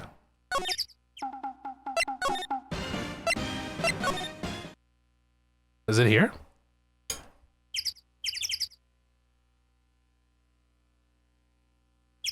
Oh no, wait, to the woods, okay. Right, it's closer access to water, I guess. Okay, Nick, this looks like a good spot. A good spot for what? Time to do some fishing. She's serious. What are you going to use for bait? Oh. Yeah. Oh. I figured something like this would happen. We should have brought the missile along with us, too. At least then we have bait. Oh my god. Nick, how could you? I'm kidding. I'm kidding. Some jokes are better left untold. Ooh, she hit me. Okay. Watch this, Nick. Try not to reel in any empty cans or boots, okay? Here we go. My leg. Oh no.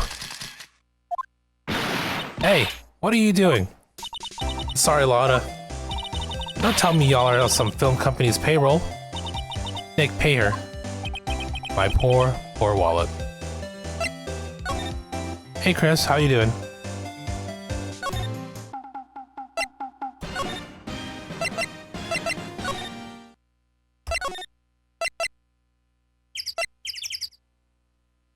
So you go back. Let me say one more time just in case. Can't complain. How are you? Likewise. Can't complain either. I'm just trying to push through this case here. Still have a long way to go though, so I don't know how long I'll be doing this for.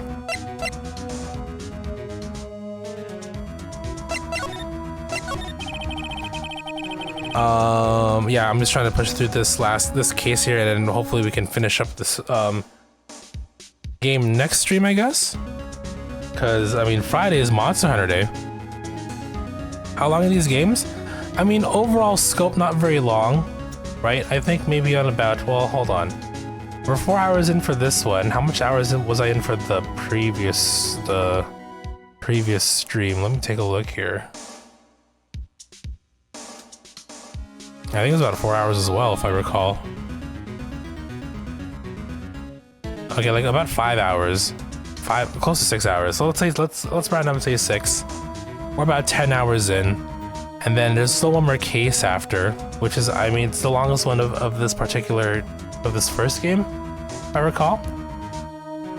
So it's gonna be roughly about, I wanna say, another 5, or maybe like 5 hours on its own even. 5 or 6 hours. Typically, like, it falls within like maybe the 15 to 20 hours, depending on how fast you want to run through them, right? So.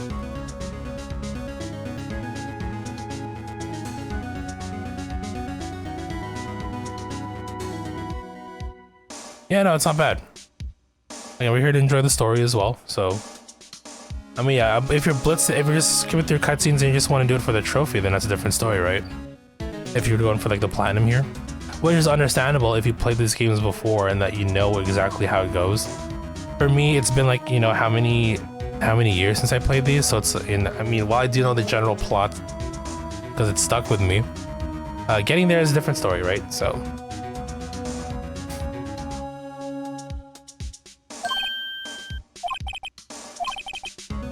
Okay, it's a metal detector, and then the trophy should pop. Okay, buy that metal detector? Sure thing, pal. I'm not sure what we're going to find with this. Remember, you're hunting for a monster. Anything is possible. Anything. There you go. It's my trophy. Now I can proceed with some story. I guess we gotta take this to the... Gotta take it somewhere.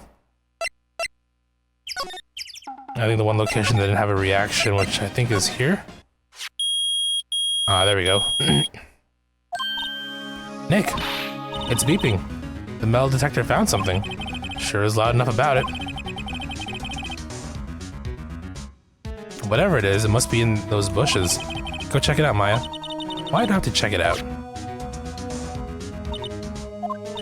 Nick. Look. Huh? An air tank? Huh. The valve looks broken. I thought it was Gordy. Maya, first of all, why would Gordy be in the bushes? And second of all, why would a metal detector react to sea monster? Oh, huh?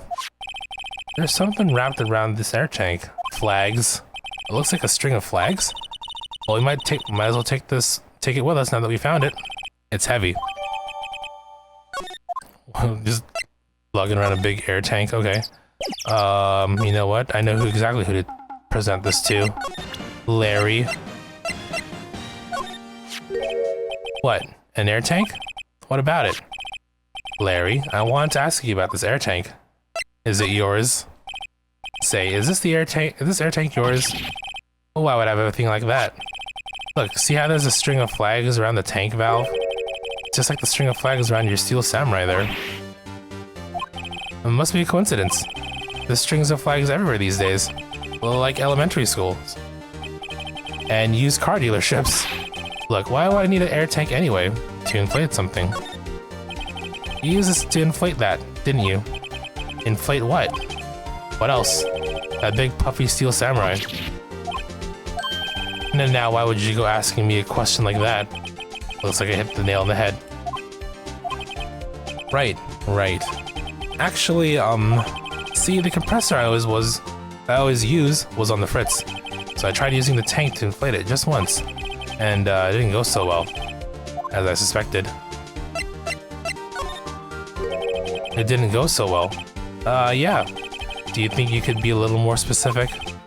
Come on. Look, it's embarrassing, so I really don't want to talk about it. Tell us. Fine. Whatever. It's like I said, the compressor was busted. So I took the tank and tried to fill the samurai up with that. And then... blam. The valve busted open and made this incredible noise. And then that tank there took off like a rocket. And took my poor deflated steel samurai with it. What? Off into Gourd Lake? It sure scared me out of my gourd, that's for sure.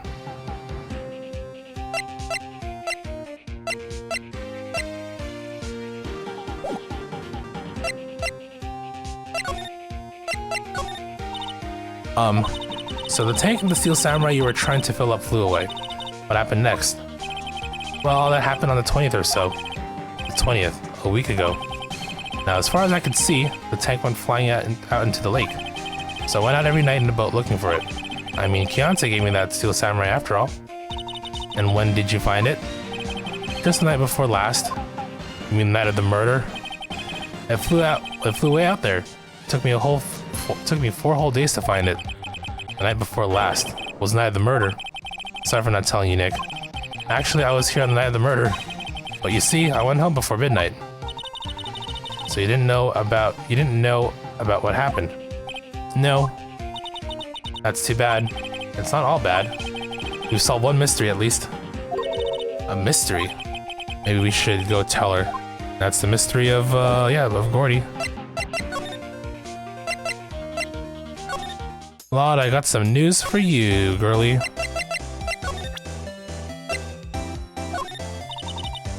Yep, I'd say I have to know exactly squat about that. It's painfully easy to know when. Hold on. I learned something in today's trial, that's for sure. Testifying is serious business. That's why I decided not to talk about that case anymore. Huh? Whoa, did you say you had some information about the case? Tell us that at least. Like I said, I'll trade it for the dirt on Gordy. Well, Mr. Lawyer, I got the info y'all need. Y'all got the scoop on Gordy for me yet? We found him. Huh? Gordy? Oh, we found him already. What? I haven't seen any monsters yet. Y'all for real? Gordy really exists? Wait, I need proof. You get a photo? I have proof. Of course I have proof. No fair, Nick. It was when I went to the bathroom, wasn't it? That's when you made contact with Gordy. Enough jabbering already. Let's see your proof. Take that! Larry's air tank? What are y'all doing with an air tank? This is Gordy. Excuse me? What exactly are you saying, Nick? There's a stand near here. A hot dog stand. There's a giant inflatable samurai doll there. About a week ago, an idiot who happens to be a friend of mine tried to fill it. He used his air tank, and when the valve blew, the tank flew into the lake. Apparently made a pretty loud bang when it flew. A bang? That's how it landed. The tank, along with the still deflated samurai, fell into the lake. At the same time, ta-da! A couple was taking a photograph of the lake. This photo. Wait. So, you're saying that Gordy is really the Steel Samurai? Aw, she looks heartbroken. Well, that's a fine way to ruin a gal's dreams. I'm sorry, Lotta. Nah, it's okay. You win. I'll give you your info, like I promised. Poor Lotta. So tell us the information that you have. Promise is a promise, I guess. I overheard the cops around here saying something about the witness tomorrow. They said he's the caretaker of the boat rental place up the path here. Boat rental? There's someone there? I mean, it looks so deserted. Just an old guy, living all by himself. Y'all should go check it out. Thanks, Lotta. We will. Let's get cracking, Nick. Hold on. Something else? Yeah. That of the murder. My camera clicked twice, you know. Wait, so you have another photo? Well, yeah, but there's nothing in it at all. Just the lake. I figured it wouldn't be much use as evidence, so I kept it to myself. Well, it might not be helpful at all, but here, take it. 11:50. Bye now. Y'all take care. Time for me to pack up and leave. Poor Lotta. It's all Larry's fault. Legend still lives on, I guess. The legend? Yeah. The legend of Larry, familiar to all who know him for any length of time. When something smells, it's usually the butts. Someone should whip that butts into shape.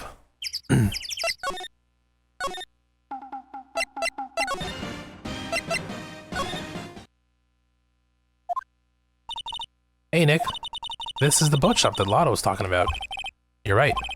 Doesn't seem to be anyone around at all. Well, let's go check it out anyway.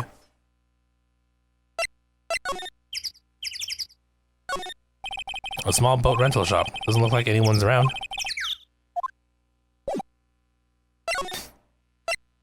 Oh, there we go. Oh, we in. Meg, that you? Eek. Hey, is that Keith with you? Where have you two been? I've been worried sick. Nick, you handle this. I think I'll leave this one up to you, Maya. Meg. Yes? Finally made your mind up, have you? My mind? You run the pasta shop when I'm gone. Pasta? Glad to hear it, glad to hear it. You make your old man proud. When you kids left the house, I didn't know what to think. How am I supposed to keep this place running? An old man like me. Polly, the kids are home. Hello, Squawk. Nick, what was that? A parrot. The one on that perch. Keith. Yes. I'll leave the wet noodle in your capable hands, Sonny. Nick, what's the wet noodle? Based on the available evidence, I'd say it's the name of his pasta shop. That's a relief, isn't it, Polly? Hello, Squawk. Yep.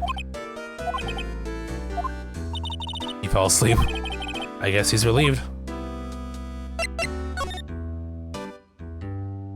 No, Now let's a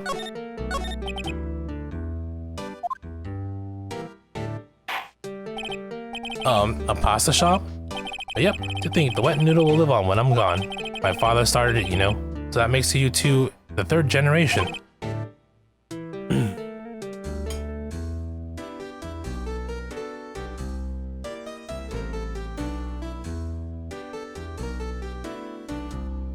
Meg?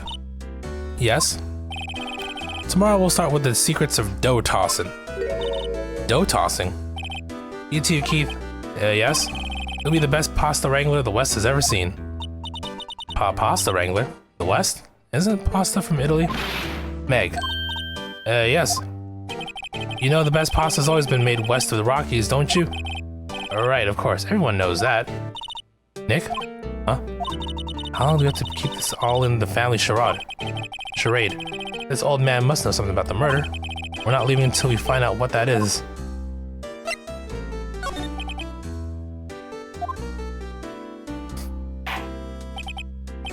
This is a boat rental shop, right? What are you talking about? This here's a palace of pasta, the wet noodle. Though, now that you mention that, we haven't gotten many orders for spaghetti lately. All the kids come up and say, yo, dude, we want to ride in your boats. That's why I keep them boats out there. Youngsters these days, darn if I understand them. I'm pretty confused myself. Nick, this isn't going anywhere. But this old man is the witness tomorrow, right? We gotta find some way of getting information out of him.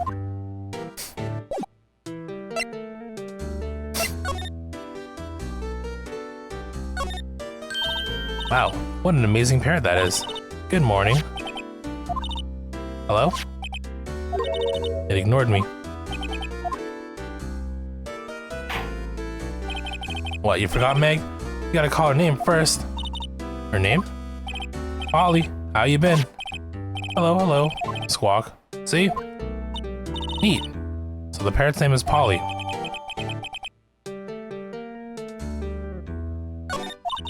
Too bad all she can say is hello. Har har. Well, Polly can say lots of things. You just need to know the secret words. The secret words? Look, a little safe. It's locked.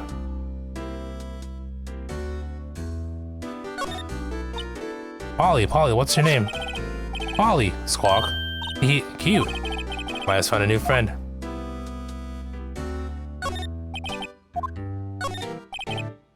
Wow, there's lots of various fish in Gourd Lake, aren't there?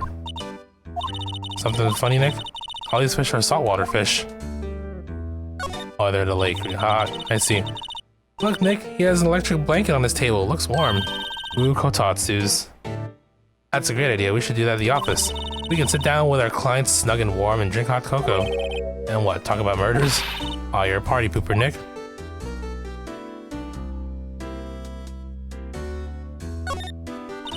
Wow, there's television in here too. So the kitchen unit's pretty clean.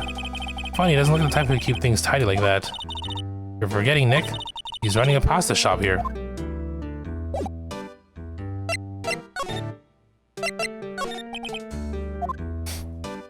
Tell me more about your bird. Ah, my memory's gotten worse of late. That's why I just tell everything important to old Polly here. Everything important? I wonder. Polly, what's the number to the safe? 1228, Squawk. Alright. Hey, Polly, watch it, will you? Yeah, see, Nick? All it takes is a little clever thinking and a criminal mind. Quick, Nick, write the number down. Hey, don't get me involved in your little heist schemes. We can't open in front of him.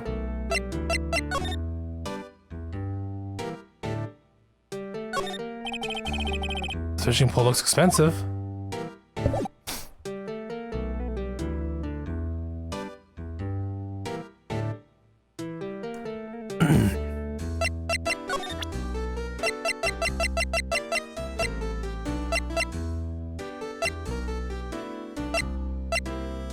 What can we show him? I guess the badge.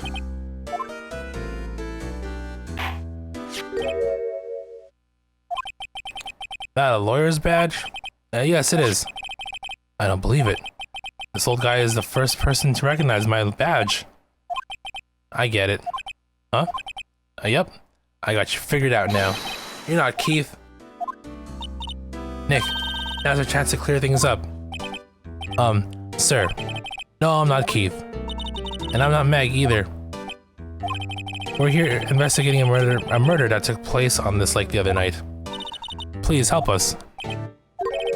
A lawyer, huh? Please, mister.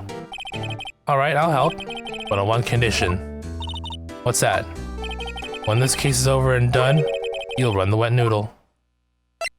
I promise. Okay, we promise. Nick, are you sure about this? Hey, anything to get this case solved. Also, who wouldn't want to eat Phoenix noodles? I guess so. That's my boy. Good for you, Keith. Wait, didn't I just say... You too, Meg. Yes? You bring a tear to your old man's eye, you know. Now, what was that you wanted to know? Speak up, Polly. Hello, hello. Now he's talking to the bird again. How do we get him to talk to us? That didn't work either.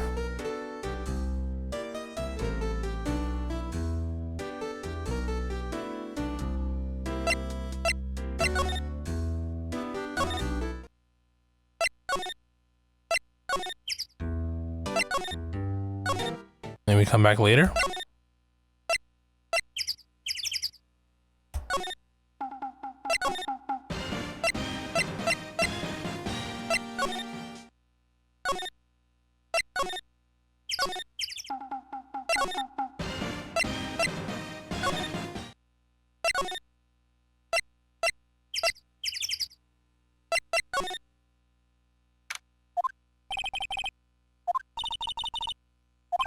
Edward's still in questioning, okay.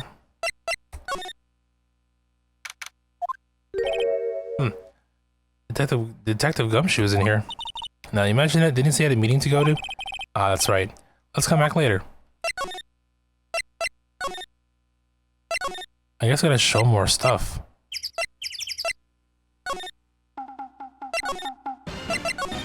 Who else but you, right?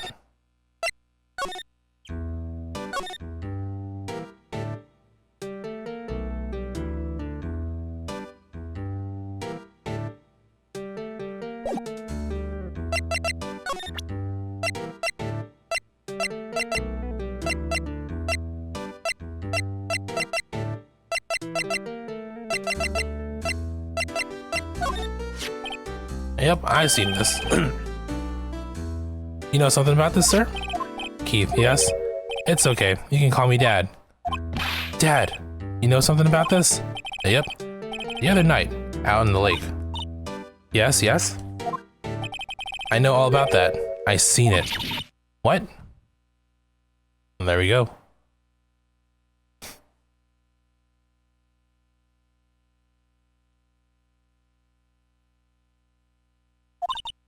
Tell us what you saw. Well, I suppose, since you're taking over the shop and all. Here we go. Right at the time, but it was pretty dark outside. Probably night. Yep. It was after midnight, but okay. Then I heard this bang, so I looked outside. Then I heard another one, bang.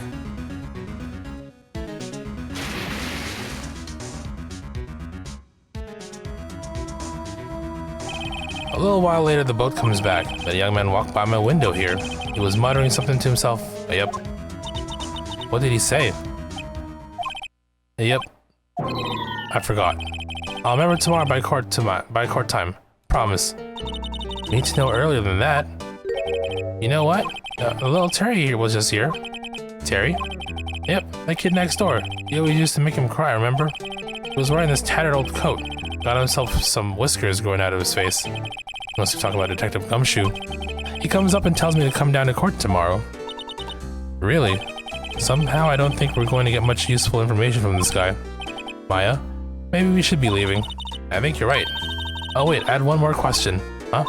Polly, have you forgotten something? Don't forget DL6, Squawk. Huh? What did she just say, Nick? One more time, Polly. Don't forget DL6. Oh shit. DL6 incident? Hey, mister. I mean, Dad. This is getting weird. Who is this old guy? Why would that bird Polly know about DL6? You have to figure out who that old man is. Oh. What? He locked the door from the other side. Who could that old man be? I think I need to do a little more research on this DL6 incident. Maybe we should ask Detective Gumshoe. Okay, we're moving. We're moving.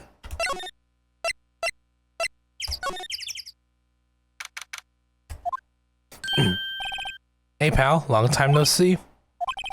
You don't look so happy. What's wrong this time? I actually want to ask you something. Yeah? You know the boat rental shop down at Gourd Lake? Oh yeah. The old man who runs it is appearing as a witness in court tomorrow, right? Huh. How'd you... That was supposed to be top secret. Do you know who that old man is, Detective? Actually, I don't. He's a bit of an odd bird. I haven't been able to get a straight answer out of him. I decided first that he wasn't persuasive enough to stand and testify as a witness. That's why we called Miss Lotta Hart yesterday. As for who he is, we have absolutely no idea. Sounds suspicious.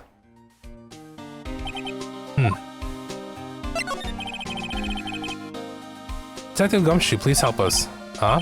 We need to know about the DL6 incident. That was when Edgeworth's father died. I can't help but think that has something to do with this current case. To tell the truth, I don't know much about DL6 either. Mr. Edgeworth forbade us from reading that file. So, I'm afraid I can't show them to you either, pal. But, however, if you can convince me somehow that the DL6 incident is related to this case, well, I guess I'd consider opening the file up. Oh, do I have news for you? What's that? A parrot? The old man at the boat rental shop's parrot. The parrot knew about that incident. That incident. DL6. What?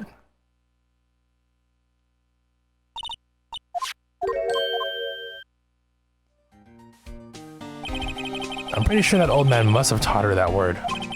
Yeah, but how would that old man know about the DL6 incident? Wait, what if that old man was connected to the DL6? Nick, you think he might be? I getcha. Sounds like you need information on the DL6 incident.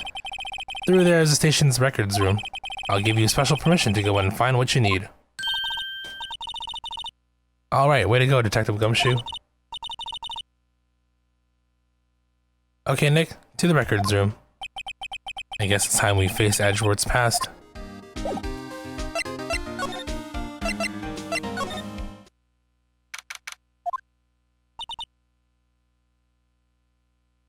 Wow. It's amazing. Lee Dusty. 10 years of files and 10 years of dust, I guess. Let's find that DL6 stuff, quick. 15 years ago, both me and Edgeworth were 9 years old. We were almost through with 4th grade when he suddenly transferred. Because of DL6? Nick, I found out where the file is. Oh, thanks. Just let me know what you want to know about the DL6 incident. I'll go get the right file.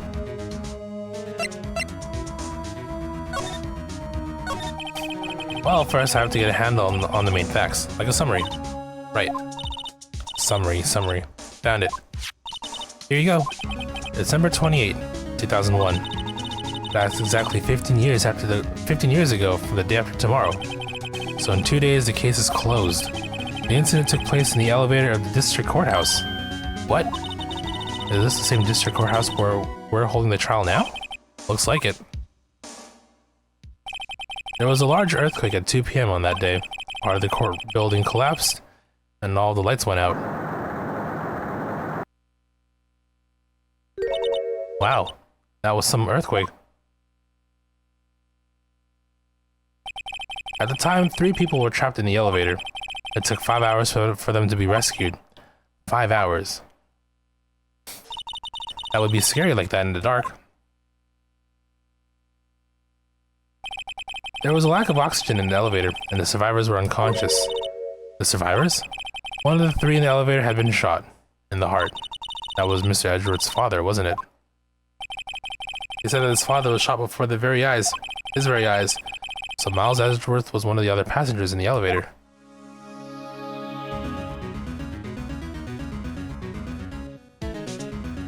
Excuse me.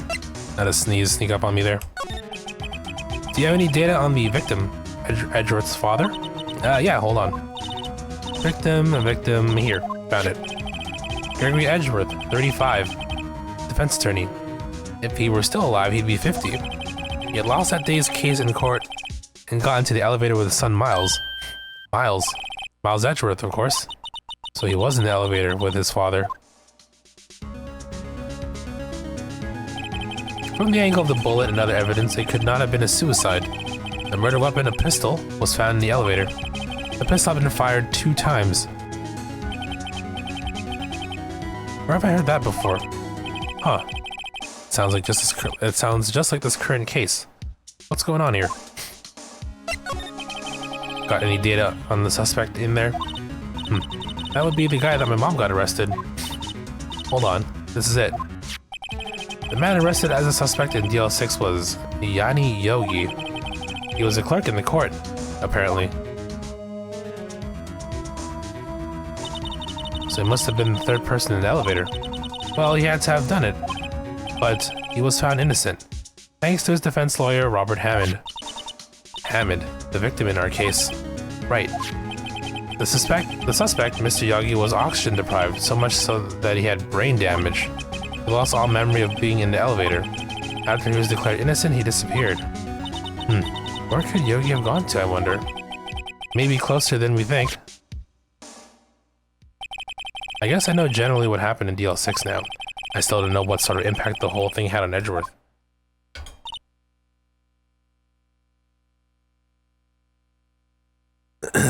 Nick, are we going to take the whole file? There's too much. We'll never get it out. You're right. How about we just take what we think we will need?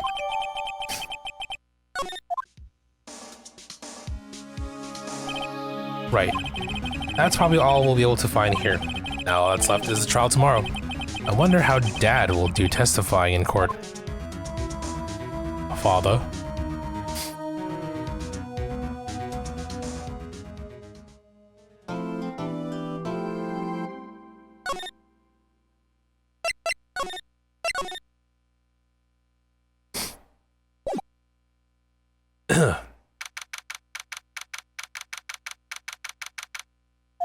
Alright, trial date, I guess technically it's day 3, because day 1 was like the first set of investigations. Court is now in session for the trial of Mr. Miles Edgeworth. The defense is ready, Your Honor. Very well. Apparently the prosecution is also ready. Who is the judge here anyway? Mr. Von Karma, your opening statement. Very well, no opening statement, so... Not so fast, Judge. I was taking a meaningful pause before speaking. Right, of course. A prediction. Today's trial will end 3 minutes from now. Order. Mr. Von Karma, what is the meaning of your statement just now? Bah, must you question everything? It will be over in 3 minutes. We have no time to waste. I'll call my witness now. Alright. I call my witness, my decisive witness, to the stand. It's that mysterious boat shop owner.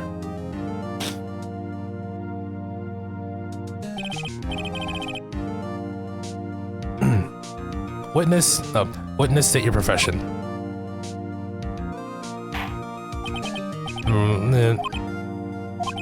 I am the proprietor of the restaurant, the Wet Noodle at Gourd Lake. And I also rent boats. The night of the incident, you were in the boat rental shop, correct? Yep, I was. Please testify. Wait a second. We still haven't heard who this old guy is. Excuse me. Wait a minute. The witness hasn't stated his name yet. Because I did not ask him, Mr. Wright. Bah. I predicted this trial will end in 3 minutes. Stop asking trivial questions and cooperate. Yeah, right. The witness will state his name.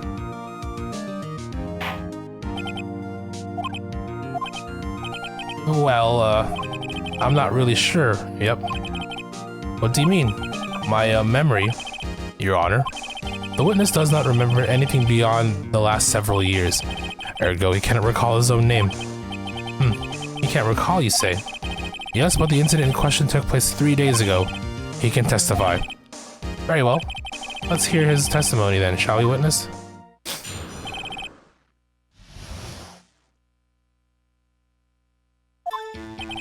It was the night of the 24th, just after midnight. Yep.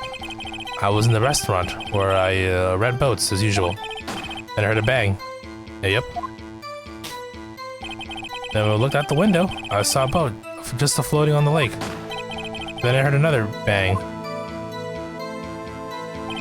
Just about then, the boat comes back to shore, and a man walks by my window. Very well. I'd like to begin the cross-examination. There is nothing to question in my witness's testimony. Ergo, no need for cross-examination. Besides, there are only 10 seconds left before our 3 minutes are up. Judge, your verdict, now. Yes. Mr. Wright? What are you saying? Of course I'll cross-examine the witness. Very well, you may begin. Excuse me? Mr. Von Karma? 3 minutes just passed. I see. Well then, let's just take our time. You may cross-examine the witness.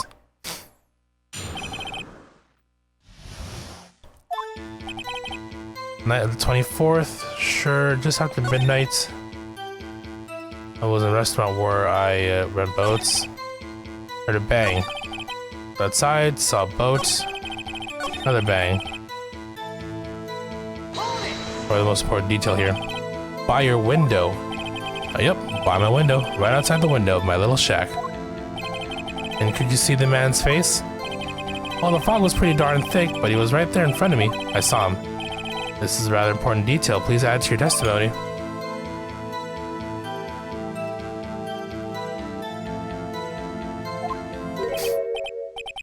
Tisk, tisk, tisk. I have a bad feeling about this.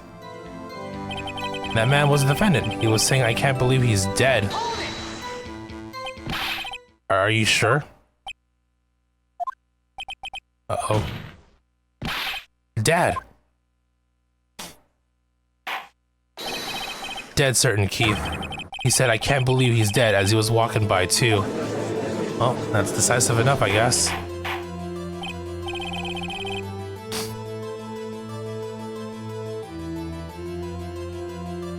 Witness, are you sure that the person you saw was Miles Edgeworth? It was him, that Edgeworth boy.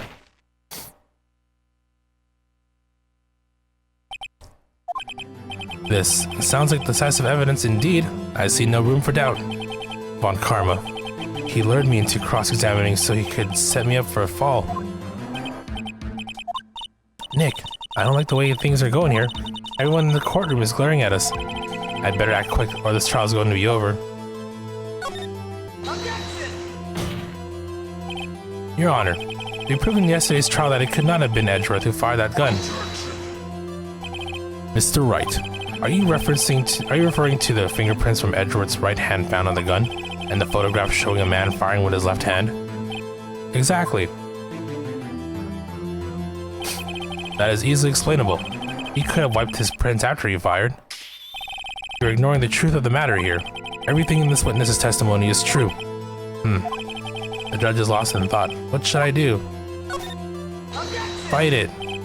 Your Honor, this witness claims that the Edgeworth said I can't believe he's dead, but his word is all we have. If we were telling a lie... Mr. Wright, in the court of law, the evidence tells all. Apparently you have yet to realize even this basic fact. You say his testimony is a lie, show us proof. Nick, do you have evidence? It's no good. There's nothing I can do. Are you sure? To be honest, I don't know what to do anymore. Please, can you hear me, sis? Please, we need your help. Nick needs you. 3 minutes was perhaps too high an expectation. However, 15 minutes isn't bad. This must be a new record. Enough. The witness may leave the stand. This court sees no reason to further prolong the trial. nor there is any need for more time to decide the case against the defendant.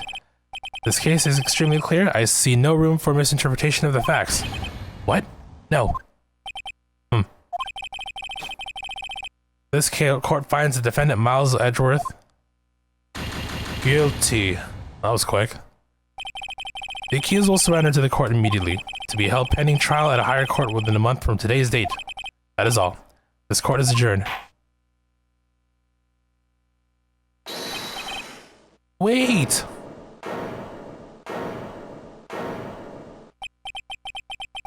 Who was that just now? Me. Huh? What? Larry? What are you doing here? Listen, you gotta listen to me. I was there in the park, the night of the murder. I wasn't sure about it until just yesterday, but today I remembered it. Remembered what? The gunshot. I heard it too. Order.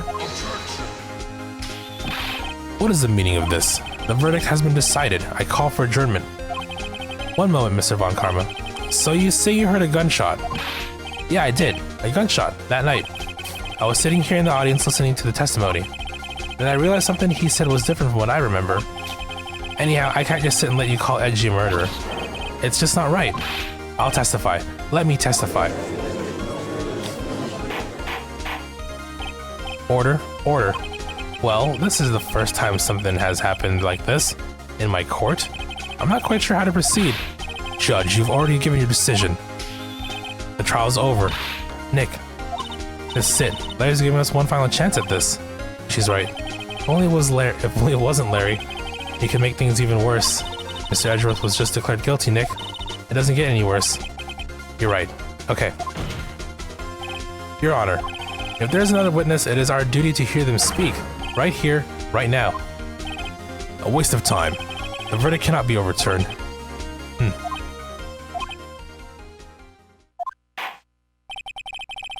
Allow me to speak my opinion. In all court proceedings, it is our duty to prevent an inaccurate verdict.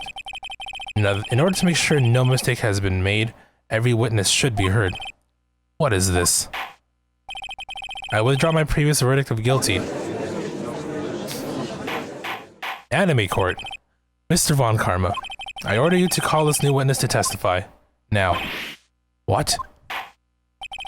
The court will adjourn for a 5-minute recess. After that, we will hear this new witness. Court is adjourned.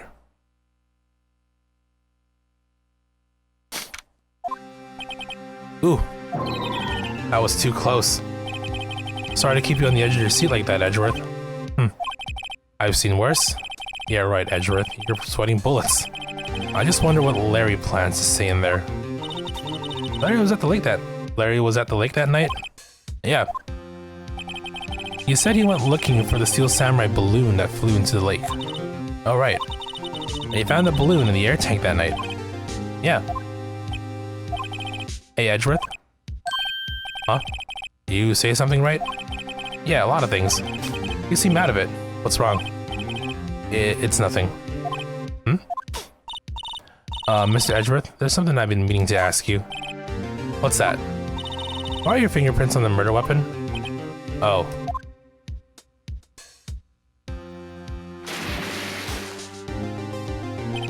When he fell into the lake, I went into a daze.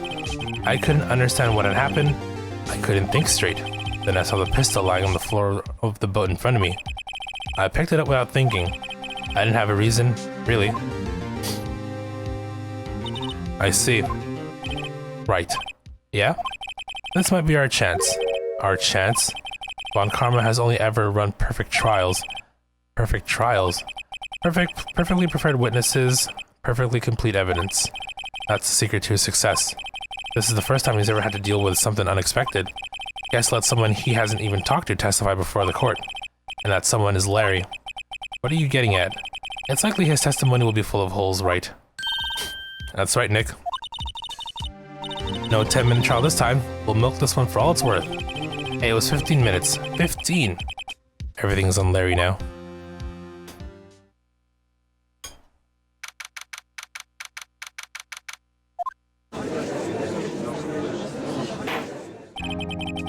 Court is now back in session. Actually, I'll be back in session in a moment. I'm gonna quickly BRB here. Hold on.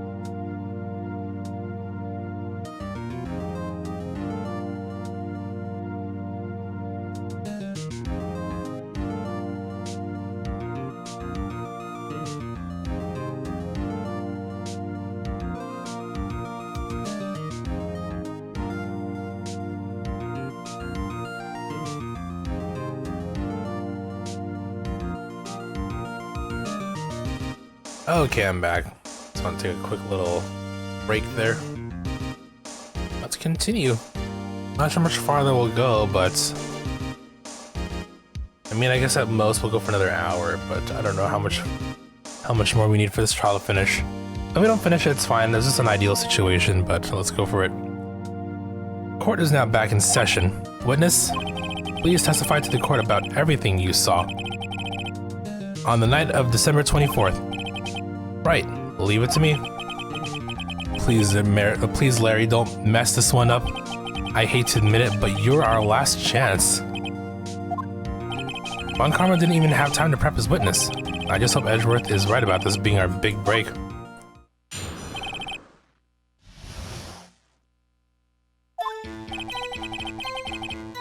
That night, I was out in the boat on the lake. But I was looking for something, and I found it. So I quickly slipped the boat back in the rental shop dock. Then just as I was thinking about going home, I heard this bang. I looked out over the lake, but I didn't see a boat. So after I heard that single gunshot, I went home.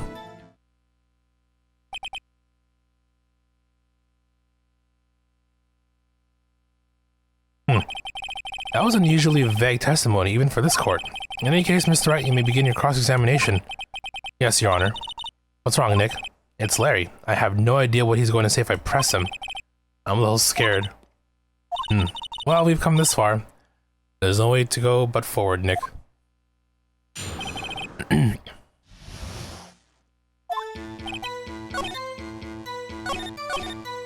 So, single gunshot. I know Lotta mentioned 2. He's gonna drop the biggest piece of info without realizing his name. We're gonna find out. I think we could just present the fact that Lotta heard 2 shots. Objection! You said he only heard 1. Wait a sec, Larry. What? You only heard 1 bang. You sure? That's what I said. But Miss Lotta Hart testified yesterday that she heard 2 bangs. And the old man just now said the same thing. They both heard 2 gunshots that night. Huh? Were you even listening? Were you paying attention at all to what they said? Yo, Nick, please. Huh? You know, something's been bothering me. I'm a witness, see? I'm like a customer here. So you gotta treat me with nice and stuff, okay? Mr. Butts. What? You only heard 1 gunshot, are you sure? Well, to tell you the truth, I'm not sure. Huh? Not sure? How could you not be sure? Yeah, well, I might have missed the other gunshot. I was, listening to something else. Something else? My radio, dude, with my headphones. What?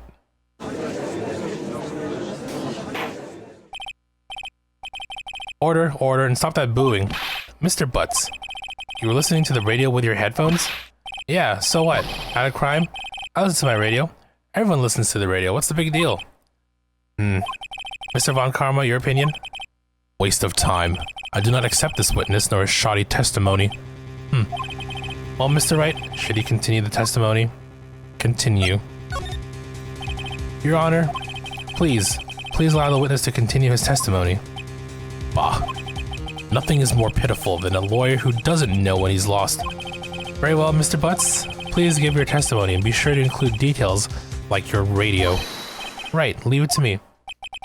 I wouldn't if there were any other way out of this, believe me.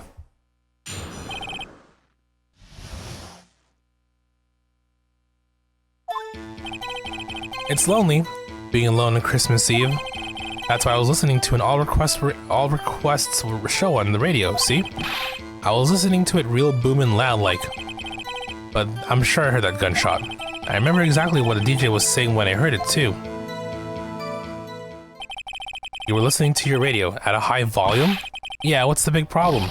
Can a man listen to his radio in peace? Isn't this a free country?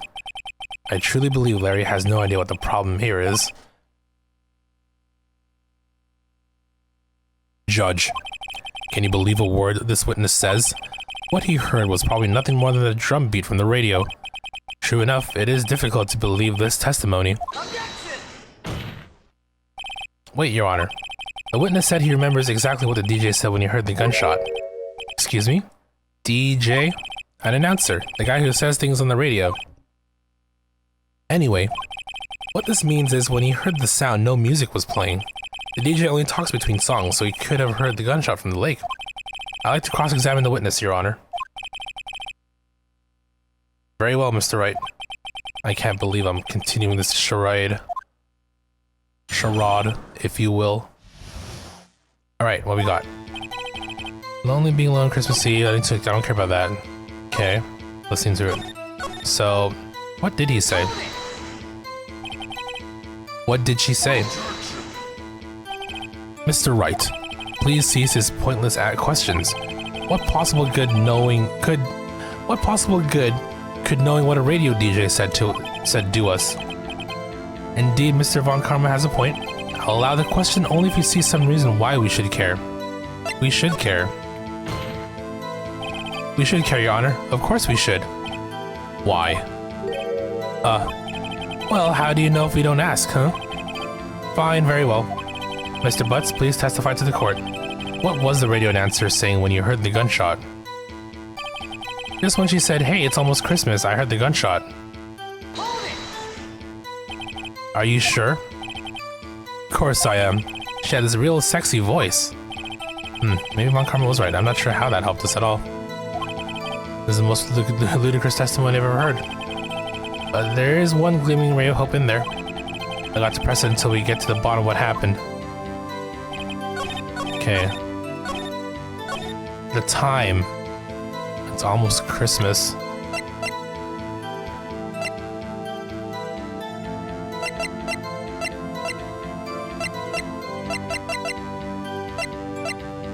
Two gunshots after midnight.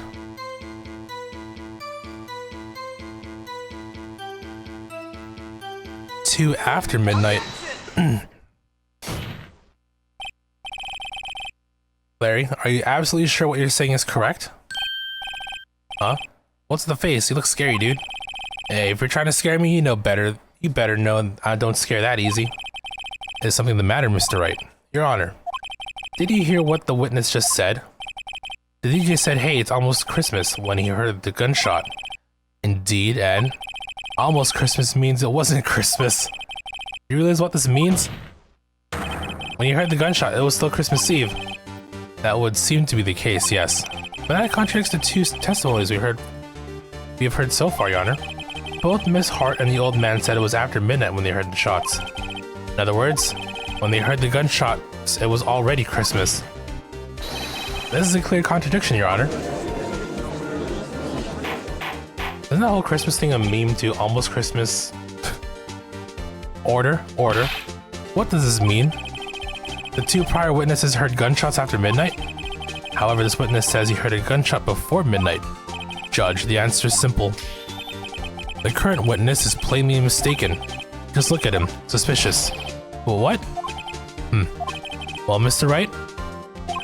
What do you think about Mr. Butts' claim he heard the gunshot before midnight? Larry's right. Larry's not mistaken, Your Honor. He heard that gunshot before midnight. Intriguing. I'm assuming you have evidence for this wild claim. Show me evidence there was a gunshot before midnight. Yeah, the blank photo that Lotta gave us. Look at this photograph. This was taken by our witness yesterday, Miss Lotta Hart, with her automatic camera. The timestamp on the photo reads December 24, 11:50 p.m. Oh. But there's nothing on the lake in this picture. Your Honor, the real issue here is not why nothing is shown in this photograph. It is why this photograph exists at all. What do you mean? Your Honor, this photograph was taken by an automatic camera. That camera was set to go off in response to loud noises. Aha. Correct. There was a loud noise on the lake at 11:50 p.m. That is why this photograph was taken. In other words, when Larry heard that gunshot, it was most definitely still Christmas Eve. Indeed, it would seem that is the case. Then where does that leave us?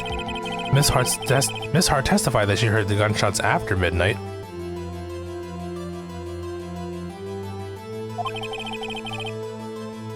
Are you claiming she was mistaken? Not at all, Your Honor. It is the fact that the camera also triggered at 15 minutes after midnight. Your Honor, that night there were 2 sets of gunshots with a 25-minute pause between them. Why would this be? Don't be fooled, Judge. That camera was set to respond to loud noises. Yes. There is no proof that the loud noise at 11:50 was a gunshot. Why, the witness could have sneezed, triggering the camera. Hey, my nose was clear that night, man. Clear. Well, Mr. Wright? There's no turning back now. Can you prove that the loud noise at 11:50 was indeed a gunshot? I think we might be able to. Let's run through the proofs.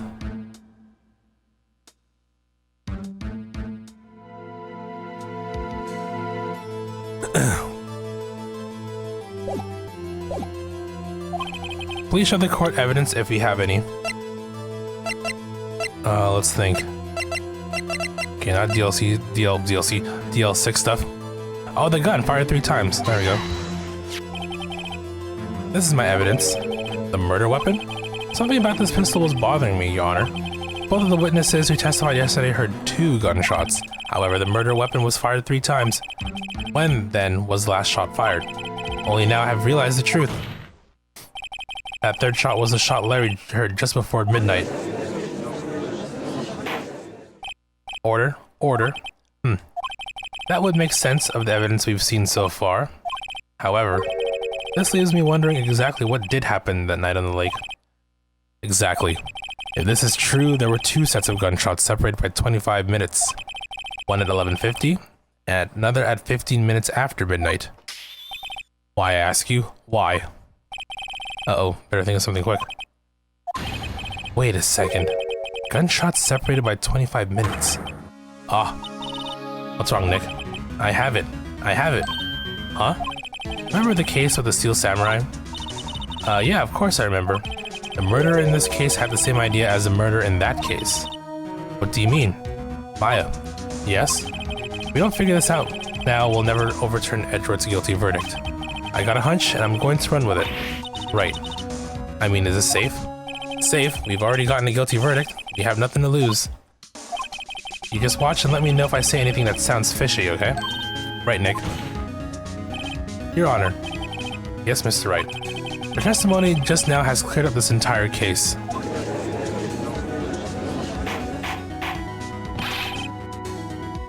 What do you mean, Mr. Wright?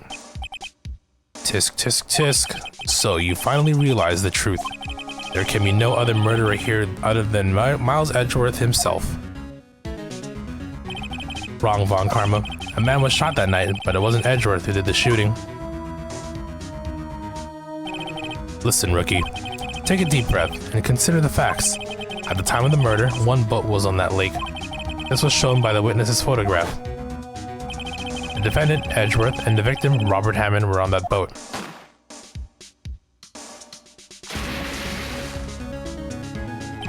There was a gunshot fired on the boat, and Robert Hammond fell into the lake.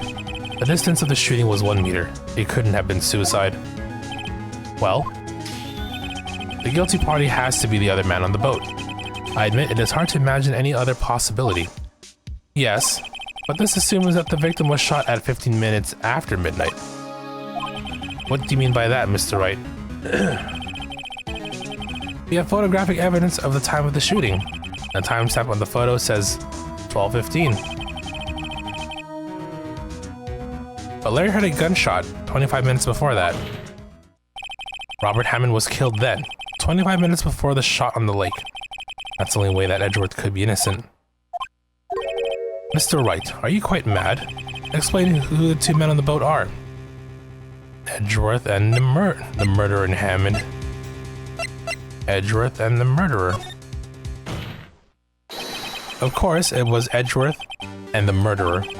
After the murderer killed Robert Hammond at 11:50, he assumed the guise of Mr. Hammond and met Edgeworth.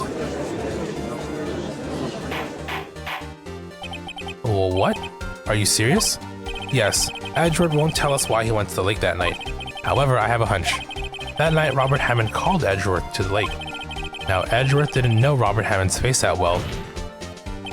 That's why he didn't suspect anything when the murderer took Robert Hammond's place. I'm not sure what to make of all this. Ludicrous. Mr. Wright, tell us the name of the murderer then. The murderer's name? Right, it's... Lotta Hart. Oh shoot, I didn't mean to do that. Whoops. Oh yes. Okay, no. Hold on. I didn't mean to press that. I meant to press down.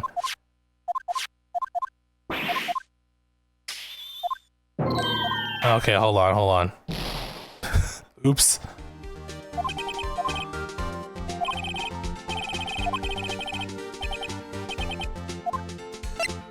There we go. Actually, I don't know the murderer's name. You don't know? Bah, again you waste my time. I don't know because he never told us. The murderer is the caretaker of the boat shop, that old man. At 11:50, he was the one who killed Robert Hammond. The caretaker of the boat shop? Where did he do this? There wasn't any boats on the lake then. Why would he have to go all the way out on the lake just to shoot someone? May I suggest that the real scene of this crime was not on a boat? What? Well then, where did the murder take place? Show the judge whether, probably at the boat shack or nearby. Take that! Here, of course, the boat shop where he lives. That way, he can meet the victim without anyone seeing. Do you have proof that the boat shop was the scene of the crime? Recall Larry's testimony, if you will.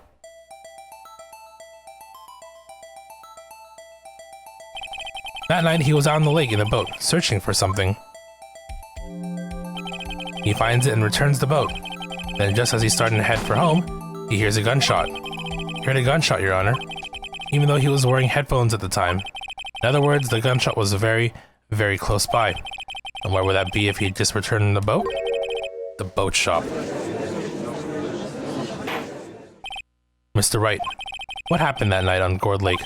Please tell the court from the beginning. Yes, Your Honor. Nick, are you sure about this? Not really. But I think if I start at the very beginning, and I take it slow, I might just be able to figure this out. Bluffing. Anime court.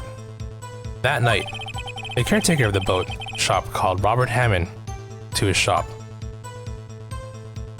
Oh, that scene.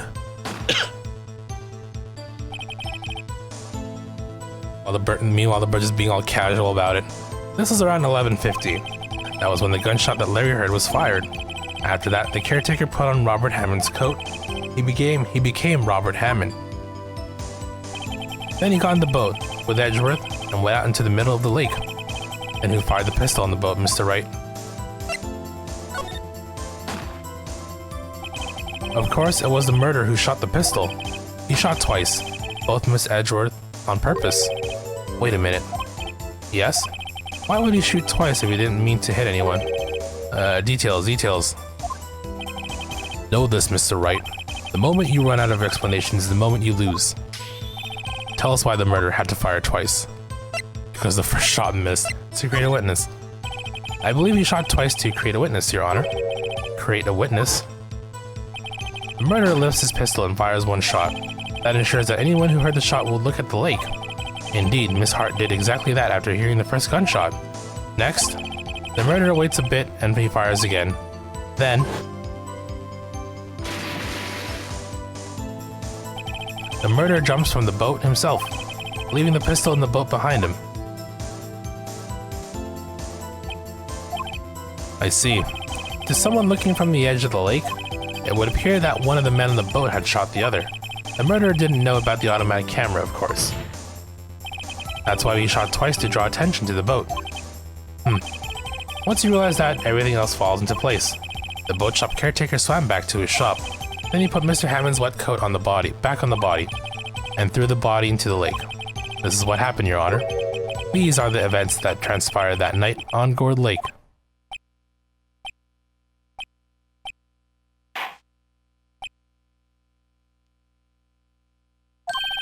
Bailiff, bring out the witness from before. The boat shop caretaker, quickly.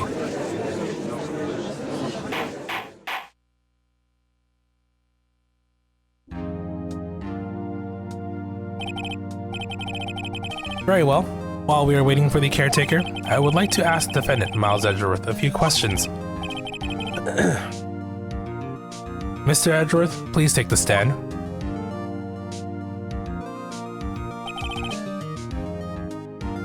Mr. Edgeworth, you heard what the defense had said? Yes. Well, why did you go to the lake that night? What Wright has said was mostly correct. Astonishingly so, actually. Yes. Several days ago, I received a letter. The letter was signed Robert Hammond. He asked me to come to the boat shop by the lake at midnight on Christmas Eve. He said he had something very important to discuss with me. Something important? I'm sorry, I can't say what it was. Your Honor, sir. Bailiff, we are conducting a trial here. I ask that you remain quiet. The witness has disappeared. He isn't at the boat shop either. What? What should I do? Find him quickly. We cannot allow him to get away.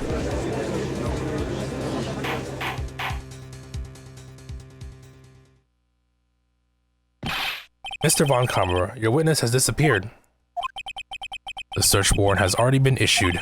It goes without saying that I cannot declare a verdict under these circumstances. I will extend the trial until tomorrow, the final day allowed. I request that the police department utilize all its forces to find that witness. Am I understood? One more thing. Just who is that boat shop caretaker? I think his identity has become very important to this trial. I want him, and I want to know who he is. Very well. Court is adjourned.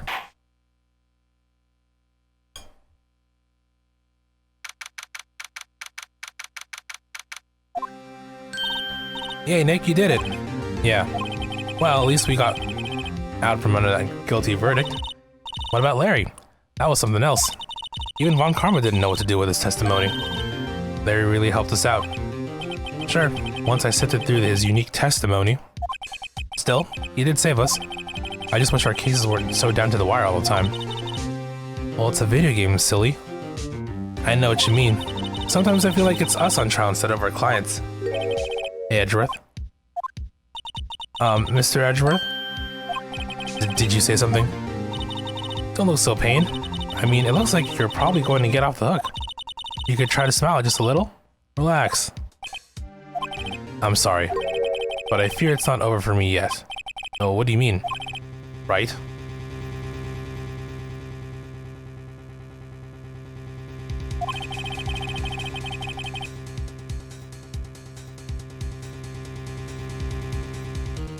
There's something that's been bothering me for a long time now, and I don't know whether or not to tell you. Edgeworth? I love you. No, there's so little time left. I want to tell you, to get off my chest, but... I can't make up my mind. What is it about, Edgeworth? It's a nightmare I've had. A memory of a crime that I committed. A crime you committed. A memory of a murder.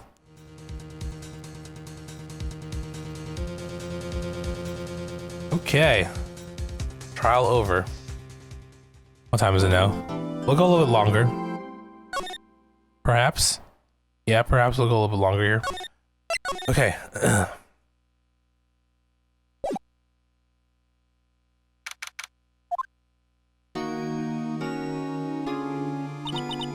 What was Mr. Edgeworth talking about? A memory of a crime that I committed. A memory of murder. Do you really think Mr. Edgeworth killed? I don't believe it. Not Edgeworth. Some painful memories has been troubling him recently, but he never takes someone's life. Never. Nick. Yo, how's everyone doing? What do you think of my performance today? I had him swooning in the aisles. Huh, Maya? Swooning? Me? Oh yes, I do remember feeling faint. Right on, tell me the truth. It was like love at first sight, right? Right, Nick? Huh? Me? Well, maybe my heart skipped a beat or two. I think you can do better than that. Come on, I saved Edgeworth in there, dude. Edgy. You guys should be bowing before me. Yeah, bow before your hero. Larry, you really helped out in the trial today. You did? You weren't there? Larry, I'm sure Mr. Edgeworth would have been found guilty. But seriously, Nick, that boat shop caretaker guy is pretty suspicious. But Edgy ain't off the hook yet. Way to spoil the mood, Larry. Hey, I'm just a guy sitting in the audience, you know? But from where I was sitting, Edgy seemed pretty... edgy. I mean, can you really know he's telling the truth about that night? Nick? I don't know. But what I do know is, I'm going to believe in you two until the end. Us two? Edgeworth, and who else? You mean me, right? Nah, he means me. Right, Nick? Yeah, you, Larry. Not me. But why you, Larry? Huh? Actually, yeah. Why me, Nick? Enough with the silent treatment. Nick, why do you trust Mr. Edgeworth so much? I mean, he's changed recently, true. But when we first met him, he was kind of a jerk, don't you think? You didn't know him back then. You didn't know him.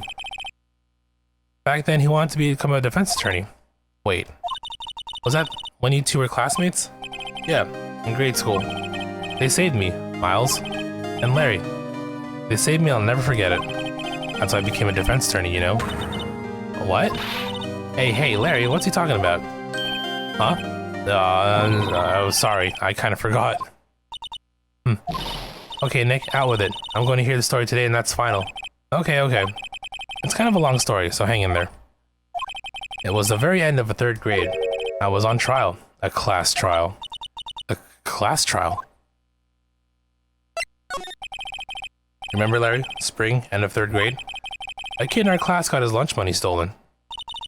Lunch money? Our school was really small.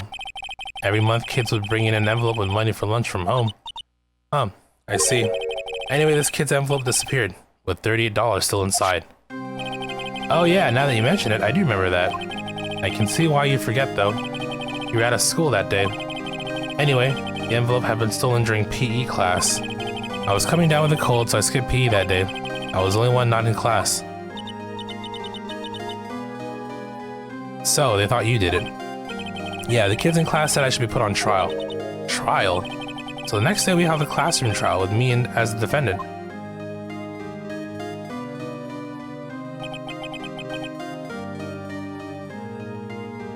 I didn't do it. Guilty, he did it. It was you, thief. You're the moneybacker, such a mean, and no one play with him. We're not gonna play with you anymore. Yeah, no borrowing my eraser. You shouldn't be allowed in the relay race or on the library committee. Came back to 50 cents I owned you. Oh my god. Children are savage. Now, Phoenix, you know you shouldn't steal people's money. It's not right. The teacher even dogpiled on too. In the end, even the teacher thought I'd done it. Go over and apologize, Phoenix. Damn, that's like trauma for a kid. I didn't know what was happening. I was so sad, I couldn't stop crying. Everyone was staring at me like I'd done it. I tried to apologize. I went to where the boy whose money had been stolen was sitting. And that's when it happened. Objection. You shouldn't have to apologize. The only thing that belongs in the trial is evidence. Anything else has no place. You should all be ashamed. Amateurs. Miles? Hell yeah. Miles, like, the only like, what, 3rd grade, so like 7? Only 7-year-old with brains. But then again, they're all 7 years old, so... It wasn't you who stole my money, was it? No. You shouldn't apologize. Everyone's been shouting you did it, but no one has any proof. That is why, Your Honor, this boy is innocent. But Miles, it was your money that was stolen. Yeah, he did it. He's the one. We don't need proof. Why don't y'all just shut up? Is that Larry? What's he wearing?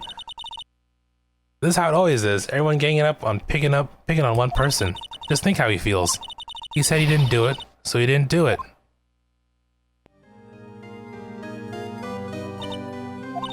Very well. I will replace the money myself. The teacher took it. It was the teacher. She stole the money. This class trial is over. That's how it happened. After that, the 3 of us were the best of friends. Wow, I had no idea.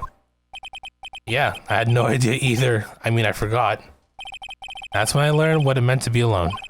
Totally alone without a friend in the world. You did a good thing, Larry. Yeah, well, I was just lucky that I took the day off from school.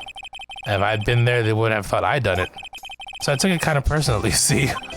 When someone smells, it's usually the butts. Anyway, Edgeworth and I talked after that class trial. That's when I heard his father was a defense attorney. I remember his eyes would shine when he talked about his father. For a child, he has really big fingers, doesn't he? I'm going to be a defense attorney, just like my father. A famous defense attorney. Then a few months later, he suddenly transferred to another school. The DL6 incident. Right. I'm not sure, but the transfer probably had something to do with his father's death. That's so sad.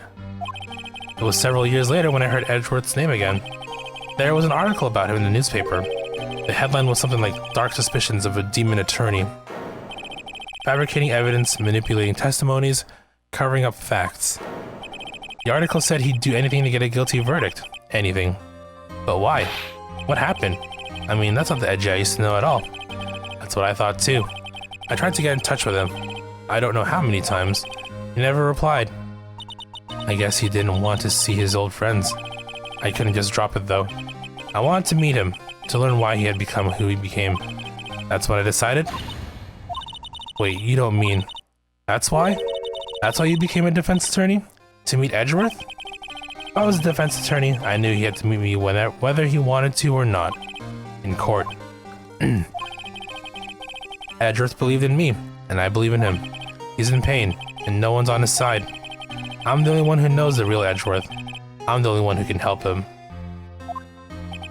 Whoa, Nick. So is that why you helped me out for free? Yes. I helped you because I believed in you. Except I don't remember saying I'd do it for free. Aw, Nick. We have to save Mr. Edgeworth. If it's the last thing we do. Okay? Right. It may very well be. It very well may be. But there's that rental boat shop caretaker. We need to find out who or what he is. I'd sell for who.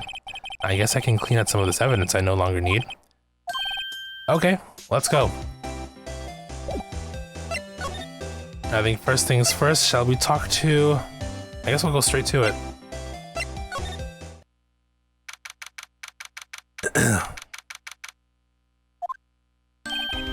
Hey pal, long time no see.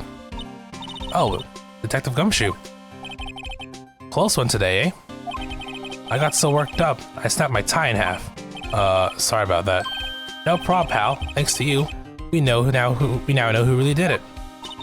You mean the boat shop caretaker? Look, I'll make you a promise. I'll have that scoundrel in my custody by trial time tomorrow. Come what may. It's my duty to you as a police officer. And I'm off to catch me a criminal. Detective Gumshoe sure is active today. Oh, one other thing. No one can go into the woods today. The woods? Where Lotta was camping? The woods are off limits to camping, and apparently the park ranger found out. He got pretty mad. No one can go in for a while. I guess Lotta's in a lot of trouble, huh? Anyway, I'll be seeing you tomorrow.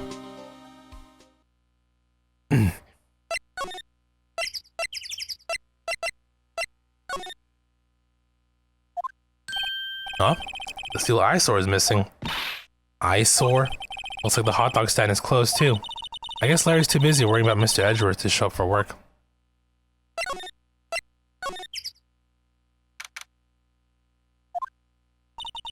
That old caretaker got away. Yep. I never imagined he might be the real murderer. I know that clearing of the throat anywhere. Ah, hello. What might you be doing here? Out for a walk, hmm? Ah, the days of my youth, like the scent of a fresh lemon. You see? Mr. Grossberg, this is no time for idle reminiscing. Mr. Edgeworth's trial ends tomorrow. That is true, yes. But from what I saw of today's trial, Edgeworth should be fine, right? Well, I'm not so sure about that. Oh, what do you mean by that? Well, I'm not sure. If you find anything out, come by my office at once. I may be able to offer you some assistance. Thanks. Bye. What do you think? What do you think Mr. Grossberg was doing here anyway? Who knows? Could be a walk. Let's break into the shack. Nobody's home. Hello, hello. Hey, it's Polly. I wonder where your owner's gone, Polly. Hello, hello. I can't believe he'd run off and leave his poor parrot to fend for herself. Hello, hello. Squawk.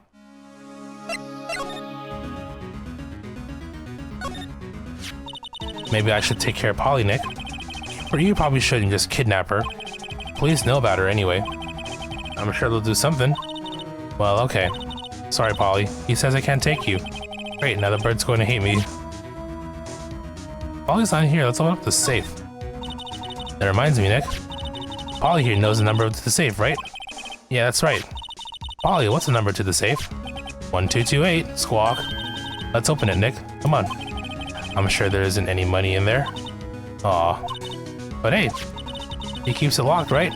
So there must be something of value in there. I'm not so sure. Okay, Nick, let's see what's in there. I guess it might be a clue or two. The only thing in here is a letter. A letter? Aw, boring. There's no name or signature on this thing. It's handwritten in very precise, clear letters. Get your revenge on Miles Edgeworth. Edgeworth? Nick, why would Mr. Edgeworth's name be on there? How should I know? I'm going to read the whole thing. Get your revenge on Miles Edgeworth. It also says this is your last chance. Now's the time to get revenge on the two men who ruined your life. The rest of the letter goes on to describe the murder plot in detail, how to kill Robert Hammond and frame Edgeworth, calling Edgeworth out to the lake, getting on the boat, firing twice. This is exactly what I figured out today in court. It's all here, in perfect detail. What do you think it means, Nick? I don't know, but it looks like these are instructions for that caretaker. When he killed Robert Hammond and called out Edgeworth, he was following instructions. But who could have written that letter? And what does it mean to get revenge on Miles Edgeworth? Look, I don't know, okay? But one thing's for certain, this letter is an amazing clue. Hey, you better protect that. Alright, let's get out of here.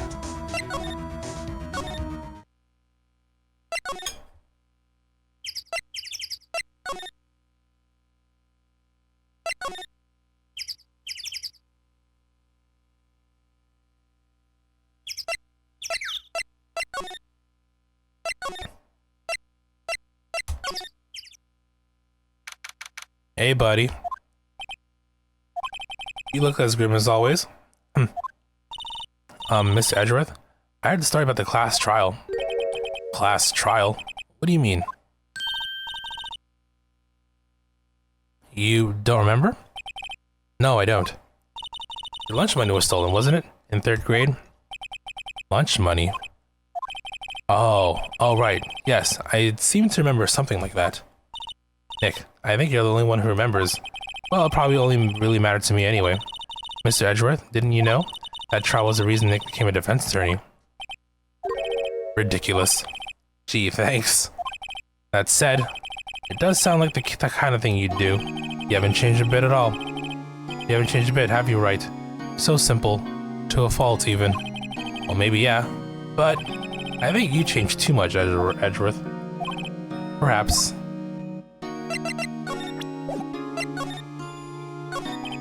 Hey, Edgeworth, why did you become a prosecutor anyway? You used to look up to your dad. You said you wanted to become a defense attorney, right? I couldn't let myself deny reality like you. What do you mean? My father was taken from me, and you want me to defend criminals? I'm sorry, Wright, but I'm not that good of a person. One suspect was apprehended in your father's murder, right? Yes, the man trapped in the elevator with my father. His name was Yanni Yogi Bear. He had to be the shooter anyway you look at it. I mean, you see him take those picnic baskets? Yet he was found innocent. That defense attorney got him off the hook. That would be Robert Hammond. On that day 15 years ago, the three of us were trapped in that elevator for 5 hours. We were rescued. We all suffered oxygen deprivation. I had lost all memory of the murder. Lost your memory? Even now, I can't recall what happened in that elevator. That was the crux of Yogi's attorney's argument in court. He claimed Yanni Yogi had not been of sound mind due to the oxygen deprivation. Yogi was released due to lack of evidence. Innocent. That's when I changed my mind. I started to hate defense attorneys. What's your relationship with Von Karma? He's my teacher and a man who deserves respect. I learned everything I know about courtroom techniques from him. So he's like my sister was to you, Nick. He is a perfectionist in all things. In court, in his personal life, he is obsessed with doing everything perfectly. Perfectly, huh? In all the cases he has taken on, none were left unsolved, and not one suspect was declared innocent, ever. But that's... I know. It's possible some of the suspects were indeed innocent. However, it is impossible for us to accurately determine that in every case. All that Von Karma does is his job to find the suspect guilty perfectly. In any case, it is nigh well impossible to find a weakness in him. Should a weakness appear, he would do everything in his power to make it go away. Edgeworth? If what you're saying is true, then you're headed for a guilty sentence tomorrow. He's right. Now is not the time to praise the enemy, Mr. Edgeworth. It's a strange situation in which I find myself, I'll admit. No kidding. Check this out. Edgeworth, see this letter? This came out of the safe in the shack where that boat rental caretaker lives. You see. Revenge? On me? Who's that old guy anyway? I don't know. Could he be an innocent defendant you got declared guilty or something? Nice, right. But I don't remember that, old man. Not at all. So he was following this letter then. Which means there was someone else behind it. Now's the time to get revenge on the two men who ruined your life. Two men. Meaning myself and Robert Hammond. It also says this is your last chance. Last chance? Wait, maybe. Maybe he's talking about the statute of limitations on the DL6 incident. Wait, that old man.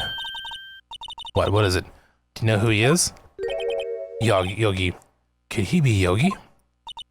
Yogi? The suspect in the DLC6 incident, the one who was found innocent. Yanni Yogi was a court bailiff at the time. We just happened to be in that elevator together 15 years ago.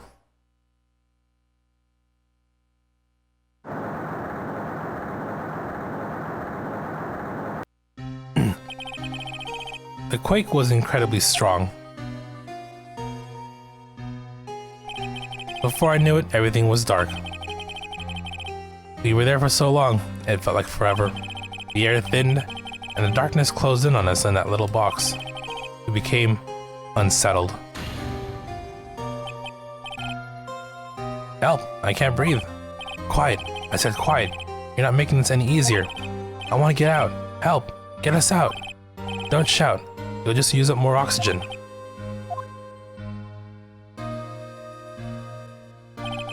That's all I remember.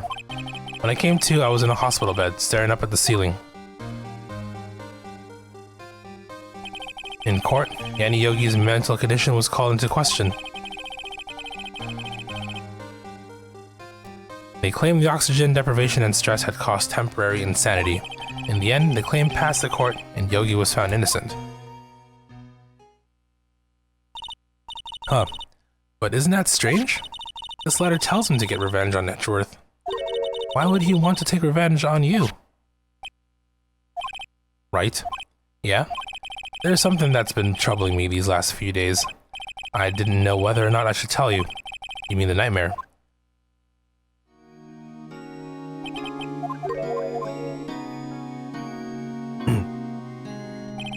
I think the time has come to tell all. For the last 15 years, I've had the same dream almost every night. I wake up in a fearful sweat every time. What kind of dream? It's a dream about my father's killing. In the dark. Help! I can't breathe. Right, we did see this. Don't shout, you'll just use up more oxygen. I can't breathe. You're using up my air. Well, what? Stop breathing my air. I'll stop you. What? What are you? Stop breathing my air. No, Father. He's attacking Father. And I see the pistol lying by my feet. I don't know if it was evidence from that day in court or the bailiffs. In a daze, I pick up the pistol. Get away. Get away from my father.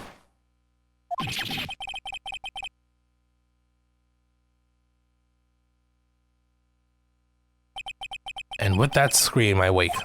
It's a bone-chilling scream. A scream that has rung in my ears for the past 15 years.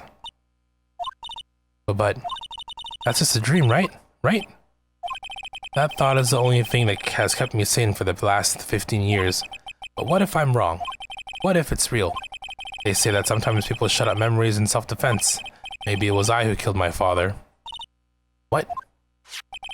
If you think about it that way, this letter makes sense. Get your revenge on Miles Edgeworth. Think about it. Yogi was really innocent. That's why he wanted revenge against me.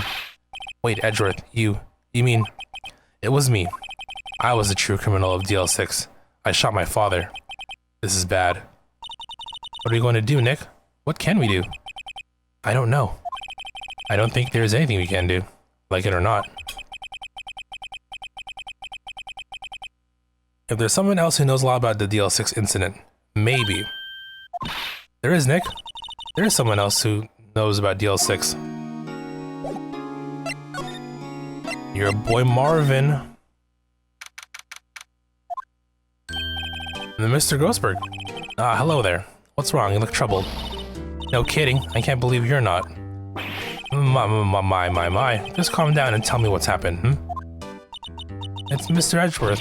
He...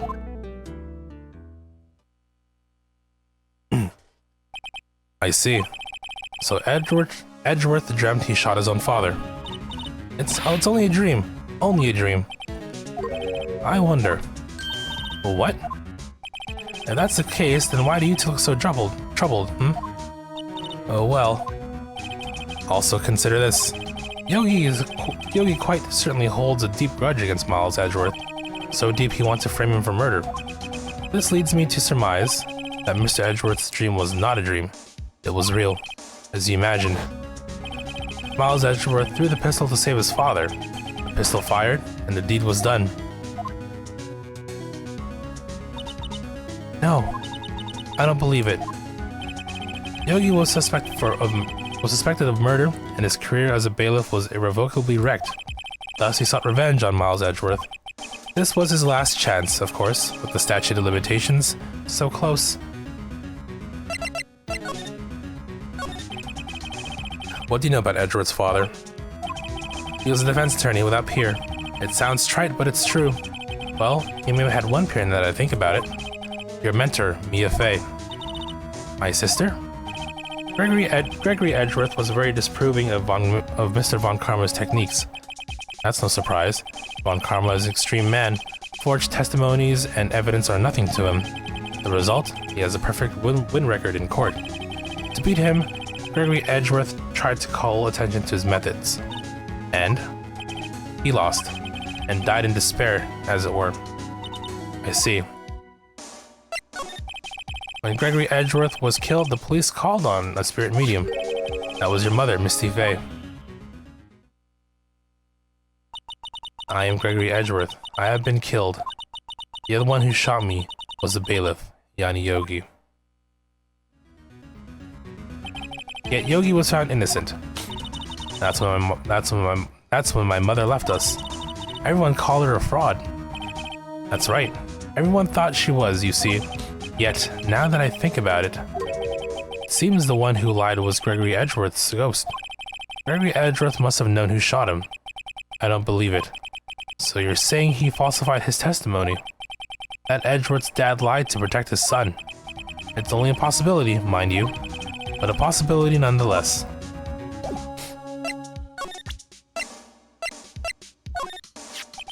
Oh, so this is the letter?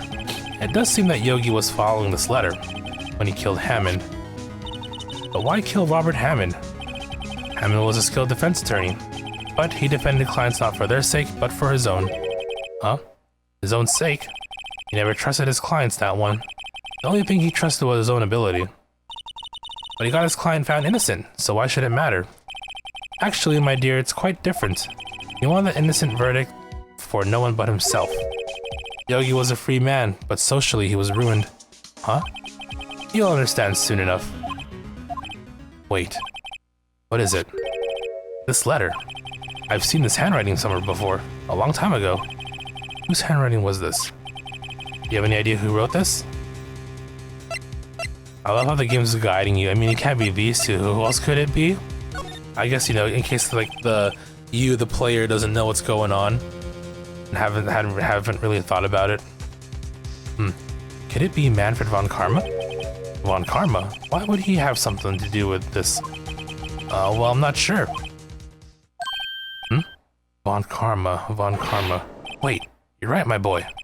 This is Von Karma's handwriting, I'm sure of it. I used to see it all the time on court reports. What? Well, but that means the one who told Mr. Yogi to kill was... Correct, Manfred von Karma himself. What does this mean then? Why would Von Karma want to frame Edgeworth? If it truly was Von Karma who wrote this letter, then he would know the truth. He would know that Miles Edgeworth had accidentally killed his own father. He'll say as much tomorrow in court, I should think. He'll press the point until the court finds Miles Edgeworth guilty. Oh no. But how could Von Karma have known about Mr. Edgeworth's past like that? Even Mr. Edgeworth thought it was just a nightmare. That I do not know. Yet I do know that Von Karma is both persistent and a perfectionist. He may be seeking to satisfy a grudge against Gregory Edgeworth by hurting his son. What do you mean? It was 15 years ago. Von Karma met Gregory Edgeworth in court, and Von Karma did win, but he didn't make it through the trial unscarred. What happened in the trial between Edgeworth's dad and Von Karma? Von Karma got the guilty verdict he wanted. He won the trial. But Gregory Edgeworth accused Von Karma of faulty evidence, and though he lost the trial, Mr. Edgeworth's accusation stood. Faulty evidence. It was the only penalty Von Karma has ever received in his career as a prosecutor. Gregory Edgeworth dealt a blow to his perfect trial record. Wow. It must have been quite a shock for Von Karma. He took a vacation for several months after that, you see. Vacation? Yes, unusual event for the man. That was the first and the last vacation he's taken in his many years of prosecuting. Really? He doesn't take vacations? Like go to the sea? Or to the mountains? Don't tell me he's ever been to Europe. You have strange ideas about vacations, Maya. There's only one place one should go for vacation. Japan? No. In any case, that was the only time he took a vacation from work. I believe the penalty upset him quite a lot. Odd. If he wanted to keep a perfect record so badly, why would he take such a long vacation? What do we do, Nick? Von Karma's going to bring up DL6, you know, you can bet on it. What if Mr. Edgeworth pleads guilty to DL6? I won't let him. Yes, Mr. Wright. I hate to say this, but even accidental murder is murder, you know. I know that. I just believe in Edgeworth's innocence. I can't believe he killed someone. But Nick, Mr. Edgeworth admits it himself. His father must have lied to protect him from beyond the grave. I don't care. I know he's not guilty. Mr. Wright, if you say so, I suppose I could go check again. The police files might hold something of interest. Mr. Grossberg, thank you. I can't promise anything. In fact, I think the chances of finding something are slim. I understand. Police materials.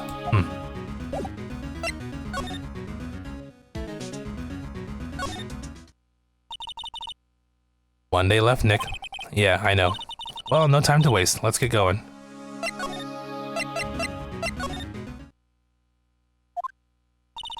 There's hardly anyone here. Everyone must be looking after the old guy, Yogi. Ah, it's you. I don't think Gumshoe will be coming back today. He's staying out late looking for someone. Sounds like Detective Gumshoe is pounding the pavement for real. We were wondering if we could check out the records room again. Well, no, I can't have just anyone wandering around in there. But I guess Mr. Von Karma is in there now anyway. You can go in as long as he's in there. Von Karma? Yes, he just arrived actually. Von Karma's in the records room. Nick, let's hurry.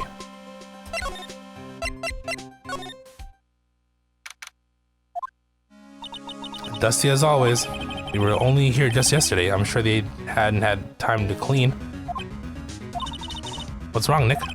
Nothing. I was just noticing that he isn't here. Von Karma. Huh? One of the drawers here is open. Someone must have been looking into it recently. The label says unsolved cases evidence. Unsolved cases? Nick, the file for DL6. It's completely empty. What? What are you doing in here? Eek.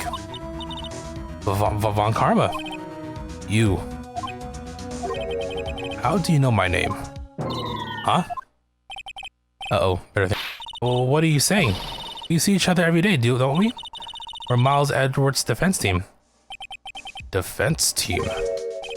I beg your pardon, you see, I rarely remember defense attorneys. They are like bugs to me, needless things to be crushed. I can see how this guy was Edgeworth's mentor. Let's have a rap, you and I. Mr. Edgeworth is your student, right? A romanticist who still can't shed that veneer of amateurism. Just like his father, always second rate. Mr. Von Karma. You had an axiogram with Mr. Gregory Edgeworth, didn't you? Me? A grudge against a mere defense attorney? Why? Because you dealt a blow to your otherwise perfect trial record. So you did. But what I don't get is, why did you take his son under your wing afterwards? The son of your most bitter rival. That, my dear attorney, is none of your business. Tomorrow will be the last day of this trial. It's been a while since I've had a defense attorney last this long. Still, you will lose in the end. Miles Edgeworth will admit his own guilt. His guilt of 15 years ago, you mean? You're quite the researcher. If you've done your homework so well, then certainly you must understand. You know what Miles Edgeworth will tell the court tomorrow? You were right. So Von Karma is going to bring up DL6 in court tomorrow.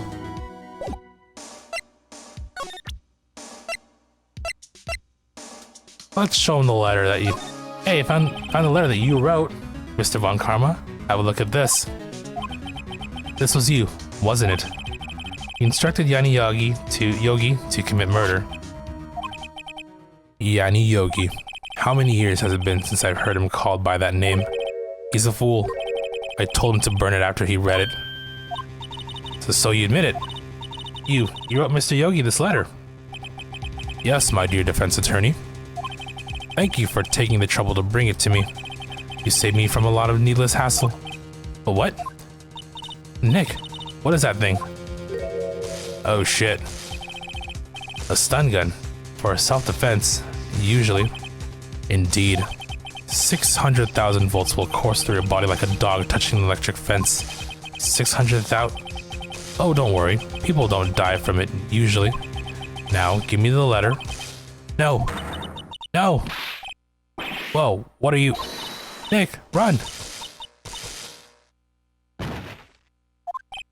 Maya! Out of my way. Like, did the police not hear that? You think they would come to, like, the records room when they hear, like, screaming and, you know, shocks. I guess it depends how far the records room is away. How far the records room is from, like, the... I mean, even then... Anime court. He got us. The letter's gone, of course. And he took the DL6 evidence. All of it. Back to having no clues. Wait. Maya jumped first. Maya! Is she okay? Maya! Maya, open your eyes. Maya! The letter. Did he take it? Huh? Oh. Yeah. Are you okay? Hi. I couldn't stop him. I jumped as fast as I could, but one shot from that thing knocked me out cold. You're a 17-year-old girl. You're expecting way too much of yourself, lady. I'm useless. I'm not good as a lawyer or a medium. Can't even call my sister. Not even now when we need her the most. I wish I hadn't woken up at all. Maya. There has to be some way I can help her. I better do something about her self-confidence first. Maya, she's holding something. What is that? A bullet? DL6 incident evidence number 7, taken from the heart of Gregory Edgeworth. I remember. Von Karma was holding this when Maya jumped him. I'll prove it to you, Maya. You're most definitely not useless. I'll prove it to you in court tomorrow.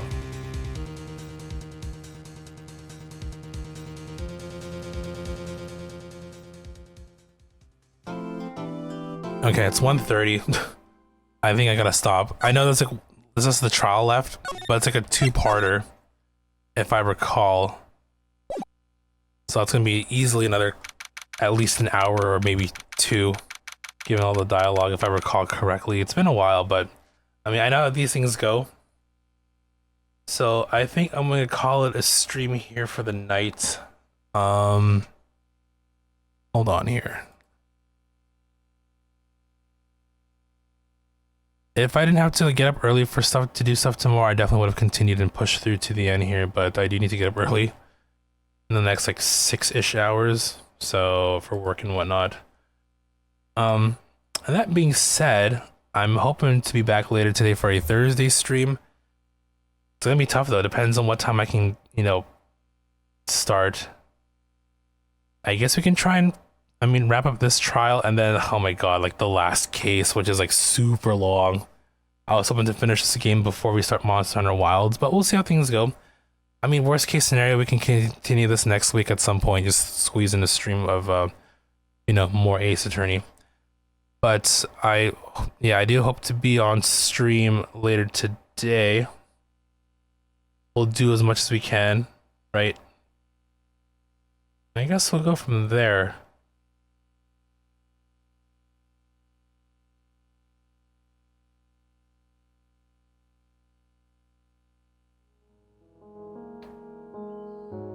So yeah, thank y'all for watching. Thank y'all for being here tonight. Whether you've been lurking or chatting or anything between your company is always appreciated as I continue to work through the good old backlog here.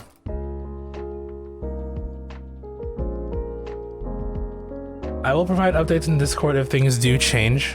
Let me see here. I was thinking about raiding somebody, but I think I'm just gonna go straight to bed because I need to get some sleep. We'll find someone next time, especially if I'm able to, like, you know, stay up later. But yeah, good work today, everybody. We did a lot of trial today. I guess we'll just go from there, right? Again, if things do change, I'll let you know in the Discord, and we'll just, you know, play it by ear. But yeah, again, the expectations that I do stream later today for a Thursday stream, and then Friday. I don't know how Friday's gonna work. Some things have changed. Some things have came up. But I do want to stream some Monster Hunter Wilds for sure. I just don't know when I'm going to be doing it. Might be during the day.